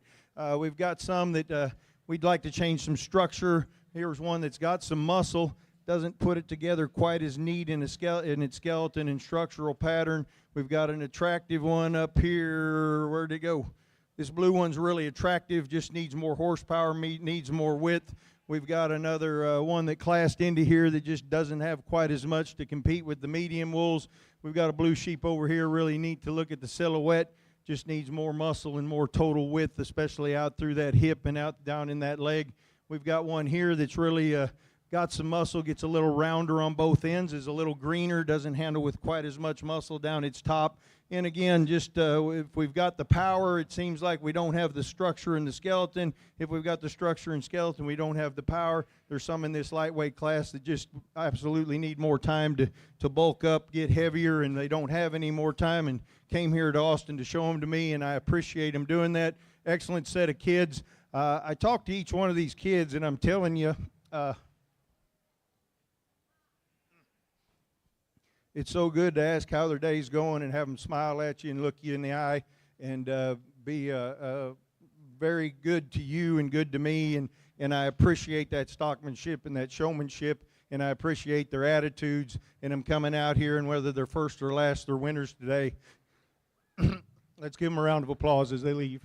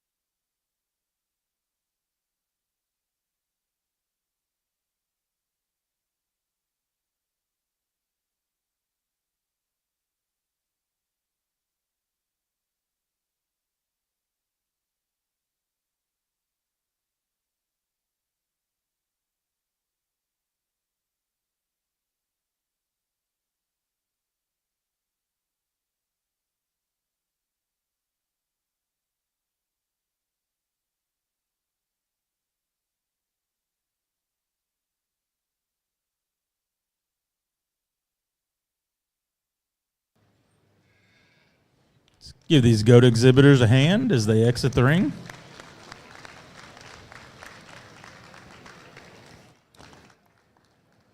Again, Class 14 goats will be checking in, and Class 13 medium wools.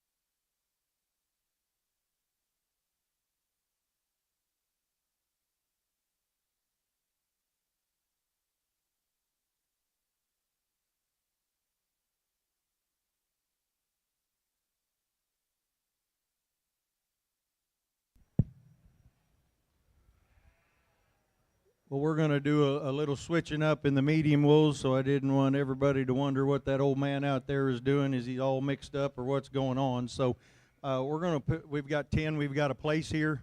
We're going to pick 10 out of this group to come over, and then we'll sort through them. Just doing it a little different when we get into this many and this many numbers. I think it'll work better. So bear with me. We're not changing everything up completely, but we're changing up a little bit in the medium wolves here.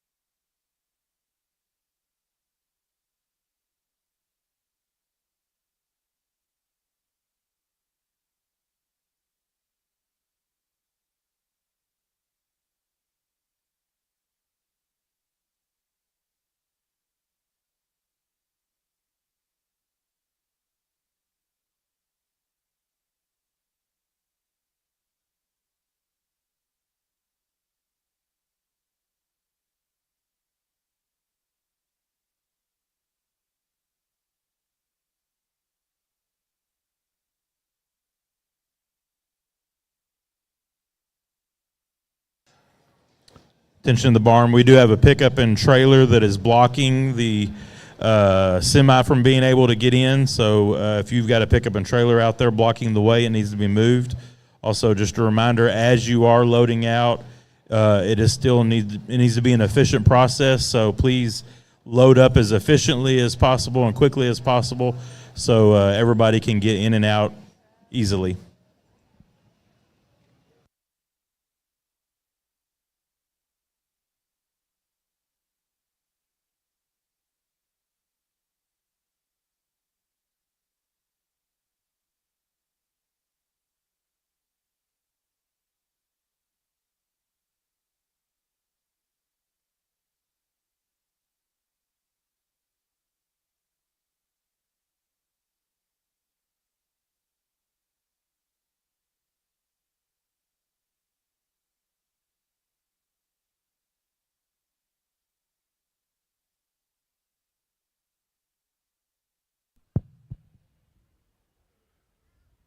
Well, the only thing constant is change, correct? So we had to change a little bit. We needed to get a couple more because of a contract with exhibitors and with TLBA. So we've got 12 over here. We appreciate, there's lots of good sheep on this outside, have a lot of good qualities about them. Some of them we'd like to make a little stouter. Some of them we'd like to have just a little more to them when we look down their top. Some of them we'd like to change maybe the way they tie from their loins and their hips, but a really nice set of sheep we're going to excuse again. Let's give these kids a round of applause for a really nice job.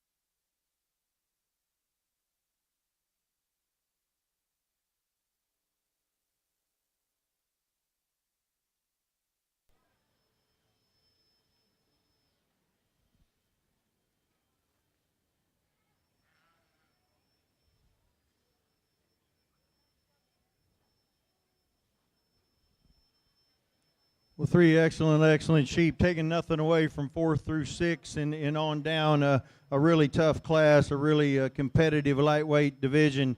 Enjoyed sorting through them, and it's always fun when they bring you good ones. Believe me, it makes a lot of difference to be able to sort through this kind of quality. When we look at the one that wins, I think he just does it on all areas. He's really structurally sound and skeletally correct.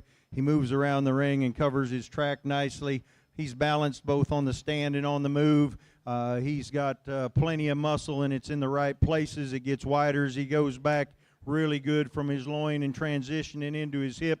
Really neat out through his hip. One that has enough bone and enough foot size and enough of those flowery things to get him up there, but really puts together a nice package. I think he's a little smoother in the way he transitions from his shoulder and rack into his loin. I think he's a little bit bigger as far as the middle part of his leg than the one in second. I think he moves better out through his hip and his hind leg and has more flex to his rear hock than the one in third. And to me, that's why he goes first over those two, because to me, it's those three in a race for this class. This next one's tremendous at the top part of that rack. He just meets your hand with all kinds of shape and muscle, and you talk about rolling marbles and golf balls and bowling balls down their top. Well, you can do whatever you want with that one, because he starts with a big old crease right there above his rib and's got a tremendous amount of rack shape. He's big in his loin. He's not quite as big as the ones on either side of him when you look at the total dimension. He's not quite as wide in his pins and doesn't have as much middle and lower leg as the one in front of him. When he moves around fine. I don't think he moves quite with the skeleton and structural correctness in the balance of the one in first. One in third, front end quality when he's coming at you. You love his forearm, you love his chest floor, you love his neck and shoulder. You get over top of him and you love that shoulder and the way it ties into that rib. This one handles tremendous as far as leanness and touch and tone and that lining. He just really handles good. We get back into the loin and hip of this one, I've got to change him for me. I've got to have him a little better from his loin into his hip. I've got to have him better out through his hip as far as levelness and the way that he moves. He gets just a little straight on both ends for me. The young man does a great job of moving him around, because you really got to look for it when he's moving around, but there's glimpses of it when he moves, and then when you go around and look at him at different views, you notice just a little bit of straightness on both ends, a little bit of roundness in that hip, but that doesn't take away from that curvature to that lower rib, that amount of shape and quality of front end that one exhibits. Gets him up there, along with having a lot of muscle in his loin and hip. He's just not as true as far as his edges. He's not as good as far as his length and levelness out his hip. Really a good one. A young man does a nice job with this one. He's just skeletally correct. He's really nice as far as his top line. When you handle him, he handles real nice. He's not quite as aggressive in his muscle as the ones in front, not quite as wide in his hip, and doesn't carry that leg down quite as low. But I think he's got more quality as far as width of pin bones, more shape down the lower part of his leg, and I think he moves around the ring just a little bit neater than the two behind him. The next one, really cool as far as the way this one elevates in the front. Really like the way he ties together from that neck to that shoulder. One that just gets a little bit narrower out through that loin and hip than the ones we have above it. We can blow this one up in that hind saddle, and this one moves up a few spots. One that we just need more lower leg and more to him. Good feet and legs as far as the way he places them. Has some bone and dimension to him. Just need more of him from that last rib back. We round out our top six with one that's got a tremendous forearm, tremendous cool shoulder and neck. The way he ties in there, gets a little bit deeper in his chest, a little bit shorter in body. To me, his relationship of height and length doesn't match and doesn't balance as well as the others. He's good as far as depth of rear flank. We just need to lengthen him out for his height, maybe give him just a little bit more muscle when we look at that around his tail setting and down into his leg in comparison to the very top end. But comparison to the two in front of him, he probably is a little bit better there, a little bit more forearm. Need to lengthen him out and change his balance aspect. One that just needs more muscle and more aggressiveness is the next one. Got a little one here that is kind of one of those true lightweights, as I would call them. just need to blow him apart. We got a black one that needs more rear flank. We've got one next that's got a really level top, needs maybe a little more bone, a little more to it back there. And then we got a real pretty one that we'd like to give more muscle. But really, really a nice set, really good class of medium wolves to start this division out with. Let's give them all a round of applause for an excellent job.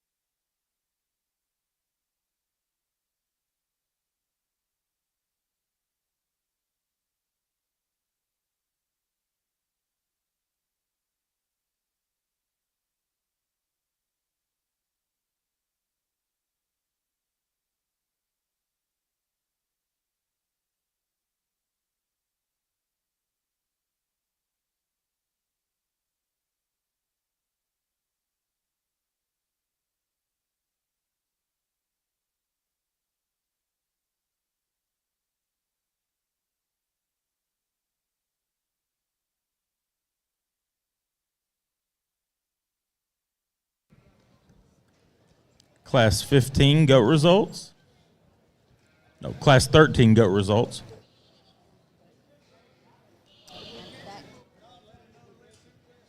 Tenth place, Hadley Blandford, Poth FFA.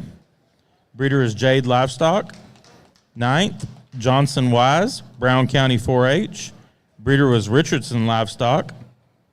Eighth, Brindley Williams, McLennan County 4-H. breeder was Fry Show Goats.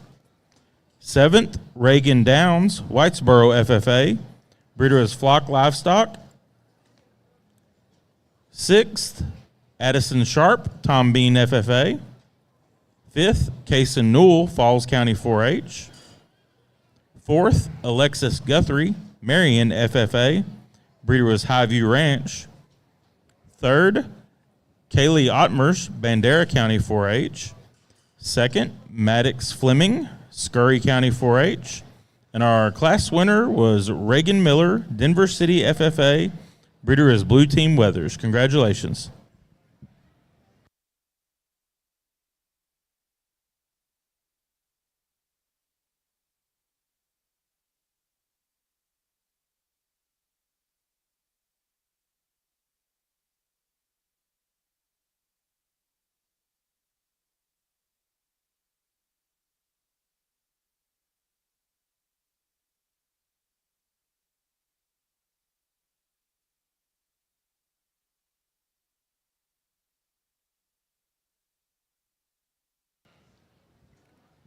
Class 14 goats are in the ring, weighing 112 to 115.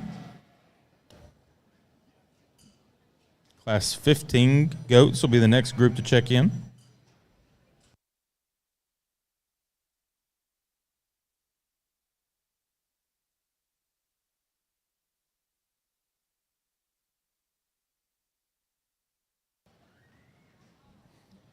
Class 13 medium wolves weighing 140 to 147 are currently in the ring. And Class 14 medium wolves will be the next group to check in.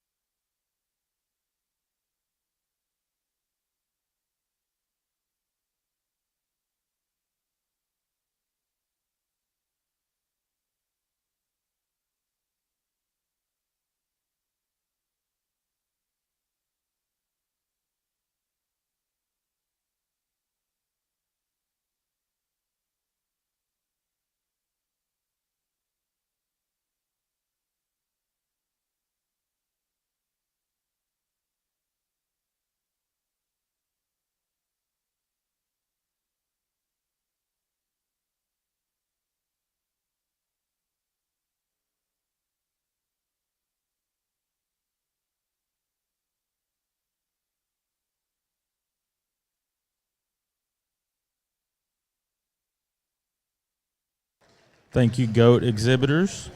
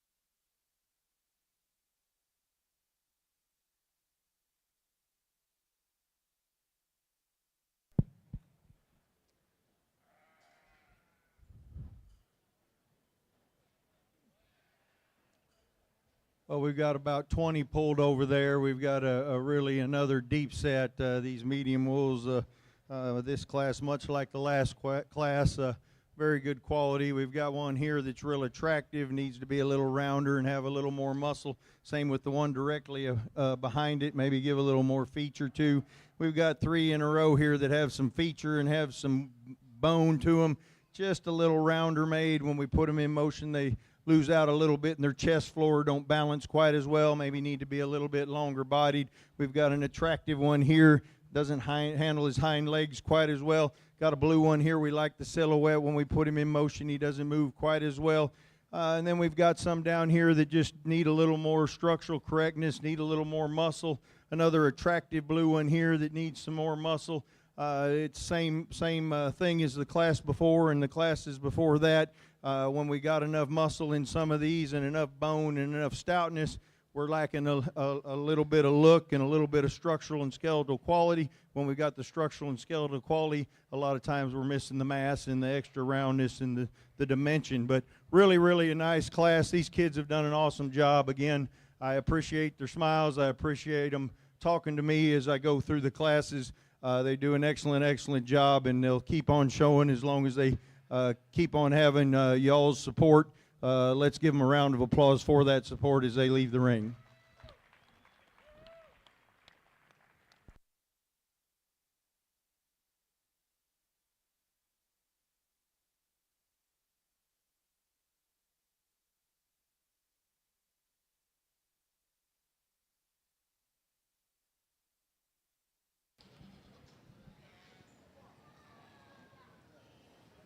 Again, our class 15 goats and class 14 medium wools are the next groups to check in.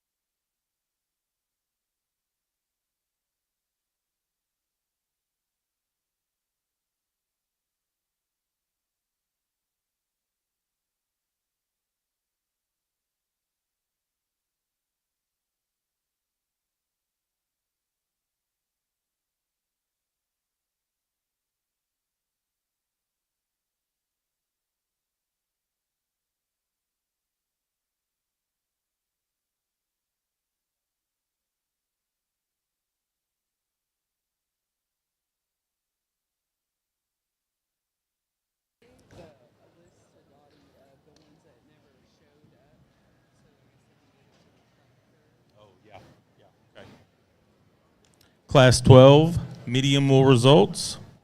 10th place, Laura Frenzel, Lavernia FFA. 9th, Hunter Rocheski, Dawson County 4-H. 8th, Braxton Anderson, Splendora FFA. 7th, Claire Bland, Leon County 4-H. 6th, Brayson Birch, Stephenville FFA. 5th, Paisley Morris, Lubbock Cooper FFA.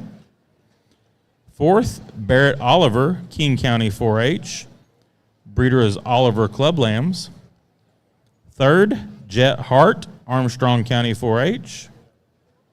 2nd, Mackenzie Evans, Burnett County 4-H. And our class winner was Powell Moore, Tom Green County 4-H. Congratulations.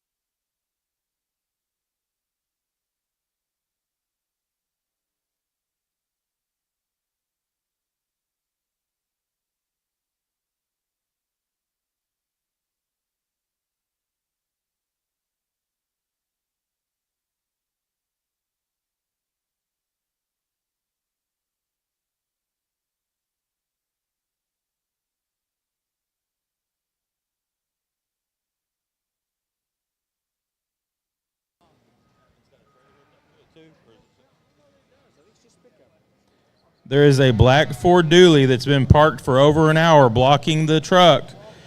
It will be towed if it does not get moved immediately. License plate TNZ 3531. TNZ 3531. Black Ford Dually needs to be moved immediately.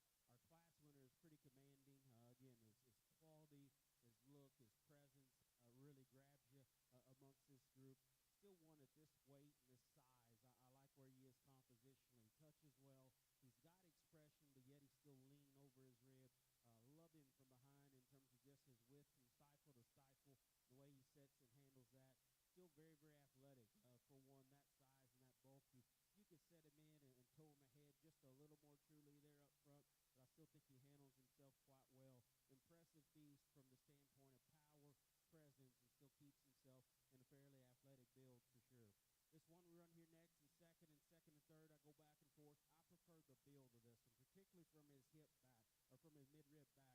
He's so much better and longer out of his hip. I think he utilizes his rear skeleton with just more reach and more correctness. My hesitation on him, he could use just a little more bone, but more so for me, compositionally, I probably question him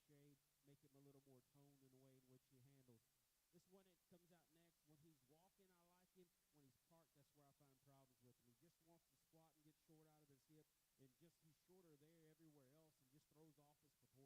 Wanted to lean him up just a shade, make him a little more toned in the way in which he handles. This one that comes out next, when he's walking, I like him. When he's parked, that's where I find problems with him.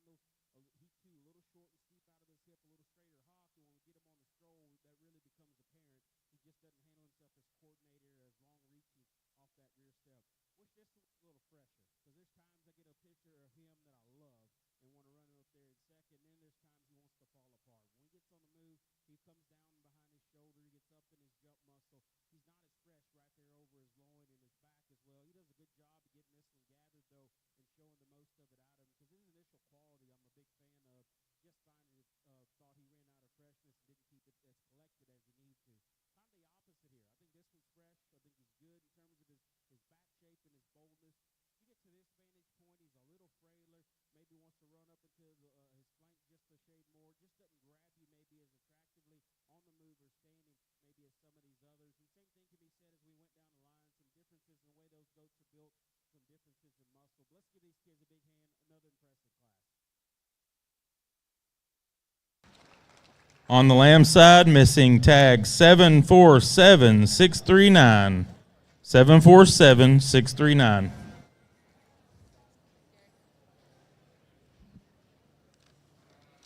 Class 14 goat results. 10th was Sydney Hanslick, Taylor County 4-H. 9th, Mackenzie Smith, Bowie County 4-H.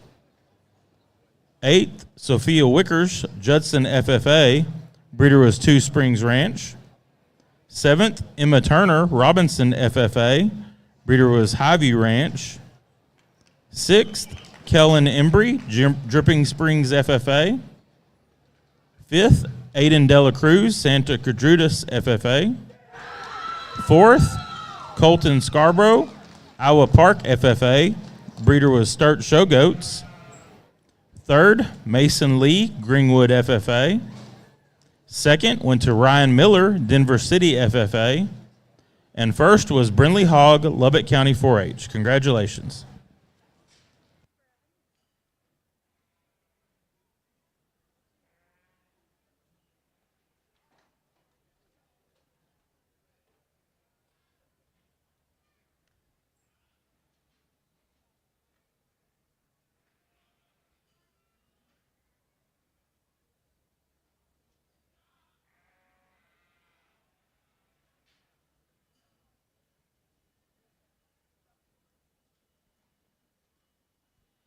Well, on our second class of medium wolves, what a really good set. If you made the sale here, you've done something really deep set, really nice set. And I don't know, it probably doesn't show on my face or when I'm judging them how much excitement and fun this is, because it is. It's when you're serious about trying to place them how you like them and go through the criteria, it may not show, but I can promise you this is fun. The only one could be having this much fun is Brandon over there if he's doing the quality of goats I'm doing over here in the sheep barn, because it is fun to sort good sheep, and it's fun to get them to the top, and it's fun to pick them apart. And I think we've got 3 up here that do a lot of good things and have some differences in them, but are all high quality. We're going to start with one, to me, that comes at you wide again, has a big old forearm, tremendous foot size, one that you get off to the side, and it doesn't matter what angle you get to. He's smooth and he's symmetrical. He's seamless in his transitions from front to rear. Really nice as far as a tremendous amount of top shape, tremendous amount of leg shape. He's not overbearing with his muscle, but he's got the right amount of muscle on the right amount of frame to me. Really put together well as far as middle part of his body to his rear flank, back through his hip. And when we put him in motion, he covers his track as good as anything out there and doesn't get outside himself, but's wide at the corners. Just really does a nice job of tracking around the ring. And then you go to handle him, and you talk about handling characteristics, and this one's fresh but firm to the touch, really good touch and tone, really good body wall thickness. The one in second's probably the one I had the most trouble with and where to put her, because this one has got some extreme pieces, probably more so than the two on either side of her. And talking about the young lady showing, obviously I know it's a weather, but this weather, tremendous rack shape. I like the way the shoulder goes into the top of the rack. Really aggressive there. You come back to a really neat, clean loin, really crisp loin. We come back into a hip that we'd like to change just ever so slightly, especially standing there, but even on the walk, we'd like to level it out and lengthen it out just a little bit. We look at bone and foot size in comparison to the others, and it's, I don't mean to knock the sheep too much, but it's like he's lighter boned in back and smaller footed in back than he is in front. And I'm not looking at wool, I'm not looking at the extra fluff on him, I'm just saying I'd like him to be a little bit stouter in that foot, on that rear leg. I'd like him to be a little leveler out through his hip, and I'd like his shoulder to tie in better. Now, I just tore him apart in 3 areas, but I'm telling you, that sheep is aggressive and cool in his rib. He's really neat in his handle. He probably is the leanest of the top 6 as far as cutability. This one will cut. He's really wide at that loin. He's really cool in that chest floor and forearm. We just need to make more of him as far as bone circumference back in the back, level that hip out a little bit and clean that shoulder up. Now we get one in third that combination somewhat of the two in front, maybe not quite as aggressive as the one in second as far as that rack shape, maybe carrying a little more condition than either one of them as far as cutability. One that comes at you wide and really has a nice forearm to it as well. Maybe just a little deeper chested, if you will, not quite as neat in that chest floor and shallow in that chest floor. We've got a lot of rib shape, a lot of dimension coming back, a little softer handling than the two above it. When we get this one on the move, I'd like to change those rear two, and especially down at that pastern at times, gets just a little in, doesn't move quite as well and keep them together quite as well as the two in front of him.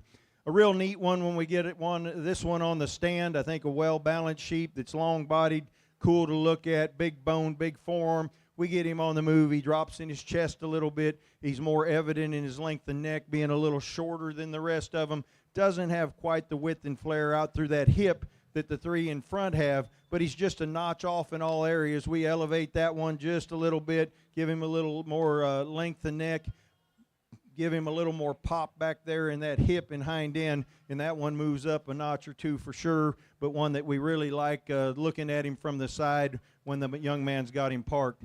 Next one's really attractive and really smooth in his transitions. He just doesn't have quite the total body width, especially when we get in the back side of this one's skeleton. When we look at that rear flank, that rear leg, and the way his hock comes down, we need to pull this one apart going away from us. Really nice handling characteristics.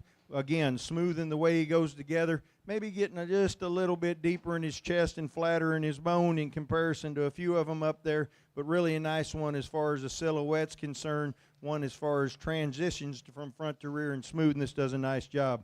Next one's one that we really appreciate the handling capabilities or qualities. One that really has a big foot and comes at you wide, doesn't handle his hind two quite as well. More so he gets a little lower in his chest floor, doesn't balance quite as well when we look at length of body to height and put that balance into aspect when we put him on the move especially.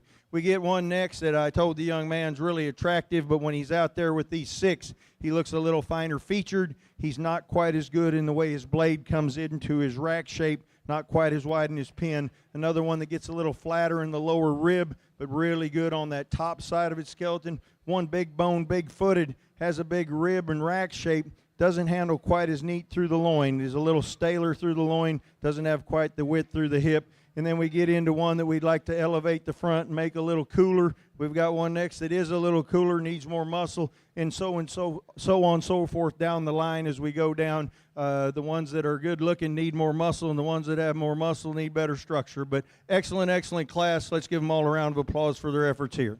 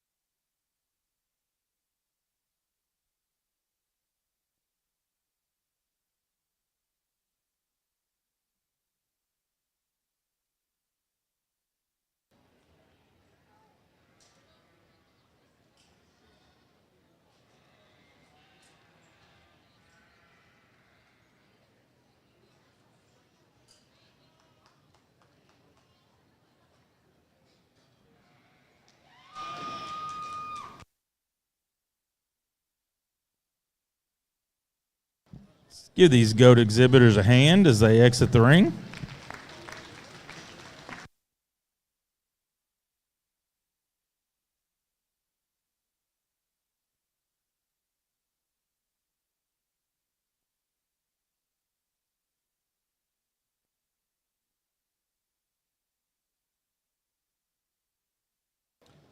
We will need our first and second place GOATs from classes 11 through 14 for our Division III drive.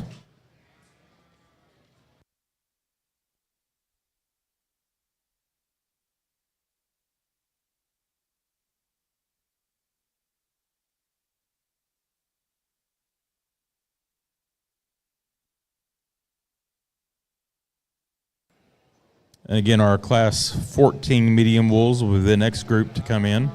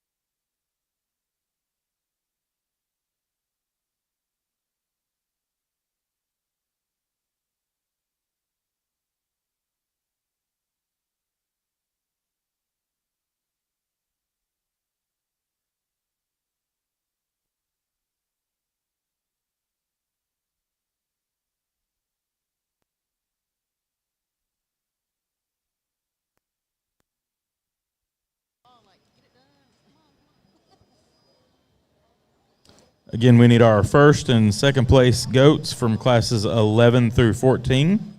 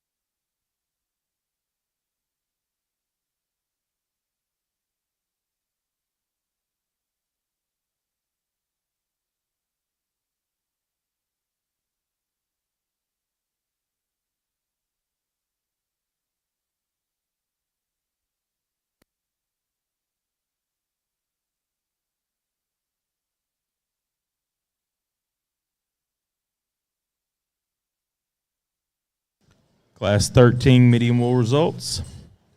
10th place, Sarah Foster, Kendall County 4-H. 9th, Carter Hoinsey, Tom Green County 4-H. 8th, Harper Ice, Ariane FFA. Breeder is Silvers Livestock. 7th, Carson Schaefer, Martin Mills FFA. Breeder is Neff Livestock. 6th, Jet James, Grayson County 4-H. 5th, Kaylin Pruitt, Abbott FFA. 4th, Case Pearson, Guadalupe County 4-H. Breeder is Elroy Jonas, Show Lambs. 3rd, Cooper Evans, Burnett County 4-H. 2nd, Addison Williams, Eastland FFA. And our class winner, Mason Simpson, Williamson County 4-H.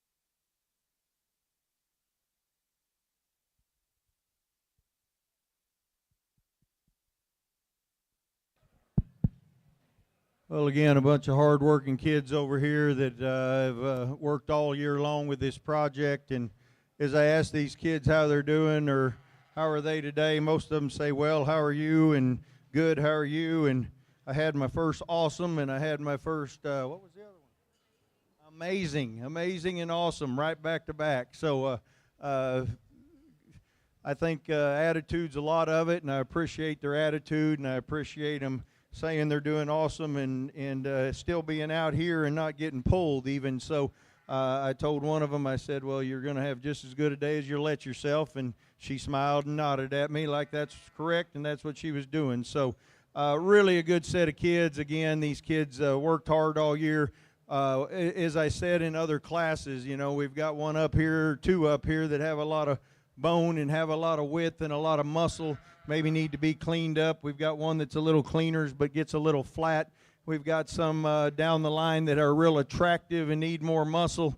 Young man's got one right there, just like to see a little more muscle, maybe a little smoother out through that loin. We got a blue sheep that's attractive. We've got a sheep here, right here, that's a young man does a nice job with, bold and's got a lot to him. Same with the one behind him, just maybe not quite constructed as well. Same with this sheep here, maybe getting just a little older, a little bit staler as far as the way they look and handle. We've got one here that's real attractive that just needs more time. Just a really nice set, even better set of kids. Let's give them a round of applause as they leave the arena, and we'll look at what we sorted.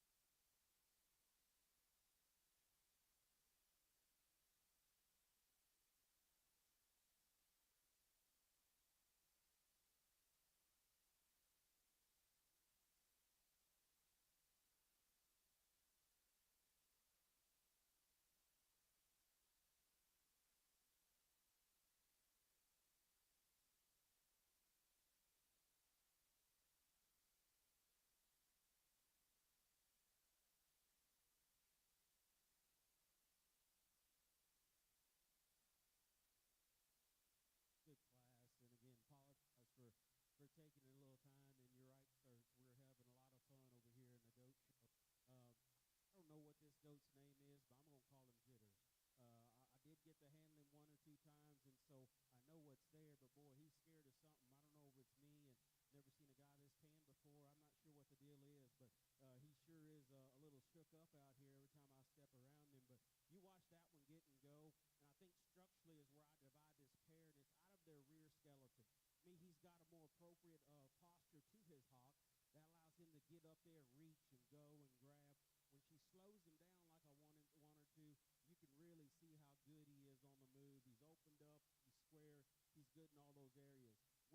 To me, he's got a more appropriate posture to his hawk that allows him to get up there, reach, and go and grab. When she slows him down like I want her to, you can really see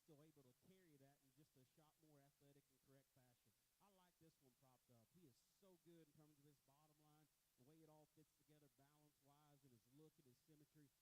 He's opened up, he's square, he's good in all those areas. With that extra looseness, though, he's probably not as streamlined down his spine. He's probably not as sharp right there up front, or maybe even as fresh in terms of just head and juvenileness of this one here in second. I just thought that much more form and density, and still able to carry that in just a shot more athletic and correct fashion. I like this one propped up. He is so good in terms of his bottom line. The way it all fits together balance-wise, and his look and his symmetry is absolutely awesome. I'm picky on his loin, but probably more so his rear leg. When we get him on the go, he's a little frailer, just a little straighter in the way he handles his rear leg posture. This one here is a hard one for me because the first few minutes he's in here, you're absolutely in love with him. Again, his density, his muscle shape, his bulk is all really good. The longer he's out here, the more he fights the system. He gets up in his spine. He shows himself short in his hip. And then we get these on the go, and he does that same thing. Just gets up and never relaxes and doesn't look as comfortable moving as what we find in those ones ahead of him. Wish this one just had a bigger rack and forerib because, boy, that's a good-looking, wide-chested, neat neck one that's awesome in his hip, that's good in his loin, just needs to be more expansive and bolder in his rack. She right here is a true testament to don't ever give up because she didn't pull her a couple of times. Finally, she got that thing stuck and landed, and I liked him. I love the way he touches. I love the boldness of him. He's a little rough from his hip and his loin, the way all that ties in. He finally carries just a little more lower shoulder. That's a compositionally very, very good heavyweight goat, though. Love the way this one's built. Good feet. Nice in terms of just his outline. I thought he was the stalest one of these here.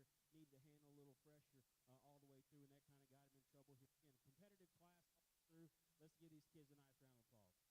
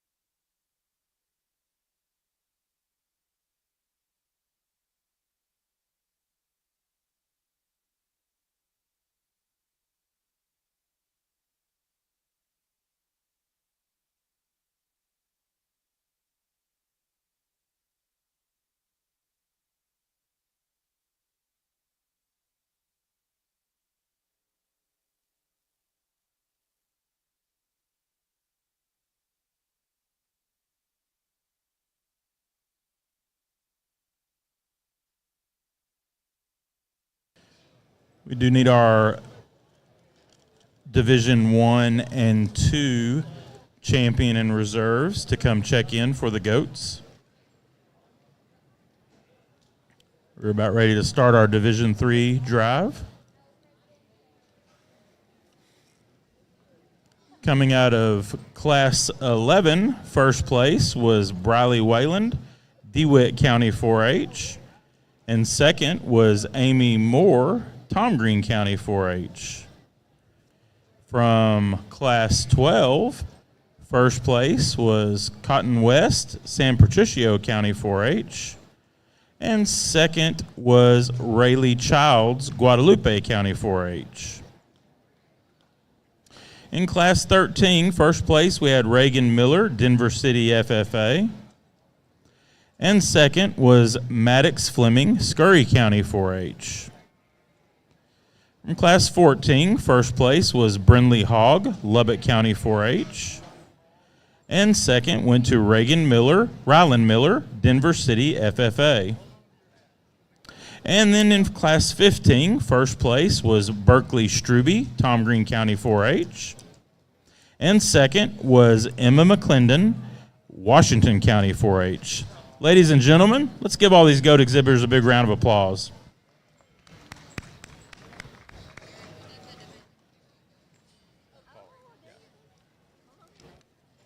Again, we do need our Division I and Division II champion and reserves to come check in. We'll do Class 15 results. 10th place was Addison Hahn, Gillespie County 4-H. Breeder was Luke Livestock.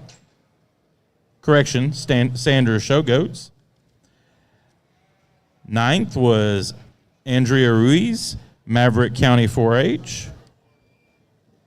Breeder was La Copa Showgoats. 8th, David Alfaro, Webb County 4-H. 7th, Tyson Hicks, Comanche County 4-H. 6th, Coy Alexander, Walker County 4-H. Breeder was Blue Team Weathers.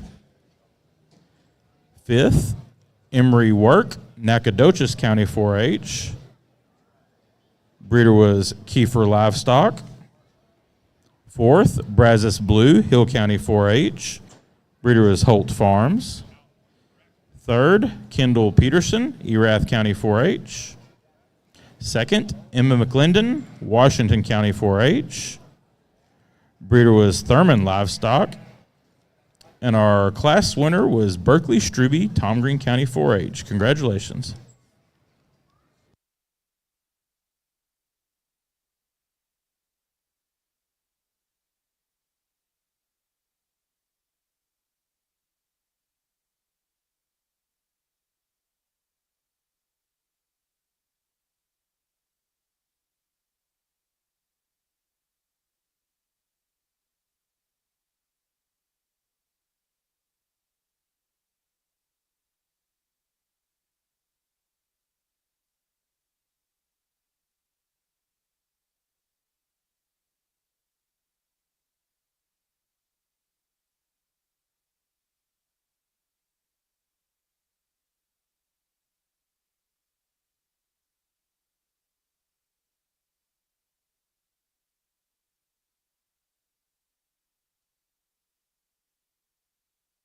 Another really good and competitive division here as we round up in this goat show.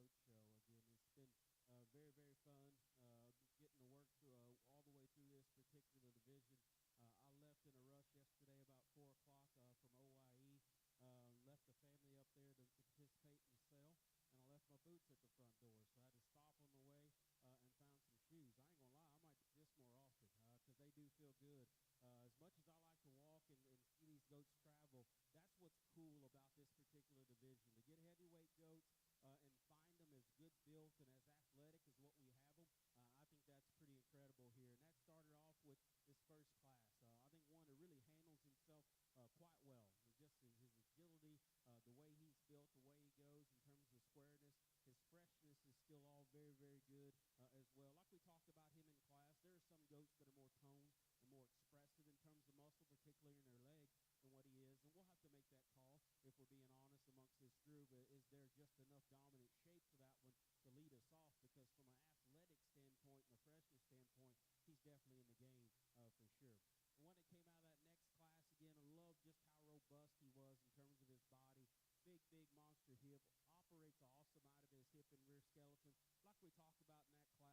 That class was maybe not ideal, trying to find the one that skeletally pleased me the most. He still wants to open up just a little aggressively and wide up front.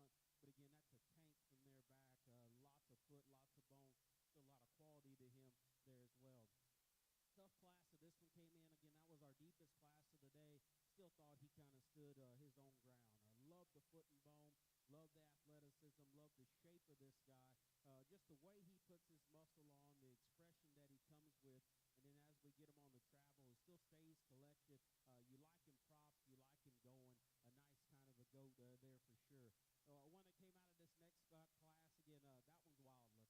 He really comes at you high in his head, wide in his chest, wide from behind, still keeps himself going. Love the way he touches compositionally. I like where he is. Again, got to look at him in terms of his forearm and his shoulder.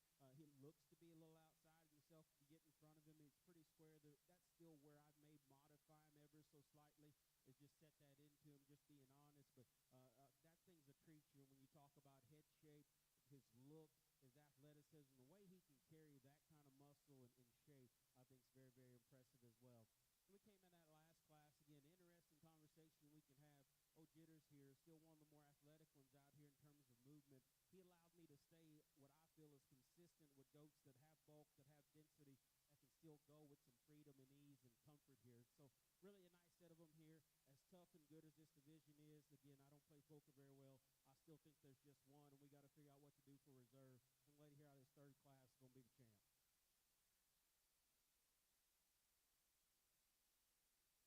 is going to be the champ.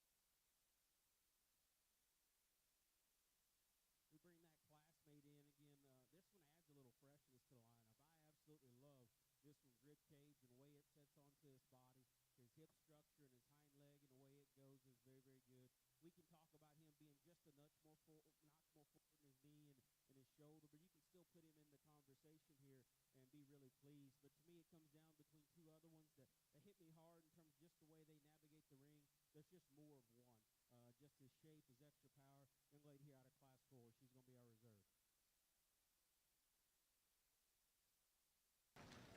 our reserve.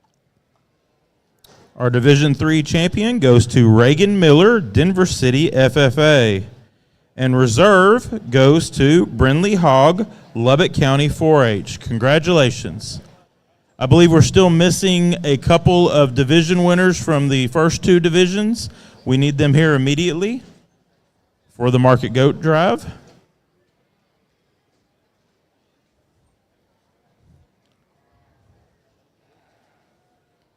Class 14 is going on the medium wool side. We do need our Class 15 exhibitors checked in.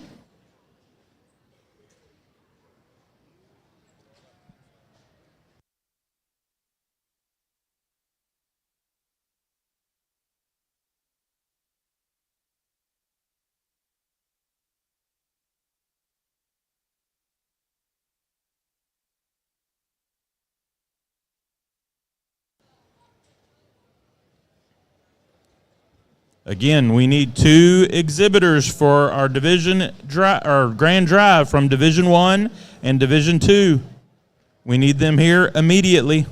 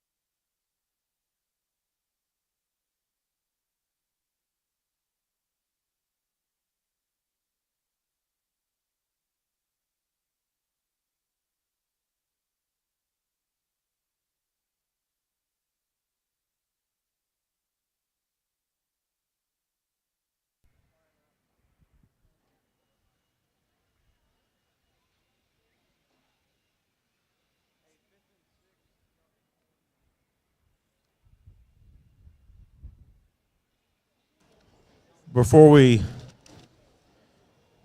do our final goat drive, now some showmanship winners on the Market Goat side.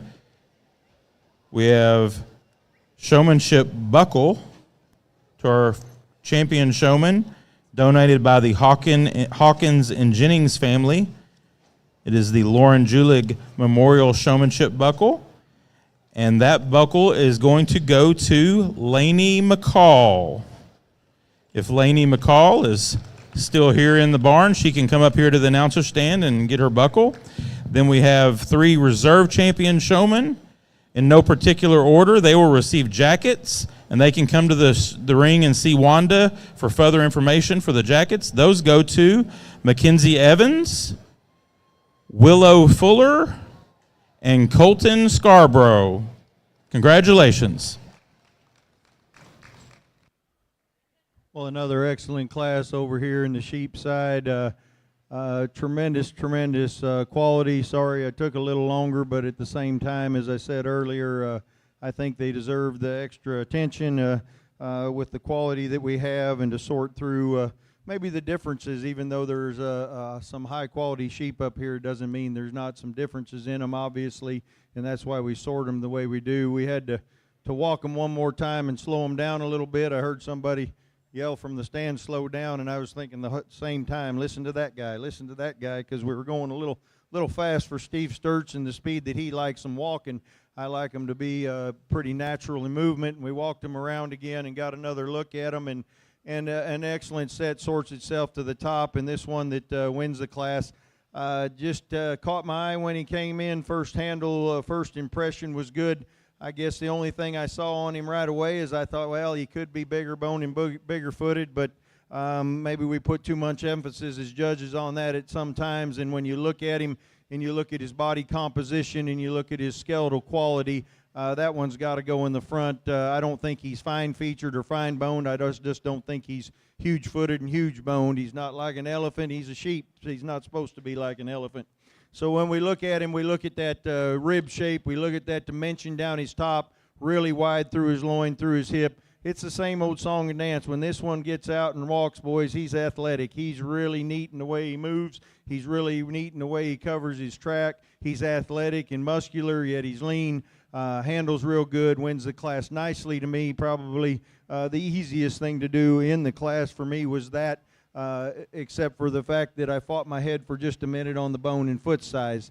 When we get into second, one that I really appreciate, up over that loin and back through that hip. This one's square hipped. He's square loined, really nice to the touch as far as uniformity of finish from front to rear. One that does have some big feet and some big legs on him. One that doesn't balance together quite as good as the one in front of him. We'd like to see him a little bit smoother in that front of that shoulder blade.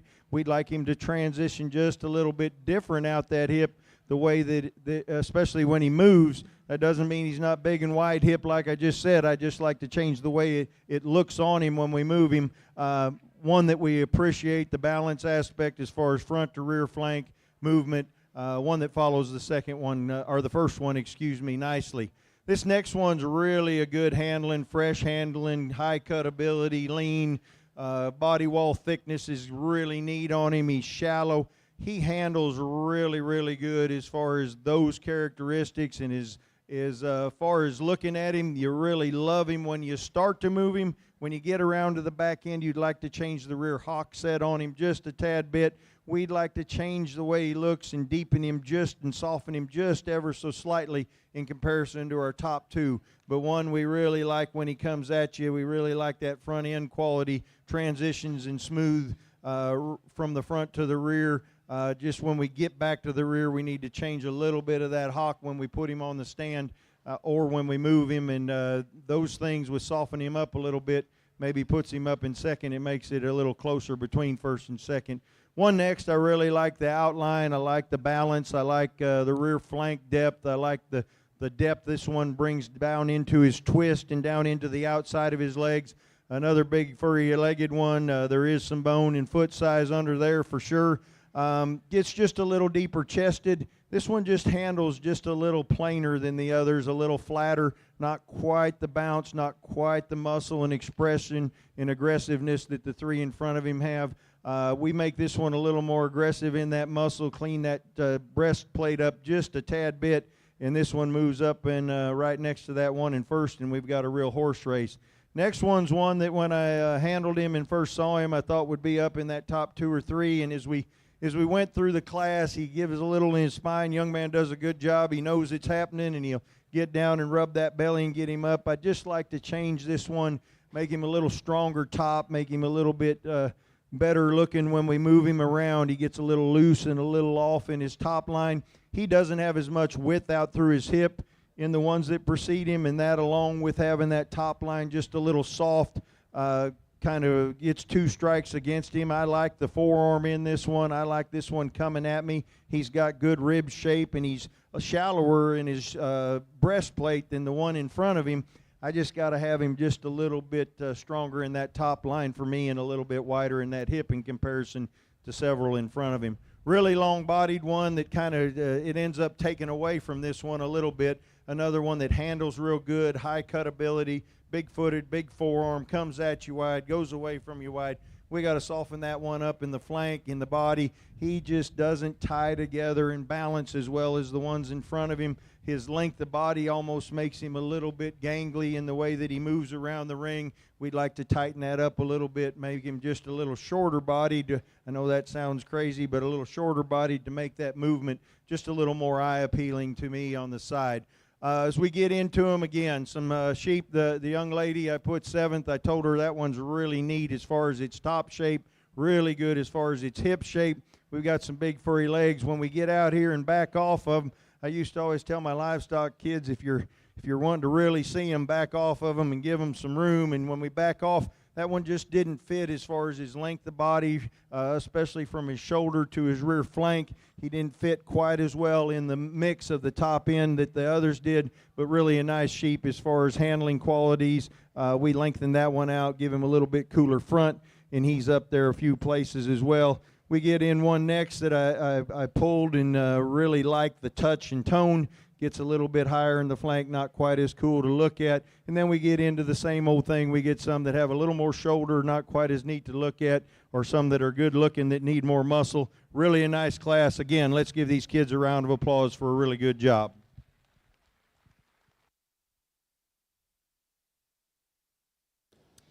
Okay, we are ready for our grand drive on the market goat side. Beginning with our Division I champion, brought to us by Sam Guston, 13 years old from Dalhart, Texas, member of Dallam County 4-H. Sam enjoys showing goats and playing golf, wants to attend Texas Tech University and major in business. Our Division I reserve champion was exhibited by Holden Wise, 13 years old from Brownwood, Texas, member of Brown County 4-H. Holden enjoys cheerleading, playing basketball, and showing with her brothers. She wants to attend Texas A&M and become a veterinarian. Our Division II champion was exhibited by Hazen Hoffman, 10 years old from Garden City, Texas, member of Glasscock County 4-H. Hazen says she doesn't have hobbies, she has animals. She wants to attend OSU or Texas Tech and major in animal science. Our Division II reserve champion was exhibited by Madden Wise, 18 years old from Brownwood, Texas, member of Brown County 4-H. Madden enjoys showing and working with animals with his siblings. He plans on attending OSU in the fall to pursue studying law. Our Division III champion was exhibited by Reagan Miller, 12 years old from Seagraves, Texas, member of Denver City FFA. Reagan enjoys swimming and playing with her sister, enjoys showing livestock, wants to attend Texas Tech University and become an EMT. And our Division III reserve champion was brought to us by Brindley Hogg, 18 years old from Lubbock, Texas, member of Lubbock County 4-H. Brindley enjoys playing softball and showing livestock, wants to attend Texas A&M and major in animal science. Brandon, you've got an outstanding set of goats out there and an outstanding group of kids showing them. Folks, let's give them all a big round of applause.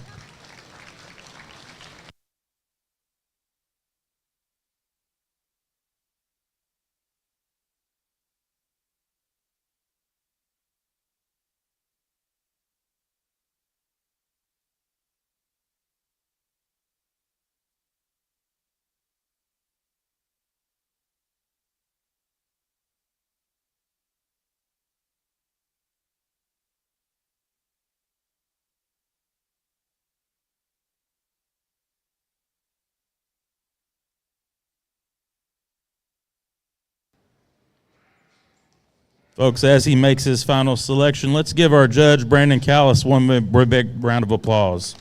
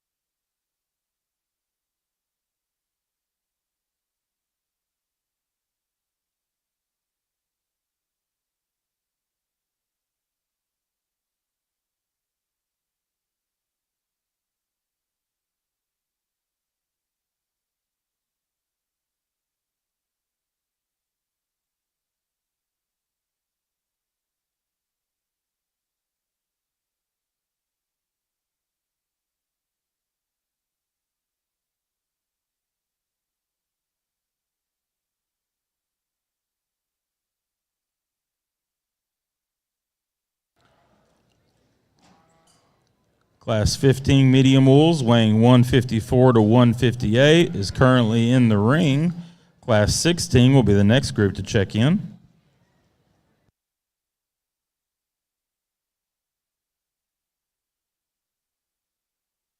Been an awesome goat show here, and again, I tend to get a little scatterbrained towards the end, especially since we started showing there at OIE on the 10th of this month and finished yesterday, and so hadn't had a whole lot of breaks. Was thoroughly looking forward to this. I did have to ask my wife when they called if I could be gone, and she knows my addiction is not drugs or alcohol; it's judging livestock shows, and she said, "Go ahead, and I can hold it down." So first, I got to thank the family back home. My dad and mom went just to help out because I was going to be down here, and so forever thankful for them. Thanks to Laurel. Thank you, Dottie. Even though seeing Dottie here in this capacity makes me feel old because I knew her at a younger point. But it's been awesome working with you guys. As always, when I get the chance to come down here, I relish it. I usually do not say no. I jump in the vehicle wherever it is because sorting stock down here is just different. It just means more, and the quality's good. I thank you breeders and exhibitors for trusting me with the quality y'all brought today. In fact, let's give all the kids that showed today a big, big round of applause.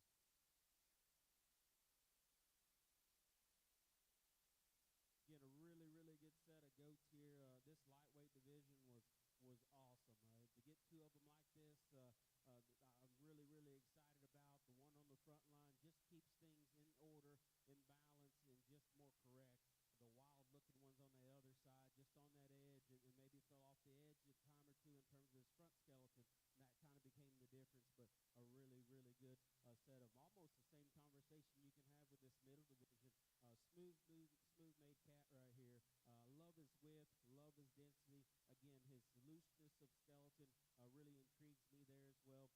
He's going to get on the nitty gritty like we talked about him and his division mate there. They're not as heavy bone probably there. He can hit you just a little chubby at times. And boy, that's a massive wide one that can still get and go for sure. And the division mate over there, again, wild looking, wild pieces. Just wish we could keep the wheels on the bus a little more accurately, and that would have been interesting to see as well. Then that last division, again, same kind of conversation here as far as two really, really neat looking ones that start to have some of them extras but still keep it athletic. This guy on the front line takes shape and takes cutability and takes presence and puts it together, still handles himself. If I'm going to pick on him any, and it is probably twofold. Like, the reason he's so loose and flexible is because he's comfortable in his spine, but at times he can be just a little lower right there behind his shoulder. That's being awfully picky. That one here behind him, again, wild looking, big hip. Impressed to be that heavy and that good in your composition. Just want to see him just a little different there in terms of his elbow, but boy, in extreme pieces here. As always, guys, I do believe this is a great way to raise your kids and grow them. I think it's a great way to teach them how to handle success, but also how to handle failure. I got to experience that this week. Daughter made the sale. Son was one out of making a sale. And those of you who know my son, that did not go well, that conversation. And so I love passionate kids. I didn't see just a whole lot of disrespect at all today. I love seeing passionate kids, though, that it means something to them. The tears, maybe the anguish, maybe the feeling of disgust just a little bit. Don't hide that. That's fine. Don't get disrespectful with it, but it's okay. And last but not least, as always, we're out here to serve Christ. We're out here to do his will and do his work. Let's remember to use these animals to do his will and do his work, and we'll keep getting better every generation. Jesus is the only thing that saves us. He's the only thing that's real. Everything else is fleeting. So I'm going to put this mic down and grab you a couple of champions, folks. It's been an honor.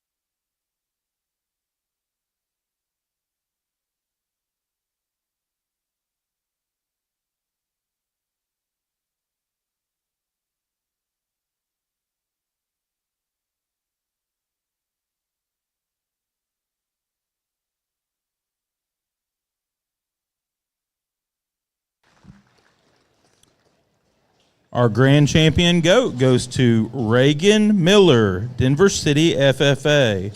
And reserve champion goes to Brindley Hogg, Lubbock County 4-H. Congratulations. We're pleased to have our Rodeo Austin president, Mr. Rick Lane, here to present the banners and buckles. Congratulations to all. Thank you for participating in the Junior Market Goat Show.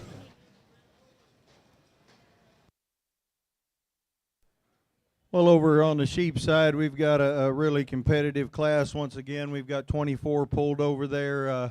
Really, really nice set out here. Still, just maybe not quite as far along or quite have the qualities that we've pulled. We've got one here that's got a nice silhouette, needs a little more loin, a little more leg. One that we appreciate the bone and appreciate the look of this one. We get behind and need more horsepower in that one. We've got one that's just a little forward in his shoulder, maybe a little off in his hip when we put him in motion. Really cool one there to look at, needs more muscle. We've got some then we get into structure and skeleton. Young man's got here one here that's got some bone and some thickness to him. Needs to be a little bit cooler about his front and a little longer bodied. Some more that have a good look and need more muscle. There's one right here that I really appreciate as far as from the side profile. When I handle him and look at the depth of flank in relationship to what we kept, I don't think he's quite there. Another one with some muscle that just needs a little more up and out. We've got one here that's really attractive, a blue one, just needs more leg muscle, more hip. Just a really, really good set of a nice sheep that aren't going to make it today. Kids did an awesome job of bringing them here and showing them to me, and I appreciate them coming. Let's give them a round of applause as they leave the ring, and we'll sort through these 24.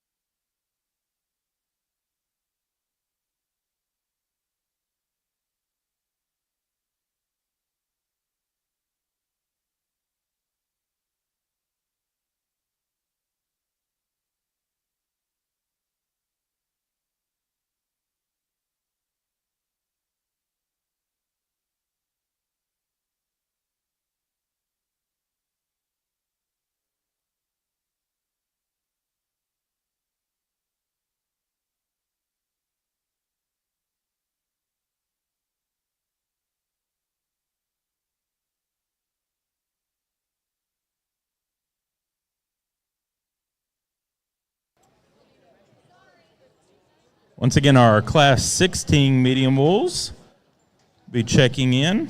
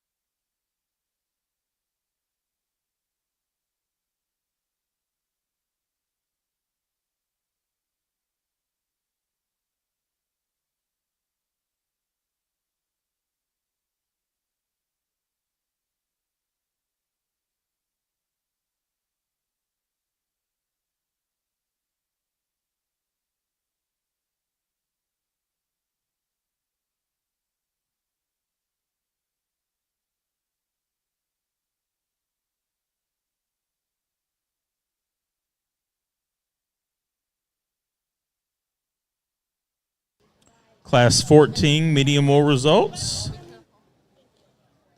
10th place, Brooklyn Howell, Smithson Valley FFA. 9th, Callie Drozd, Callahan FFA. 8th, Lacey Matney, Lavernia FFA. Breeder was Glasscock Club Lambs and Circle G Livestock. 7th, Avery Russell, Zephyr FFA. 6th, Bailey Rainbolt, Sweetwater FFA. 5th, Dawson Lott, Louise FFA.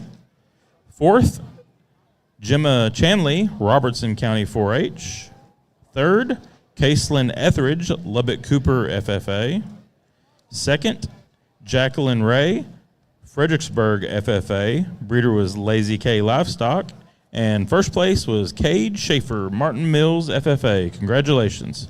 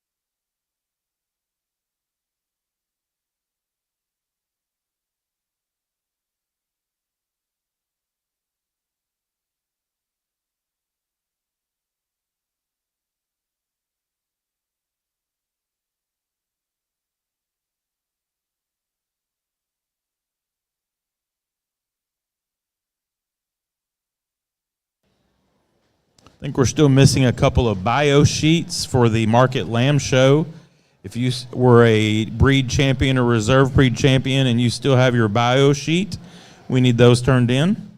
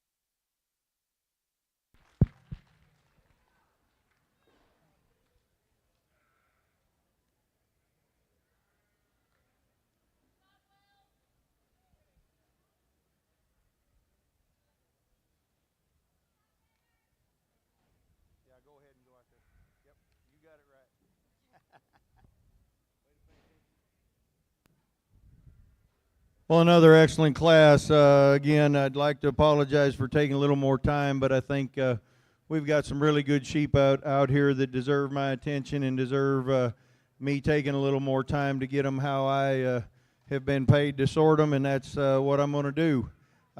We've got two up here that remind me a lot of each other as far as the way they move around the ring, as far as the amount of dimension of muscle they have, as far as the way that they handle. I think the one that wins the class is a little bit leaner over his rib, a little bit cleaner, and a little bit higher cutability. I think he comes at me just a little wider, and I think when we put him sideways, to me, he's a little neater in the way he blends from front to rear, especially when we put him in motion. And when I'm talking about that, I'm talking ever so slightly. These things got a lot of shag and a lot of wool there, but guys, there's a lot of foot size and a lot of bone under there. They're clean in their chest floor. Have some forearm. I probably give the advantage to the forearm and the one in second over the one in first, but I give the advantage of being a little shallower chested, a little neater about that front, in the way that shoulder ties in the top, that top part of that blade ties into that cage than the one in first. I give the advantage to the one in first being just a little wider out through that pin setting and carrying that muscle down just a little bit lower in the flank. But two real good sheep that complement each other real well. I don't often say one's got to go first or third, or you can't split these two up, but I would have had a hard time splitting these two up with the way they move around the ring, the way they look, and the way that they complement each other. We get in one to the third, and don't take anything away from this one, guys. This one handles with a lot of top shape, a lot of width at that last rib, comes back good hipped. This one's big-footed and wide coming at you. He's not quite as neat in that chest floor as the two in front of him. He's carrying a little more condition for sure than the one in first. We feel that flank, and we're carrying a little more condition back there. I think it's closer probably between second and third than it is first and second, probably, honestly. But I think that this one needs to come out of his shoulder a little bit better with his neck. He needs to tie a little bit better that way and lean up to make that decision closer. We get into the next one, and one that I really like, that chest floor and shallowness, and then having that rib shape. This one's a high cutability one that's really long in his hind saddle. One that's just a little harsher. He's not quite as good as far as his touch and feel and that bounce to his hide. One that we appreciate moving around the ring until we get a little bit to the back end, and then we start getting just a little straighter than the three in front of it. We'd like to give this one a little more flex to that rear hock. Next one, another really good handling one that comes with a lot of forearm, a lot of top shape, gets just a little higher in his flank. Again, I'd like to change his hind leg placement a little bit when we move him, change the way his hip comes down into his muscle and down into his hock. We get the blue smoky one next, really long-bodied, really has a nice touch and feel. Again, stout coming at you, stout going away from you. Just doesn't have quite the feel over his loin. A little bit staler handling. He's not as big in his rib and rack as our top end. He's not quite as cool about the way he holds his skeleton together when we talk about top line and bottom line in comparison to the ones directly in front of him. We've got one next I talked to the young lady about, really attractive from the side. Just gets out-horsed and out-muscled. We just need to have more of it.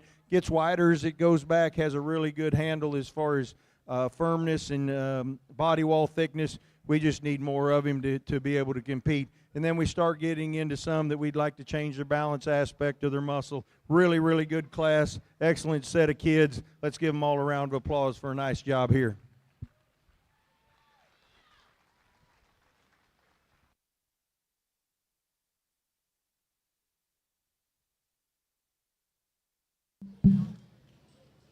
We have a white GMC Yukon, license plate VPM 1955.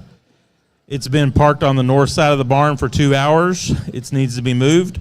White GMC Yukon, VPM 1955, needs to be moved immediately.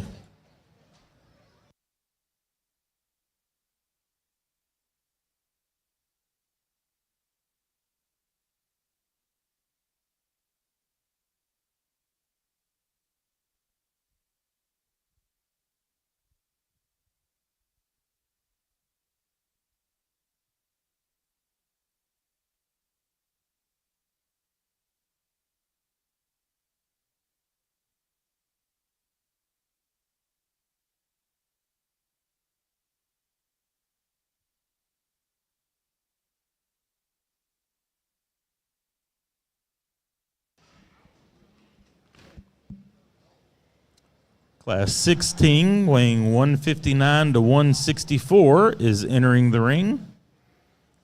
Class 17 will be the next group to check in.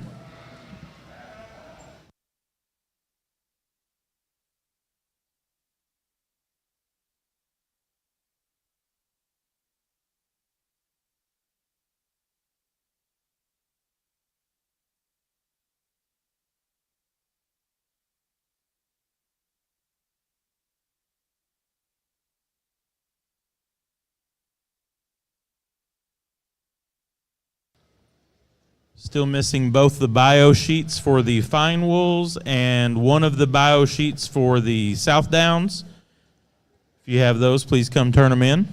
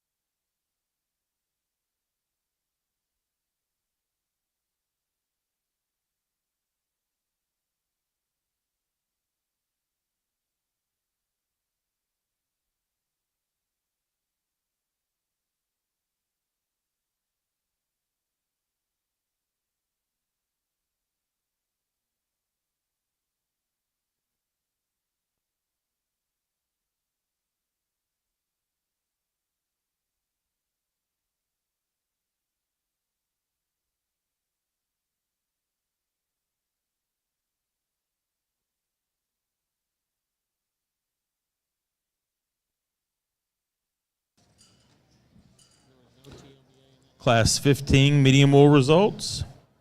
10th, Reagan Miller, Denver City FFA. 9th, Tyler Rivas, Medina Valley FFA. 8th, Flora Appleton, McCullough County 4-H. 7th, Kaylee Ottmers, Bandera County 4-H. 6th, Tatum Duncan, Lampasas County 4-H. 5th, Briley Edmondson, San Saba County 4-H. 4th, Livy Krippendorf, Comal County 4-H. 3rd, Raider McFall, Reagan County 4-H. 2nd went to Stratley Struby, Tom Green County 4-H. And our class winner was James Wilkie Schultz, Guadalupe County 4-H.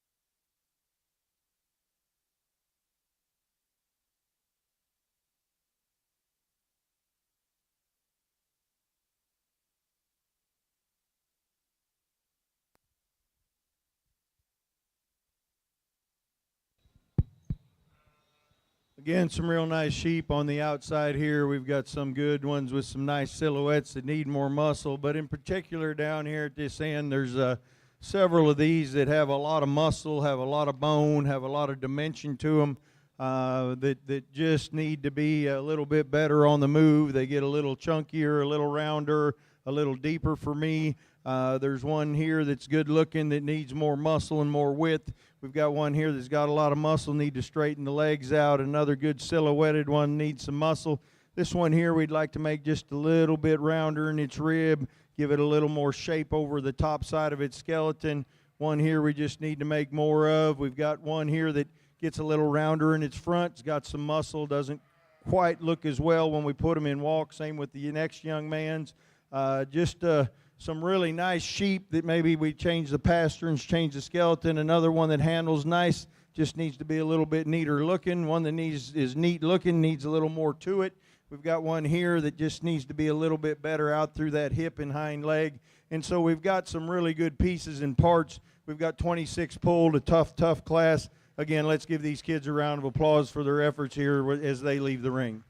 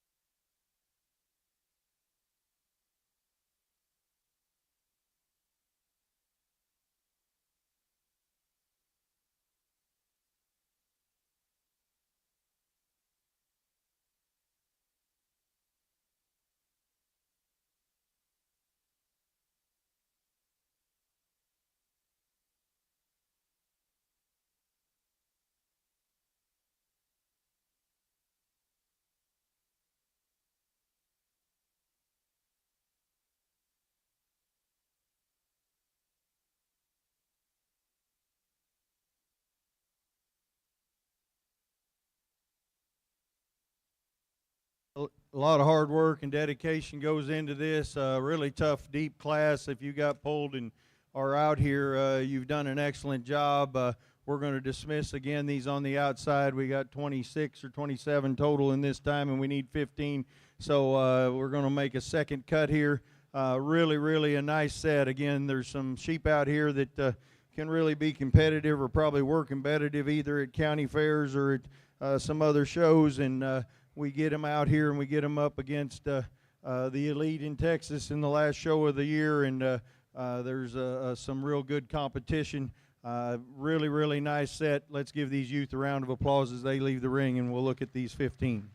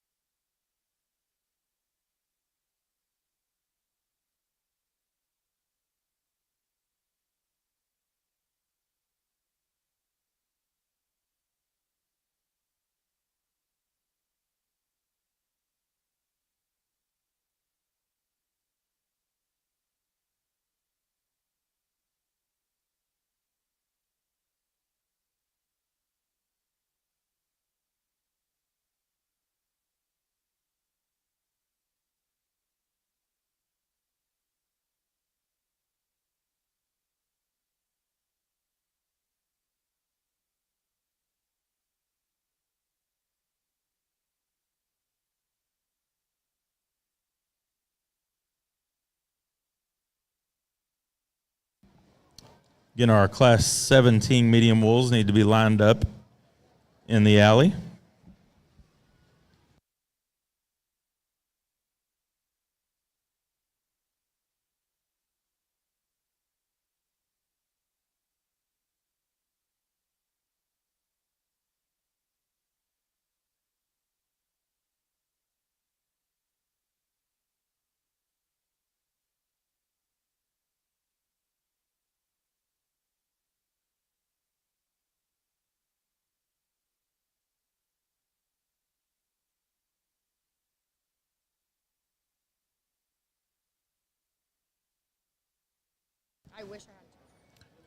The white GMC Yukon license plate VPM 1955 is still parked outside, has been for several hours. The tow truck is coming. White GMC Yukon VPM 1955. You better get it moved.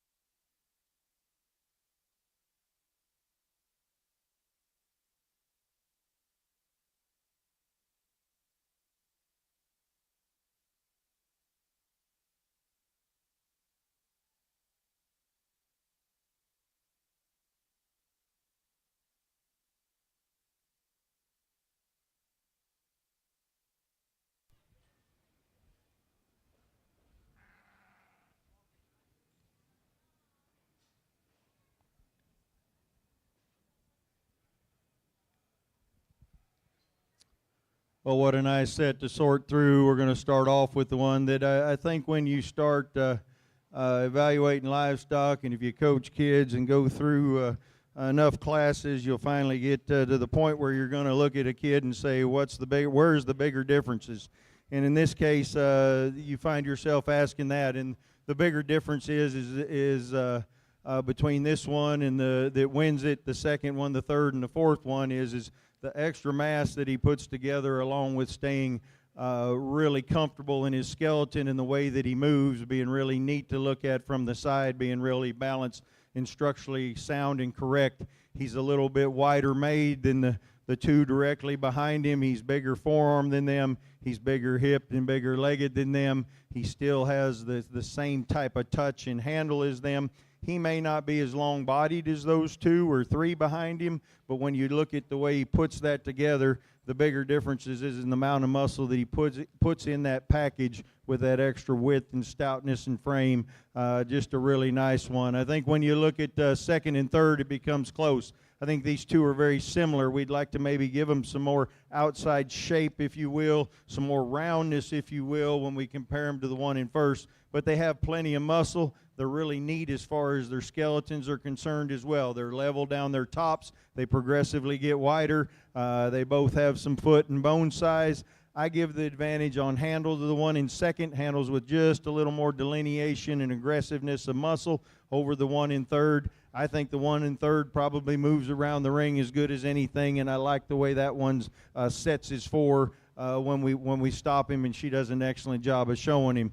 One that maybe could be a little bit leaner in comparison to the top two, but I don't think that one's fat by any means. The one in fourth's a really good one. You don't say that very often, but that's a really good one. That one's cool to look at from the side, really sculpted down the top, really level down the top. He gets a little easy in his tops at times. He wants to fight her and go backwards. I told her we needed to turn his transmission around so he'd go forward a little bit, and she agreed with me. She didn't smile about it, but she agreed with me. She was not happy with him. But he does get a little easy in his top. He's not quite as wide made in his skeleton as the three that precede him. Just a real attractive one that gets in fourth with that attractiveness. He's good forearmed. He's cool in his chest plate and his chest floor and his breast. He's really neat as far as the way he ties together from his shoulder into his rib. He just deviates a little bit there in the middle of his back when he wants to back up. Doesn't have quite as much muscle as the top three, a little bit cleaner and cooler than the one in fifth, excuse me. We get into the one in fifth, really a lot of top side shape, not as descript in his muscle, especially when we get back into that hip. Just gets a little flatter in that lower rib, starting to show his age maybe a little bit, a little more mature, a little flatter in his bone, not quite as cool about his neck and shoulder set as the ones is in front of him, much like the one next. The one next is a little bit the same way, starting to get just a little mature. This one, when we put him on the move, he gets a little down-fronted, a little shorter-fronted, doesn't hold himself together quite as good in that front end as the one that's directly in front of him, and that's why he's in the last hole of the sale in sixth today. We talked to the young man about the seventh, one that had fever when he was young, had a little bit of staleness down his top, really attractive to look at. Just need to have more of him in comparison to the ones above. Another one that's really cool as far as muscle shape, need to just change the way it's designed on his frame. And then we get into some that roll off a little bit, maybe could use a little better feet and legs. But really, really a nice set. Again, a very competitive set. Let's give these kids a round of applause for a nice job.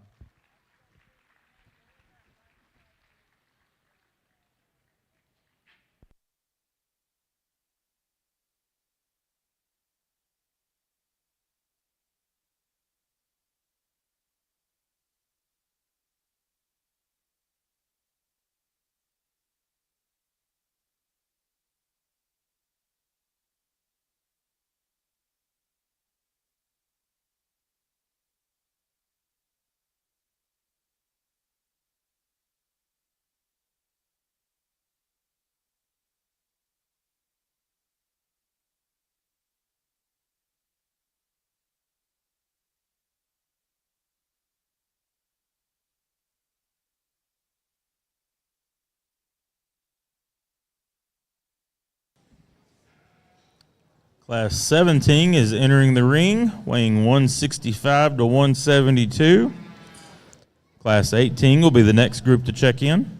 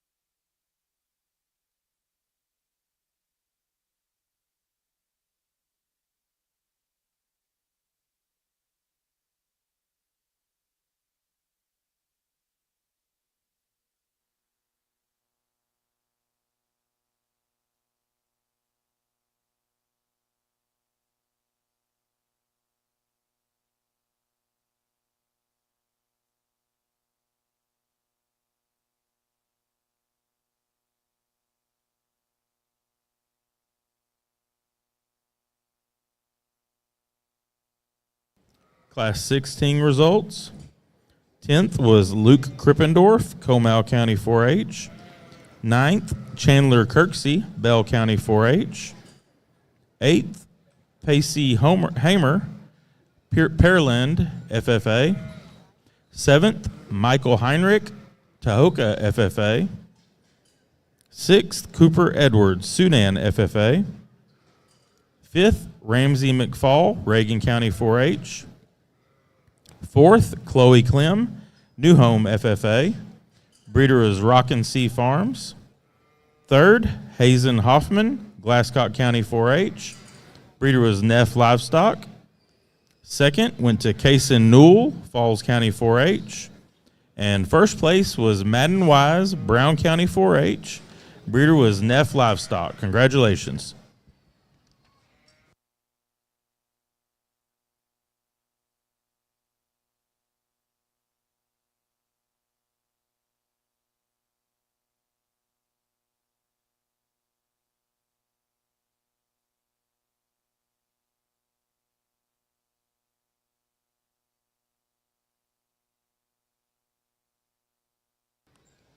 Again, Class 18 should be checking in.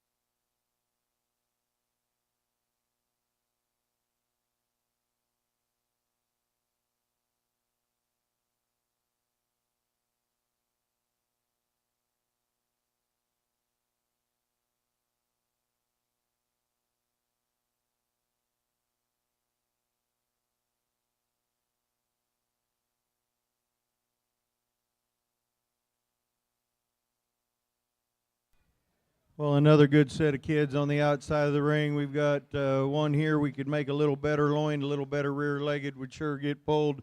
We've got a good silhouette, needs to drop its flank. Another one that's really neat as far as levelness, needs more muscle.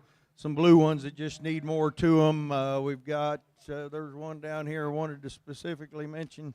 This one's really nice as far as bone and foot. Did a nice job of getting him ready. Not quite as smooth in his junction from loin to hip and hip down to hind leg. A nice looking one, needs more muscle. A good handling one that just doesn't balance quite as well, is a little bit shorter in its body and neck. Another one pretty similar, really cool looking one, needs more to it dimension wise and body wise. We've got one here that's got some muscle in it, handles good, needs more rear leg muscle.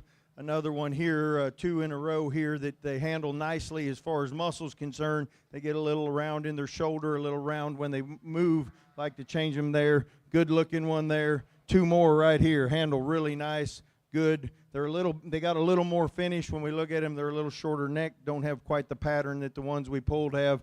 A really good set. These kids have done a nice job. Again, the reward they're going to get for this last show of the day is your hand of applause or your round of applause. They've done an excellent job. Let's do that for them as they leave the ring.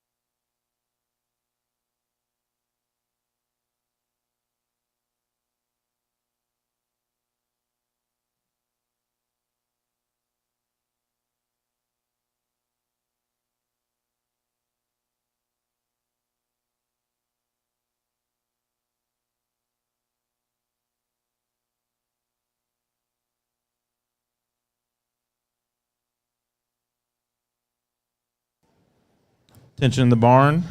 We have a Level Land ISD truck and trailer parked in G5. It needs to move immediately. Level Land ISD truck and trailer parked in G5 needs to be moved immediately.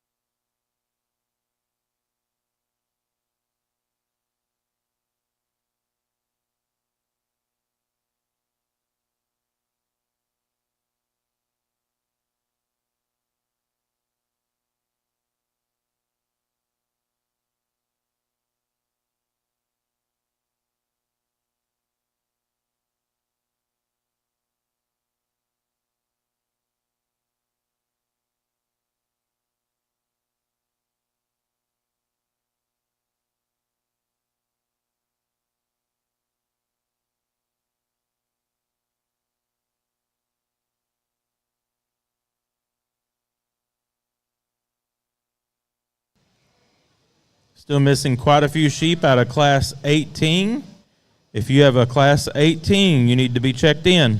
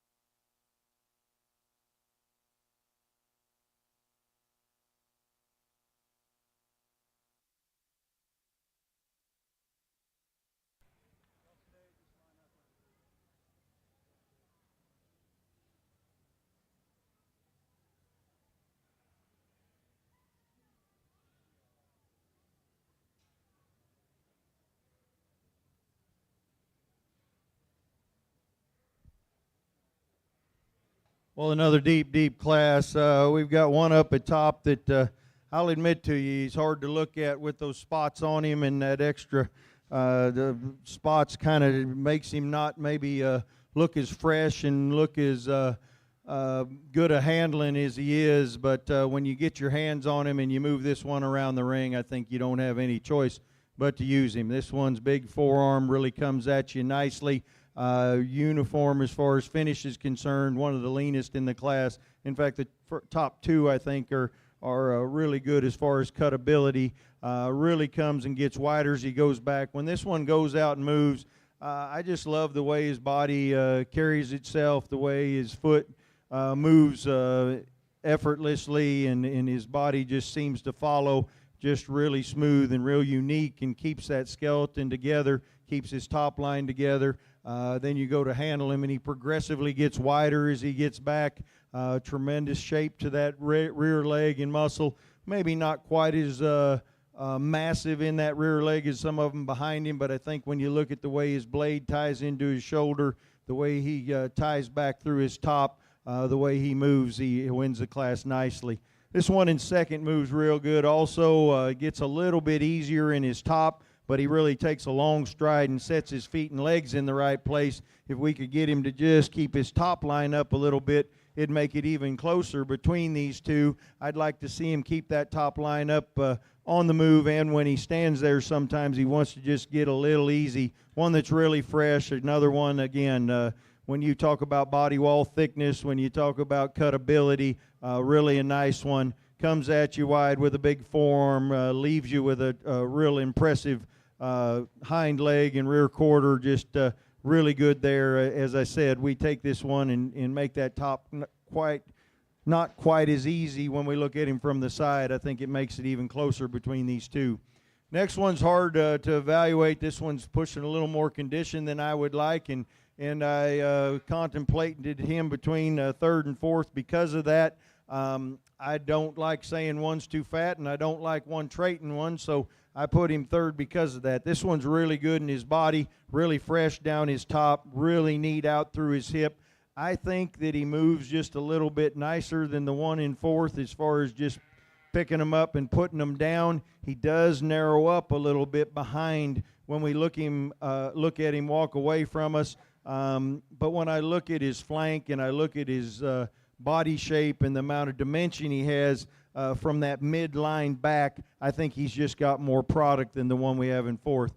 One in fourth's front end quality is really neat. Probably matches the front two just a little bit better than that one in third. Really like that forearm, really like that blade and the way it comes up in there. Really neat as far as being shallow chested and yet having some curvature to the rib. We just need more body in that one when we get back in that rear flank and in that rear leg. He doesn't have quite the dimension there. When we get this one moving on his rear two, he's limping a little bit. He's not really moving out with him or doing something that's not allowing him to just move out. But I think those things, along with being a little bit narrower on the backside, when we look at between his hocks, between his hind legs, and between his flank, we need to just pull that one apart to move him up. One that is pulled apart there is this next one. This next one's big-footed, really pulled apart in that hip, really pulled apart in that body. He gets a little plainer handling down his top. He's not as aggressive as far as his muscles concerned as the ones in front of him. Gets a little mellower to the touch. When I put this one in motion, that bottom pastern on both of them get in just a little bit, and I'd like to change that. So those two or three things put together has this one in fifth, and that's a really good one in fifth. Somebody that really likes feet or foot size and bone size, likes some of those attributes as far as that hip shape, could move him up some spots, and I wouldn't argue with him. I just need a little better touch, a little better handle, and a little better hind two. Really an aggressive handling one next. I really appreciate this one as far as expression of muscle, as far as density of muscle. Big-footed. When we get on top of this one, his blade doesn't tie into his shoulder and up into his rack quite as neatly and uniquely as some of them up at the front. He's pushing just a little more condition than I'd like. I'm not going to say he's fat either. I'd like to see him a little leaner when we go back into that rear flank doesn't hold himself together quite as well on the walk as some of them. Gets just a little looser in his structure. Maybe doesn't get out and just move as good as they do. But one that's not bad as far as just total wreck as far as the way he moves. I just like to see him get out and move a little bit better. The next one, I told this young lady, a lot of muscle. This one gets a little straighter, and his rear hock gets a little bit down in his chest floor when we really get him in on the move. One that we'd like to lean up just a tad bit, even for this size. Tremendous amount of product in him, just need to make him a little more attractive. And then we get into the same thing with some attractive ones that need more muscle and some muscular ones that need more attractiveness. But really, really a nice class. Again, excellent set of medium wools. Let's give these kids a round of applause for the job they've done here.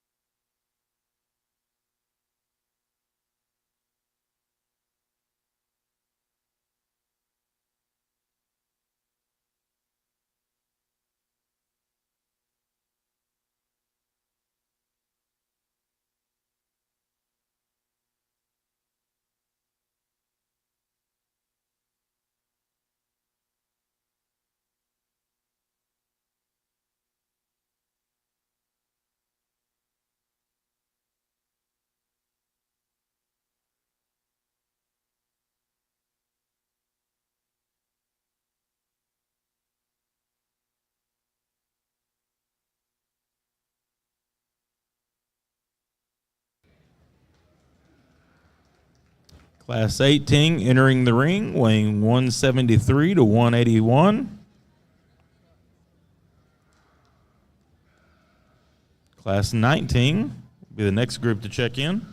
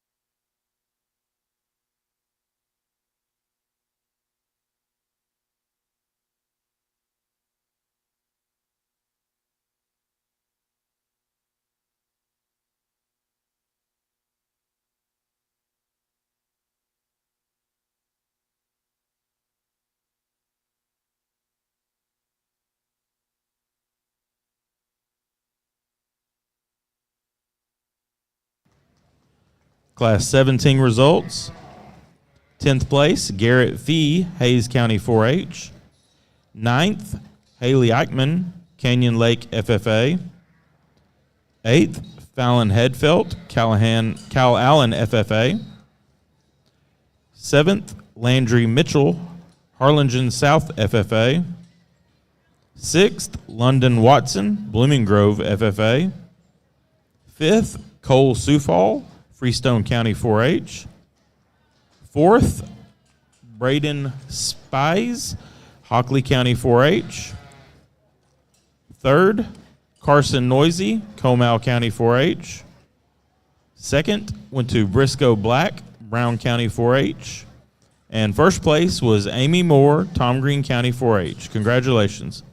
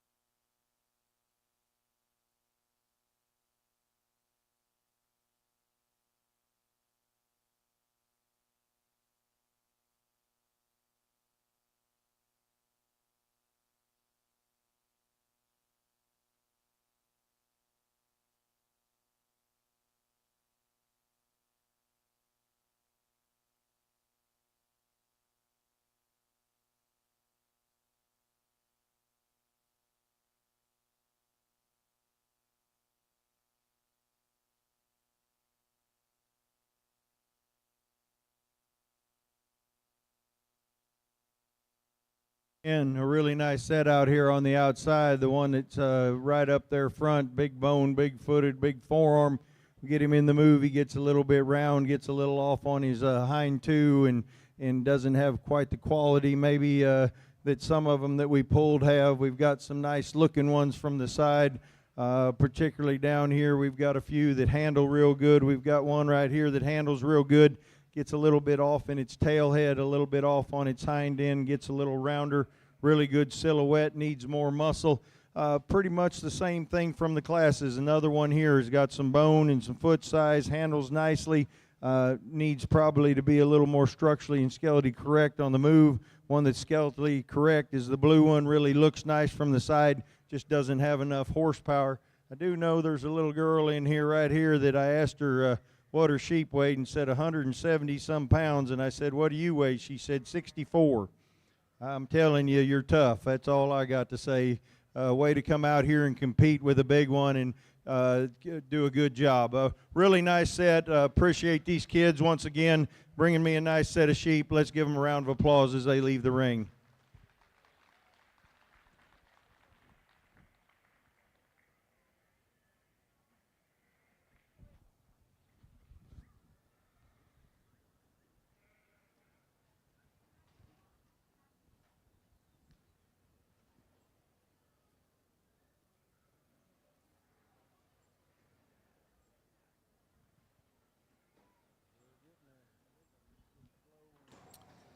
Again, you should be checking in your Class 19 medium wools.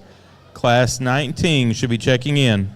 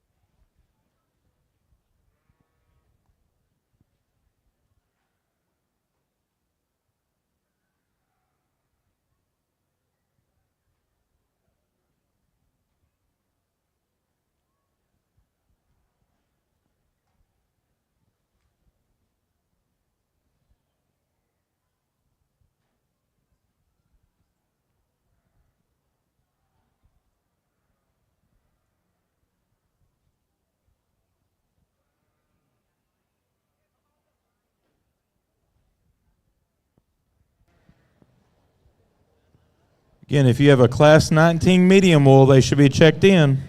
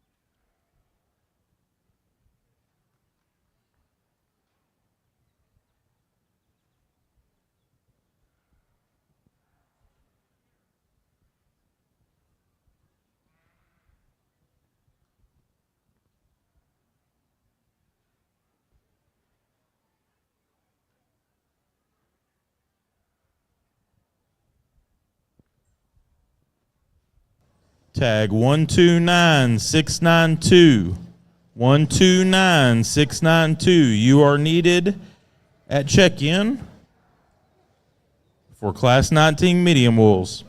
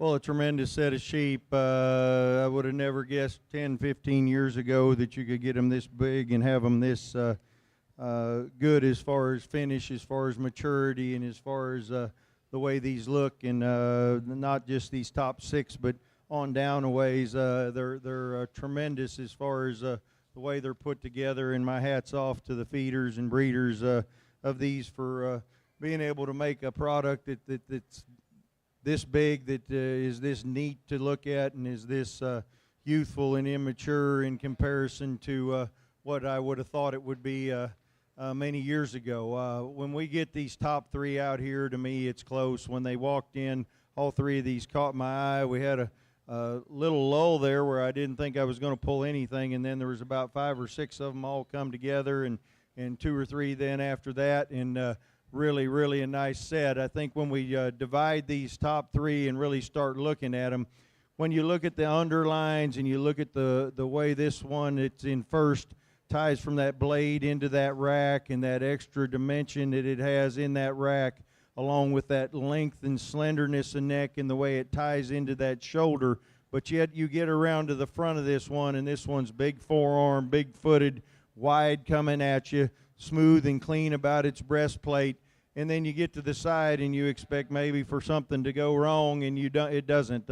This one's deep in its flank. This one's balanced from the side. This one's nice as far as his top line's concerned. He's big as far as his hips concerned. And when you go to handle him as far as finish is concerned, there's no problem there. This one handles fresh but firm as far as his touch. He's not too fat for this size, and he's not too fat for the size down or sizes down below. He just puts together a really nice package. I think where this one probably does the best is on the move. I think when this one's on the move, that extra balance and structural correctness comes to the top. That's taking nothing away from these next two because they're not unstructurally correct or bad-legged or anything. They move around nicely, maybe not quite the balance and the symmetry when we put them in move is the one in first. This one in second is big-hipped, tremendous loined, one that we like the front end. Again, you go around to the front of this one, clean as far as that chest and breastplate. We've got one there that, again, finish-wise, not a problem. This one's fresh and uniform as far as finish is concerned, but lean and high cut ability still. You get to the top of this one, and he's not quite as bold right behind his blade into his cage is the one that wins it. He's not quite as neat as far as the length of neck, and the way his neck ties into his shoulder is the one that wins it. And I don't think he's quite as wide out through his hip. I think it's real close between those two. I wouldn't call it either way. I think that both of them are really neat out through their hip as far as dimension of hip, with the pins, and the way they set that rear leg and hind leg down. We get into the one in third, and one that probably is pushing the most condition of the top three. I'm not going to say he's fat. He's really fresh. He's not quite as unique and neat about his front end and the way it ties together. This one on the move, I really like the way he covers his track and like the way his balance aspect is. We get back there into the rear flank. He's just a little bit up in the rear flank in comparison to the two, and I mean ever so slightly because this guy's deep-bodied, and he's not quite as wide out through his pins, and in his hip is the two that precede him, and those things are what make him go third today more than anything. We get into the one in fourth, and one that handles real nice, probably the highest cut ability, the leanest weather in the top six.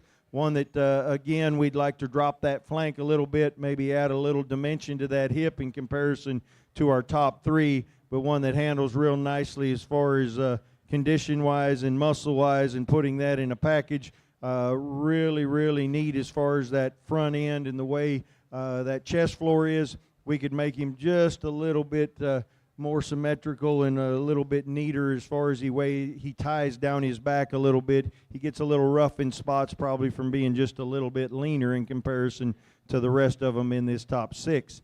When we get to the next one, we really appreciate this one's lines. One that just doesn't have as much muscle when true muscle shape when you get over top and you really start handling is the top three. He's not as lean and clean as the one in fourth, not as neat as far as his chest floor, and therefore goes fifth. And we've got a wide, super heavy muscled, heavy boned one next that just gets a little forward in his neck and shoulder, gets a little lower in his breastplate and his shoulder, wants to get a little bit forward and down in comparison to the ones above him. Big as hip as anything in the class, really big loin, maybe carrying just a little bit of condition, but not too fat, maybe just a little more than our top two for sure, but one that we just need to make a little more extended up front, make him a little smoother and cleaner about his front end. The young man we put in next, really appreciate the profile of this one. Just gets out horsed and outmanned, and especially when we get into that rear flank and hip, just not quite as much. And then as we go down, much like the others, we've got some that handle real good, need to be a little bit structured, and we've got some that maybe look real good, probably need a little more muscle. Really good class again. Excellent set of lambs up here, up at the top three. Let's give them all a round of applause for the job that they've done here.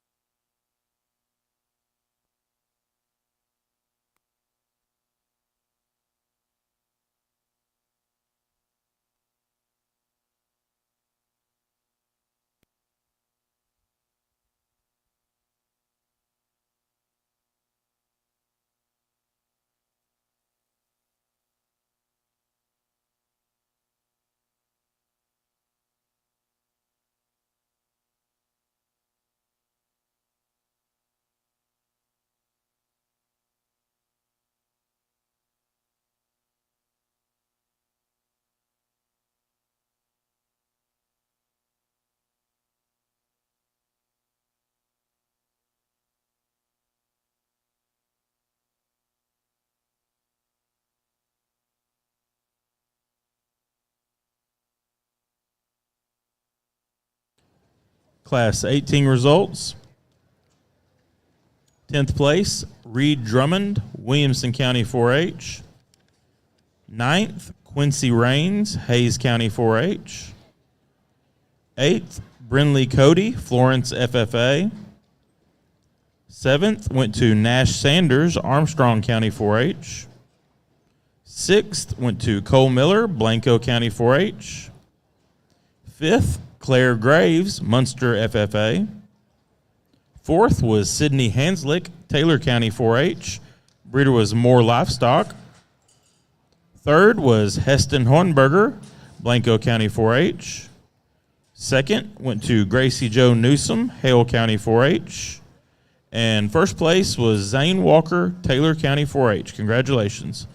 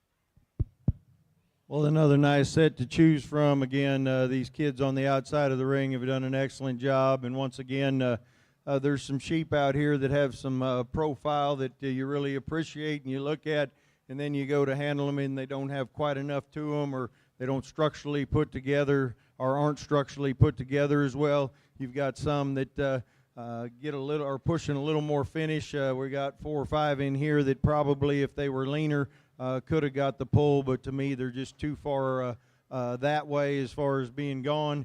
Some of them maturity patterns just getting a little bit old and a little bit flat. But we've got some sheep in here that has some nice profiles that need a little more muscle. We've got a sheep over here that's got some muscle, needs to be leaner and have a little bit better look from the side. We've got a really nice looking front here, needs to be better off its hind too. We've got a nice silhouette here that just needs more muscle, and same with the end. But really a nice set. These kids have worked hard. Let's give them a round of applause for their efforts here as they leave the ring.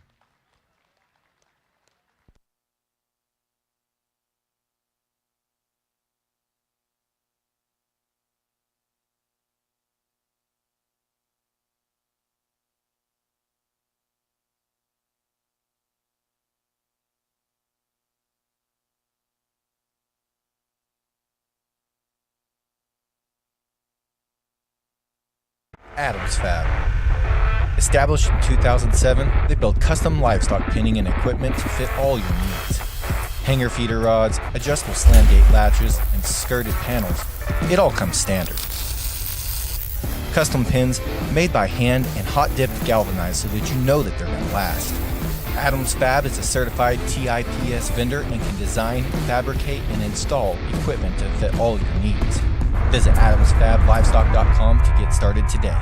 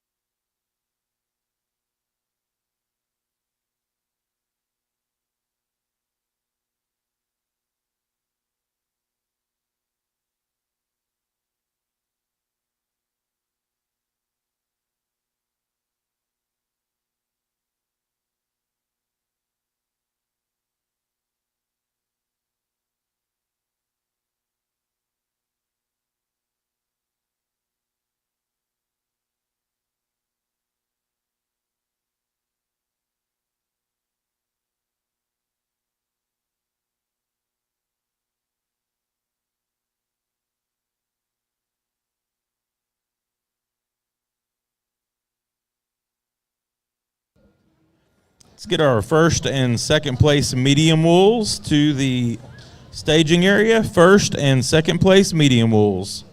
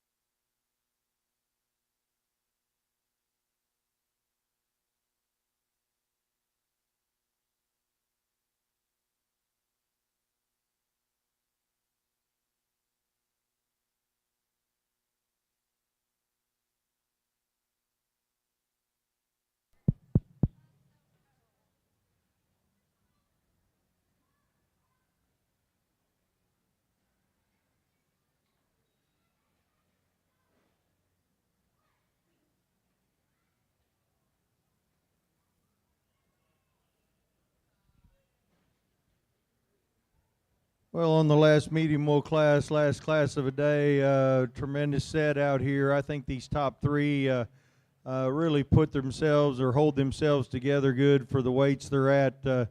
Still have some look from the side, still balance nicely, still have some width and some muscle, and put together leanness in a really nice fashion. I think the one that does it to the highest degree is obviously the one up front. That one's big in its rib, really nice as far as its shape down its top. It continuously gets wider. I think it's a little bit wider when we look at it underneath and we look at that total dimension of body, and that bottom 1/3 of that one's body is just a little bit wider, a little bit deeper, a little bit more to it than the two that are directly behind it. I think he's got just a little bit more bone and a little bit more expression of muscle. I think it comes close between second and third. I give the advantage to the one in second of being just a little bit better as far as that top shape. We got a little more push to that rack. We got a little more crispness and edge to that loin. We're a little bit better out through that hip as far as width and dimension out through the pin setting. I think the one in third's probably a little bit leveler hipped, a little bit neater to look at from the side. I'd like to pull that one apart, both on the top and bottom side of its skeleton, to move it up above the one in second and move it up towards that first place hole. We get into the next one, and this one's we've kind of got three that are on the other end of the spectrum a little bit. They're really wide, big-footed, have a lot of muscle, but they have a lot of quality to them. They're not too fat, but when we get them and we compare them to the three up front, they're a little bit, this one's a little bit forward in his knee, a little bit forward in his shoulder. He gets a little bit coarse when you look at him from the side and the top. He gets a little bit lower fronted. Consequently, he goes fourth today, but when you look at him in comparison to the ones behind him, he's just a little bit thicker. He's a little bit neater as far as his loin edge and hip shape when we compare him to the next two. This next one really is a good profiling one, or a good balanced one, I should say. Not as profile-y as the ones up there in first, second, and third, but really a nice balanced one as far as front to rear flank relationship, stifle to forearm, one that we appreciate the levelness. We need to make this one just a little bit longer in that front, a little bit higher at that shoulder, elevate him just a little bit to make him compete and move on up and ahead of that one in front of him. Maybe just a little softer the touch, but I don't think too fat for this class for sure. We get into the next one, and we like the cleanliness of rib on this one. The one that doesn't have is going to cut nice as far as cutability and yield's concerned. One that just gets out horsed as far as muscle's concerned, and the two in front of him gets out horsed as far as look and that extra look from the side, that extra neatness of pattern from the ones up in the first, second, and third hole. But really, really a nice set. The one in seventh, young lady's got a nice blue sheep that just gets a little bit off in the loin, not quite as wide through the hip. Maybe doesn't balance quite as well as the top three, doesn't have as much muscle as the next three. And then we get into sheep again that we're starting to push the limits on maturity and on finish. We're starting to push the limits on how much muscle we can put and keep the structure good, but really, really a nice set. Again, these kids have done an awesome job. Let's give them a round of applause for their efforts here in this heavyweight class.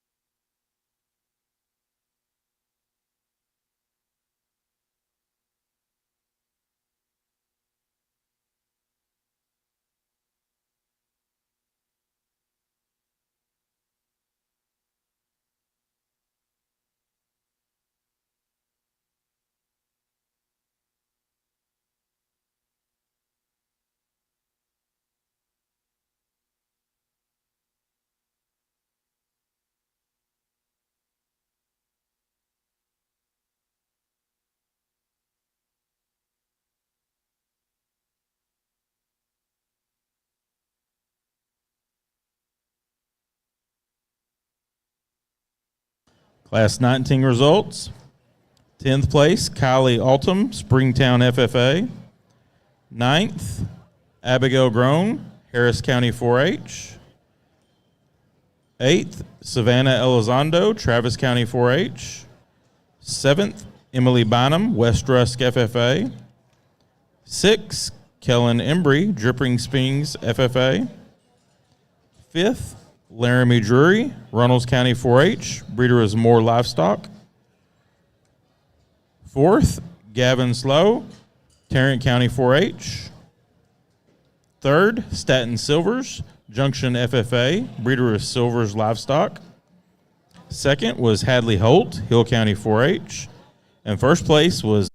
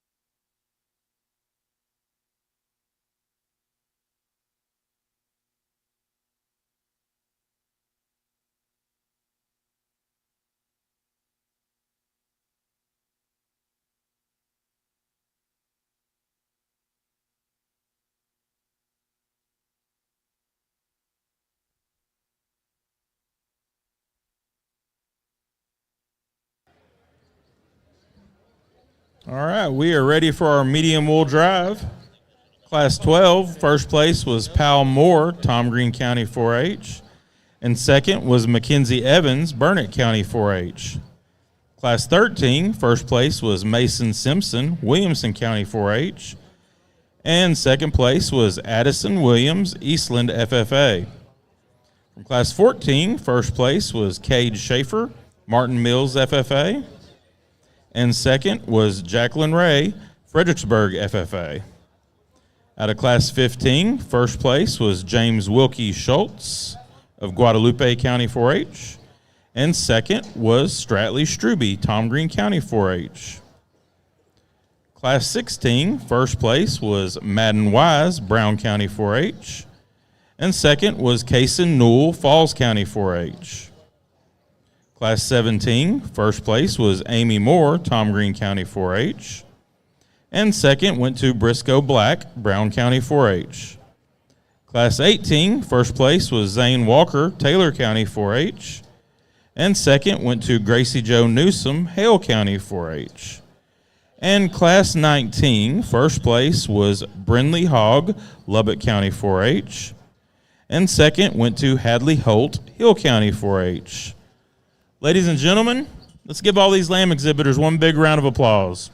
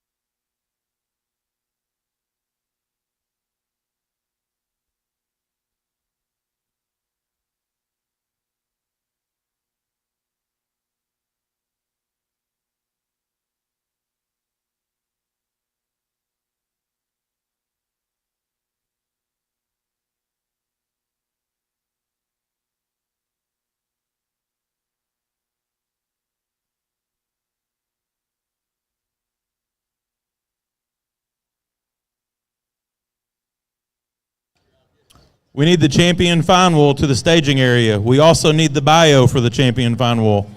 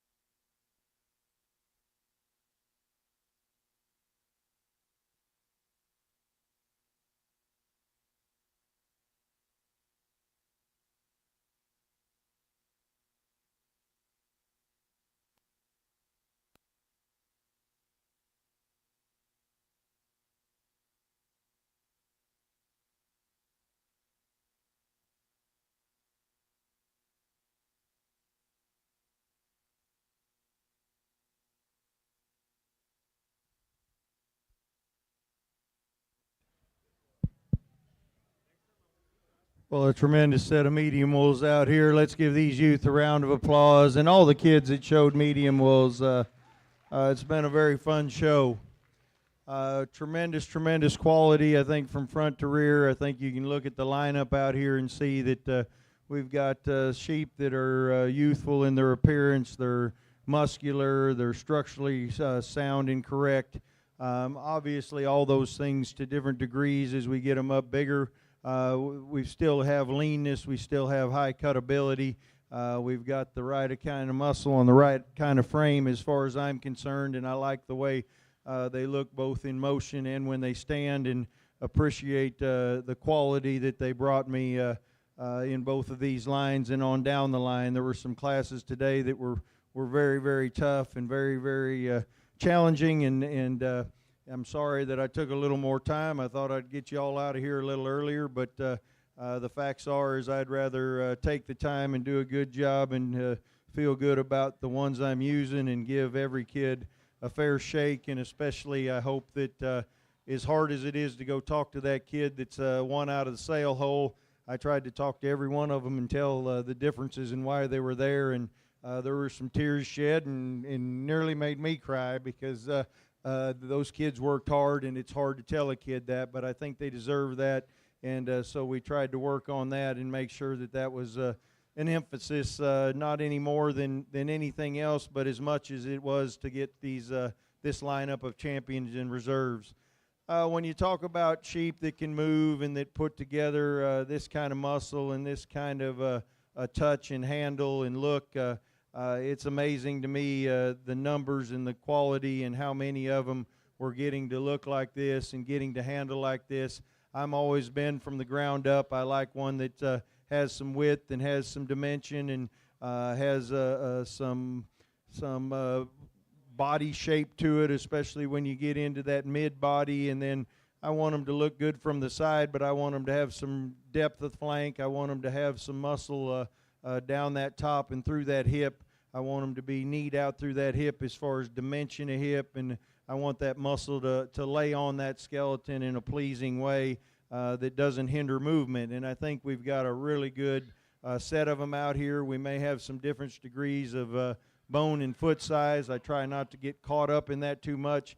I'll be the first to admit that it's neat to look at, and you can't not look at it and not put it a little bit into the formula, but I like to see sheep that are structurally correct and sound, and if they have that extra foot size and bone and that look, then that's just an addition to or a caveat that I like to see, but it's not the deciding factor.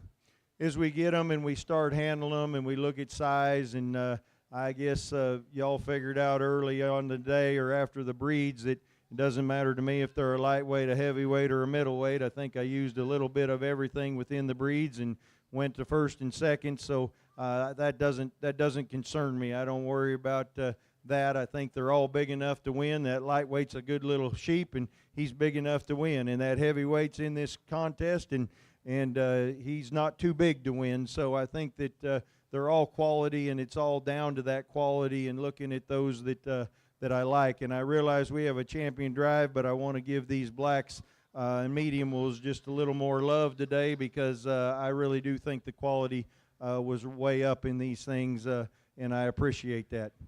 As we look for our champion, to me, there's one that's just a little bit, he fits the mold, but maybe a little bit of an outlier as far as doing some of those things that maybe no other one does in this class or in this division.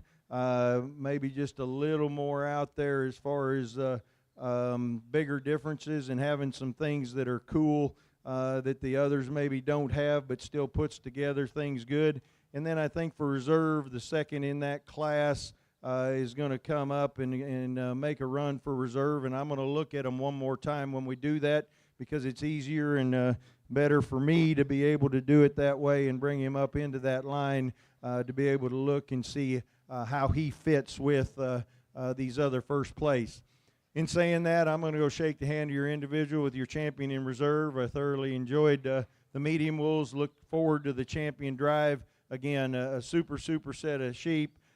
better set of kids in this medium wool thing. Let's congratulate them one more time and give them a round of applause as we go pick our champion.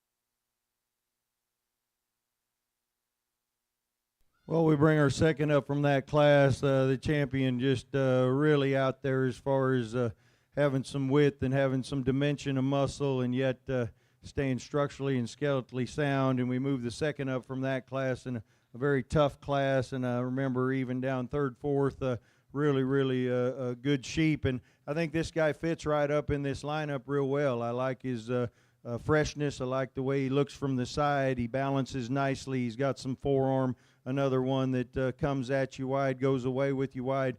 Maybe didn't from you wide. Maybe didn't have those bigger differences and wasn't quite as out there as our champion in the one that wins the class. But real close behind, and really appreciate the quality of that one. I think when we look at the one that fits mostly with what we use to win with, as far as that hip shape and that extra dimension of muscle, that extra boldness to the rib, that extra amount of body shape that he has, along with being really cool about the neck and front end. I'm going to go shake the hand of your individual with your reserve champion again. Congratulations to all these kids. One heck of a set of sheep. Let's give them one more round of applause.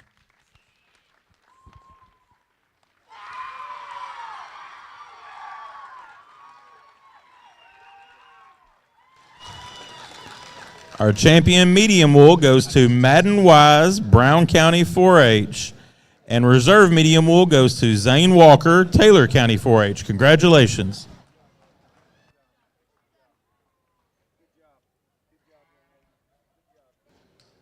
Ladies and gentlemen, as we prepare for our final drive, let's give our judge, Mr. Steve Sturts, one more big round of applause for coming and judging these lambs today and spending all this good time with these kids.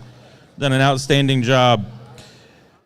One other thing we're going to do before our final drive is announce our Lamb Show Showmanship Award. The Tommy Dodd Memorial is honored to be presenting sponsor of the 2025 Rodeo Austin Lamb Showmanship Award. The selected individual will be receiving a champion buckle from Creative Awards of Fredericksburg. Thank you to the Rodeo family for their continued support. In addition to the buckle, the individual will be receiving a $1,000 educational assistance check to help with continuing their education. The 2025 recipient will be Mackenzie Evans of Burnett County 4-H. Mackenzie is a great example of an amazing young show person that exemplifies the type of individual that we love to support. Let's put our hands together for Mackenzie Evans.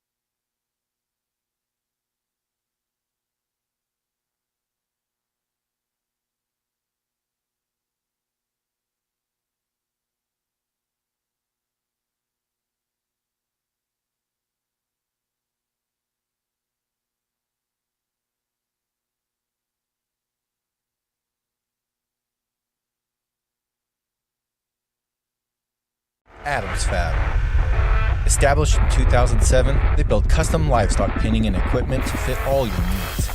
Hanger feeder rods, adjustable slam gate latches, and skirted panels. It all comes standard. Custom pins made by hand and hot dipped galvanized so that you know that they're going to last. Adams Fab is a certified TIPS vendor and can design, fabricate, and install equipment to fit all your needs. Visit adamsfablivestock.com to get started today.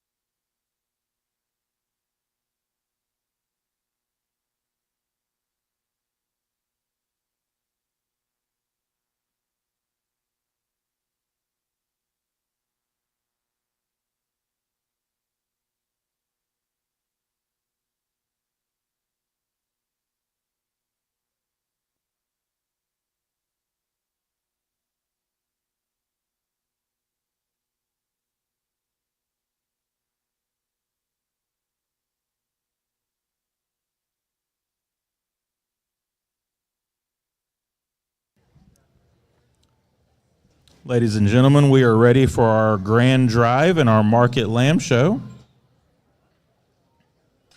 Starting with our breed champion fine wool, exhibited by Zane Burnside, 16 years old, from Jordanton, Texas, member of Jordanton FFA.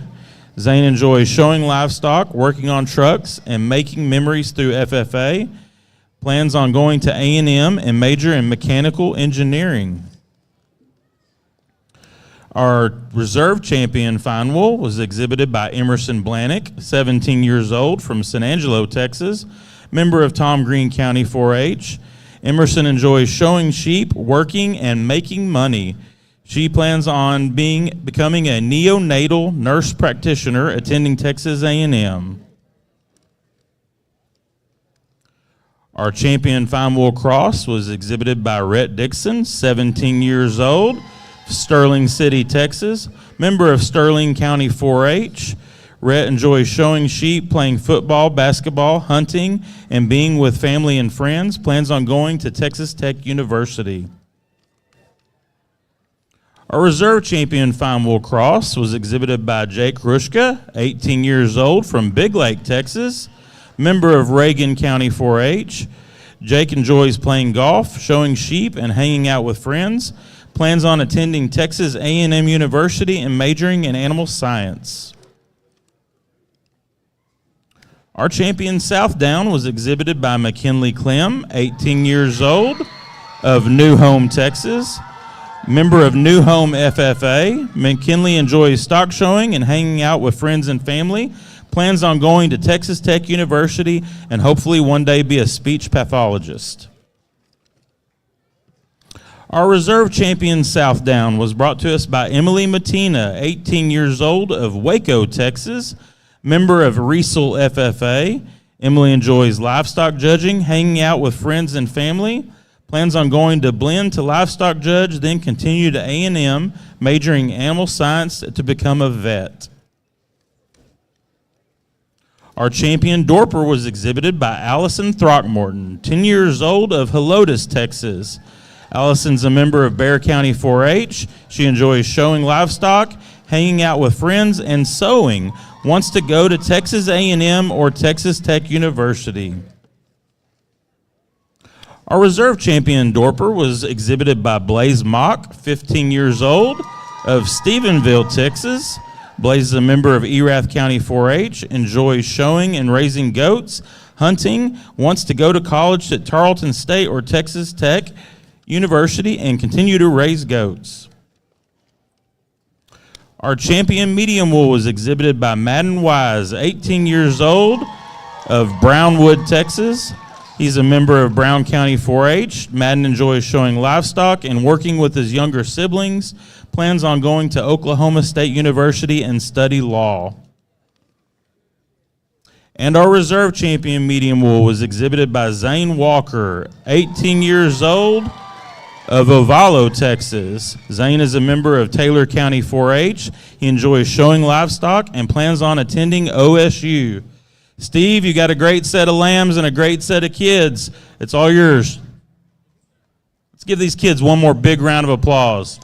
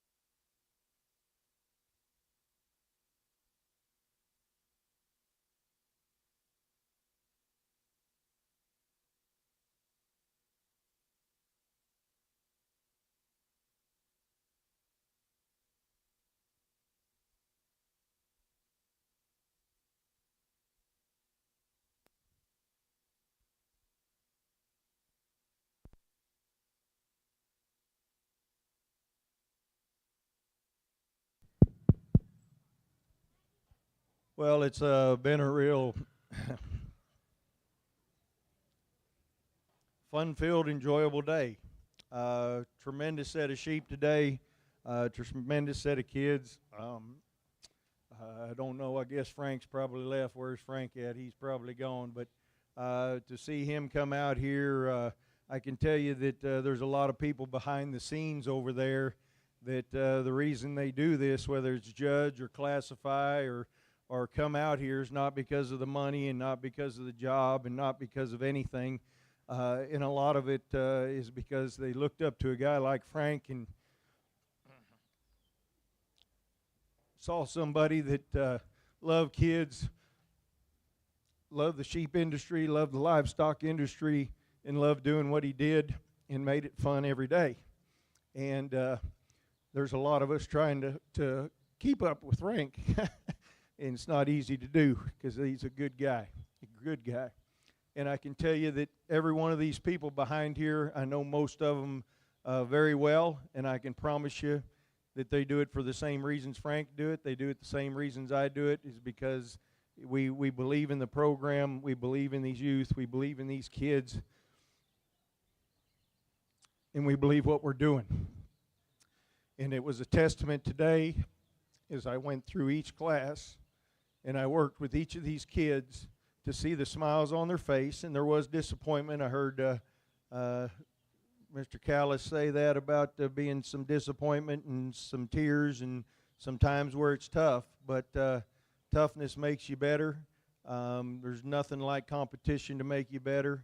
And I can promise you there's nothing like this show ring to make you better when it comes to life and to doing the things that are right and to competing and going on and being successful.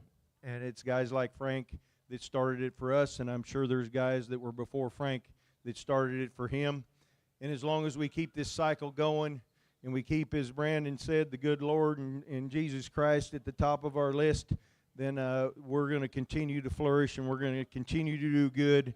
And no matter how much bad's going on in the world and how much we see on the news and we have tiffs and taffs between countries and between politicians, we're raising good kids out here and they're doing good things, and I can tell you it came through today, and I surely appreciate each and every one of these kids in the way that they handled themselves, the way they treated me, the way they treated the officials, and the way they worked through the day. And there's nothing like there's nothing better for a kid than an animal and the outside of an animal, and I don't care what barn it's in, and I'll go to my grave saying that. And I appreciate the opportunity to come here and work with these youth and to get to go through each class and to work with them and to see the smiles on their face and to watch them go through this. And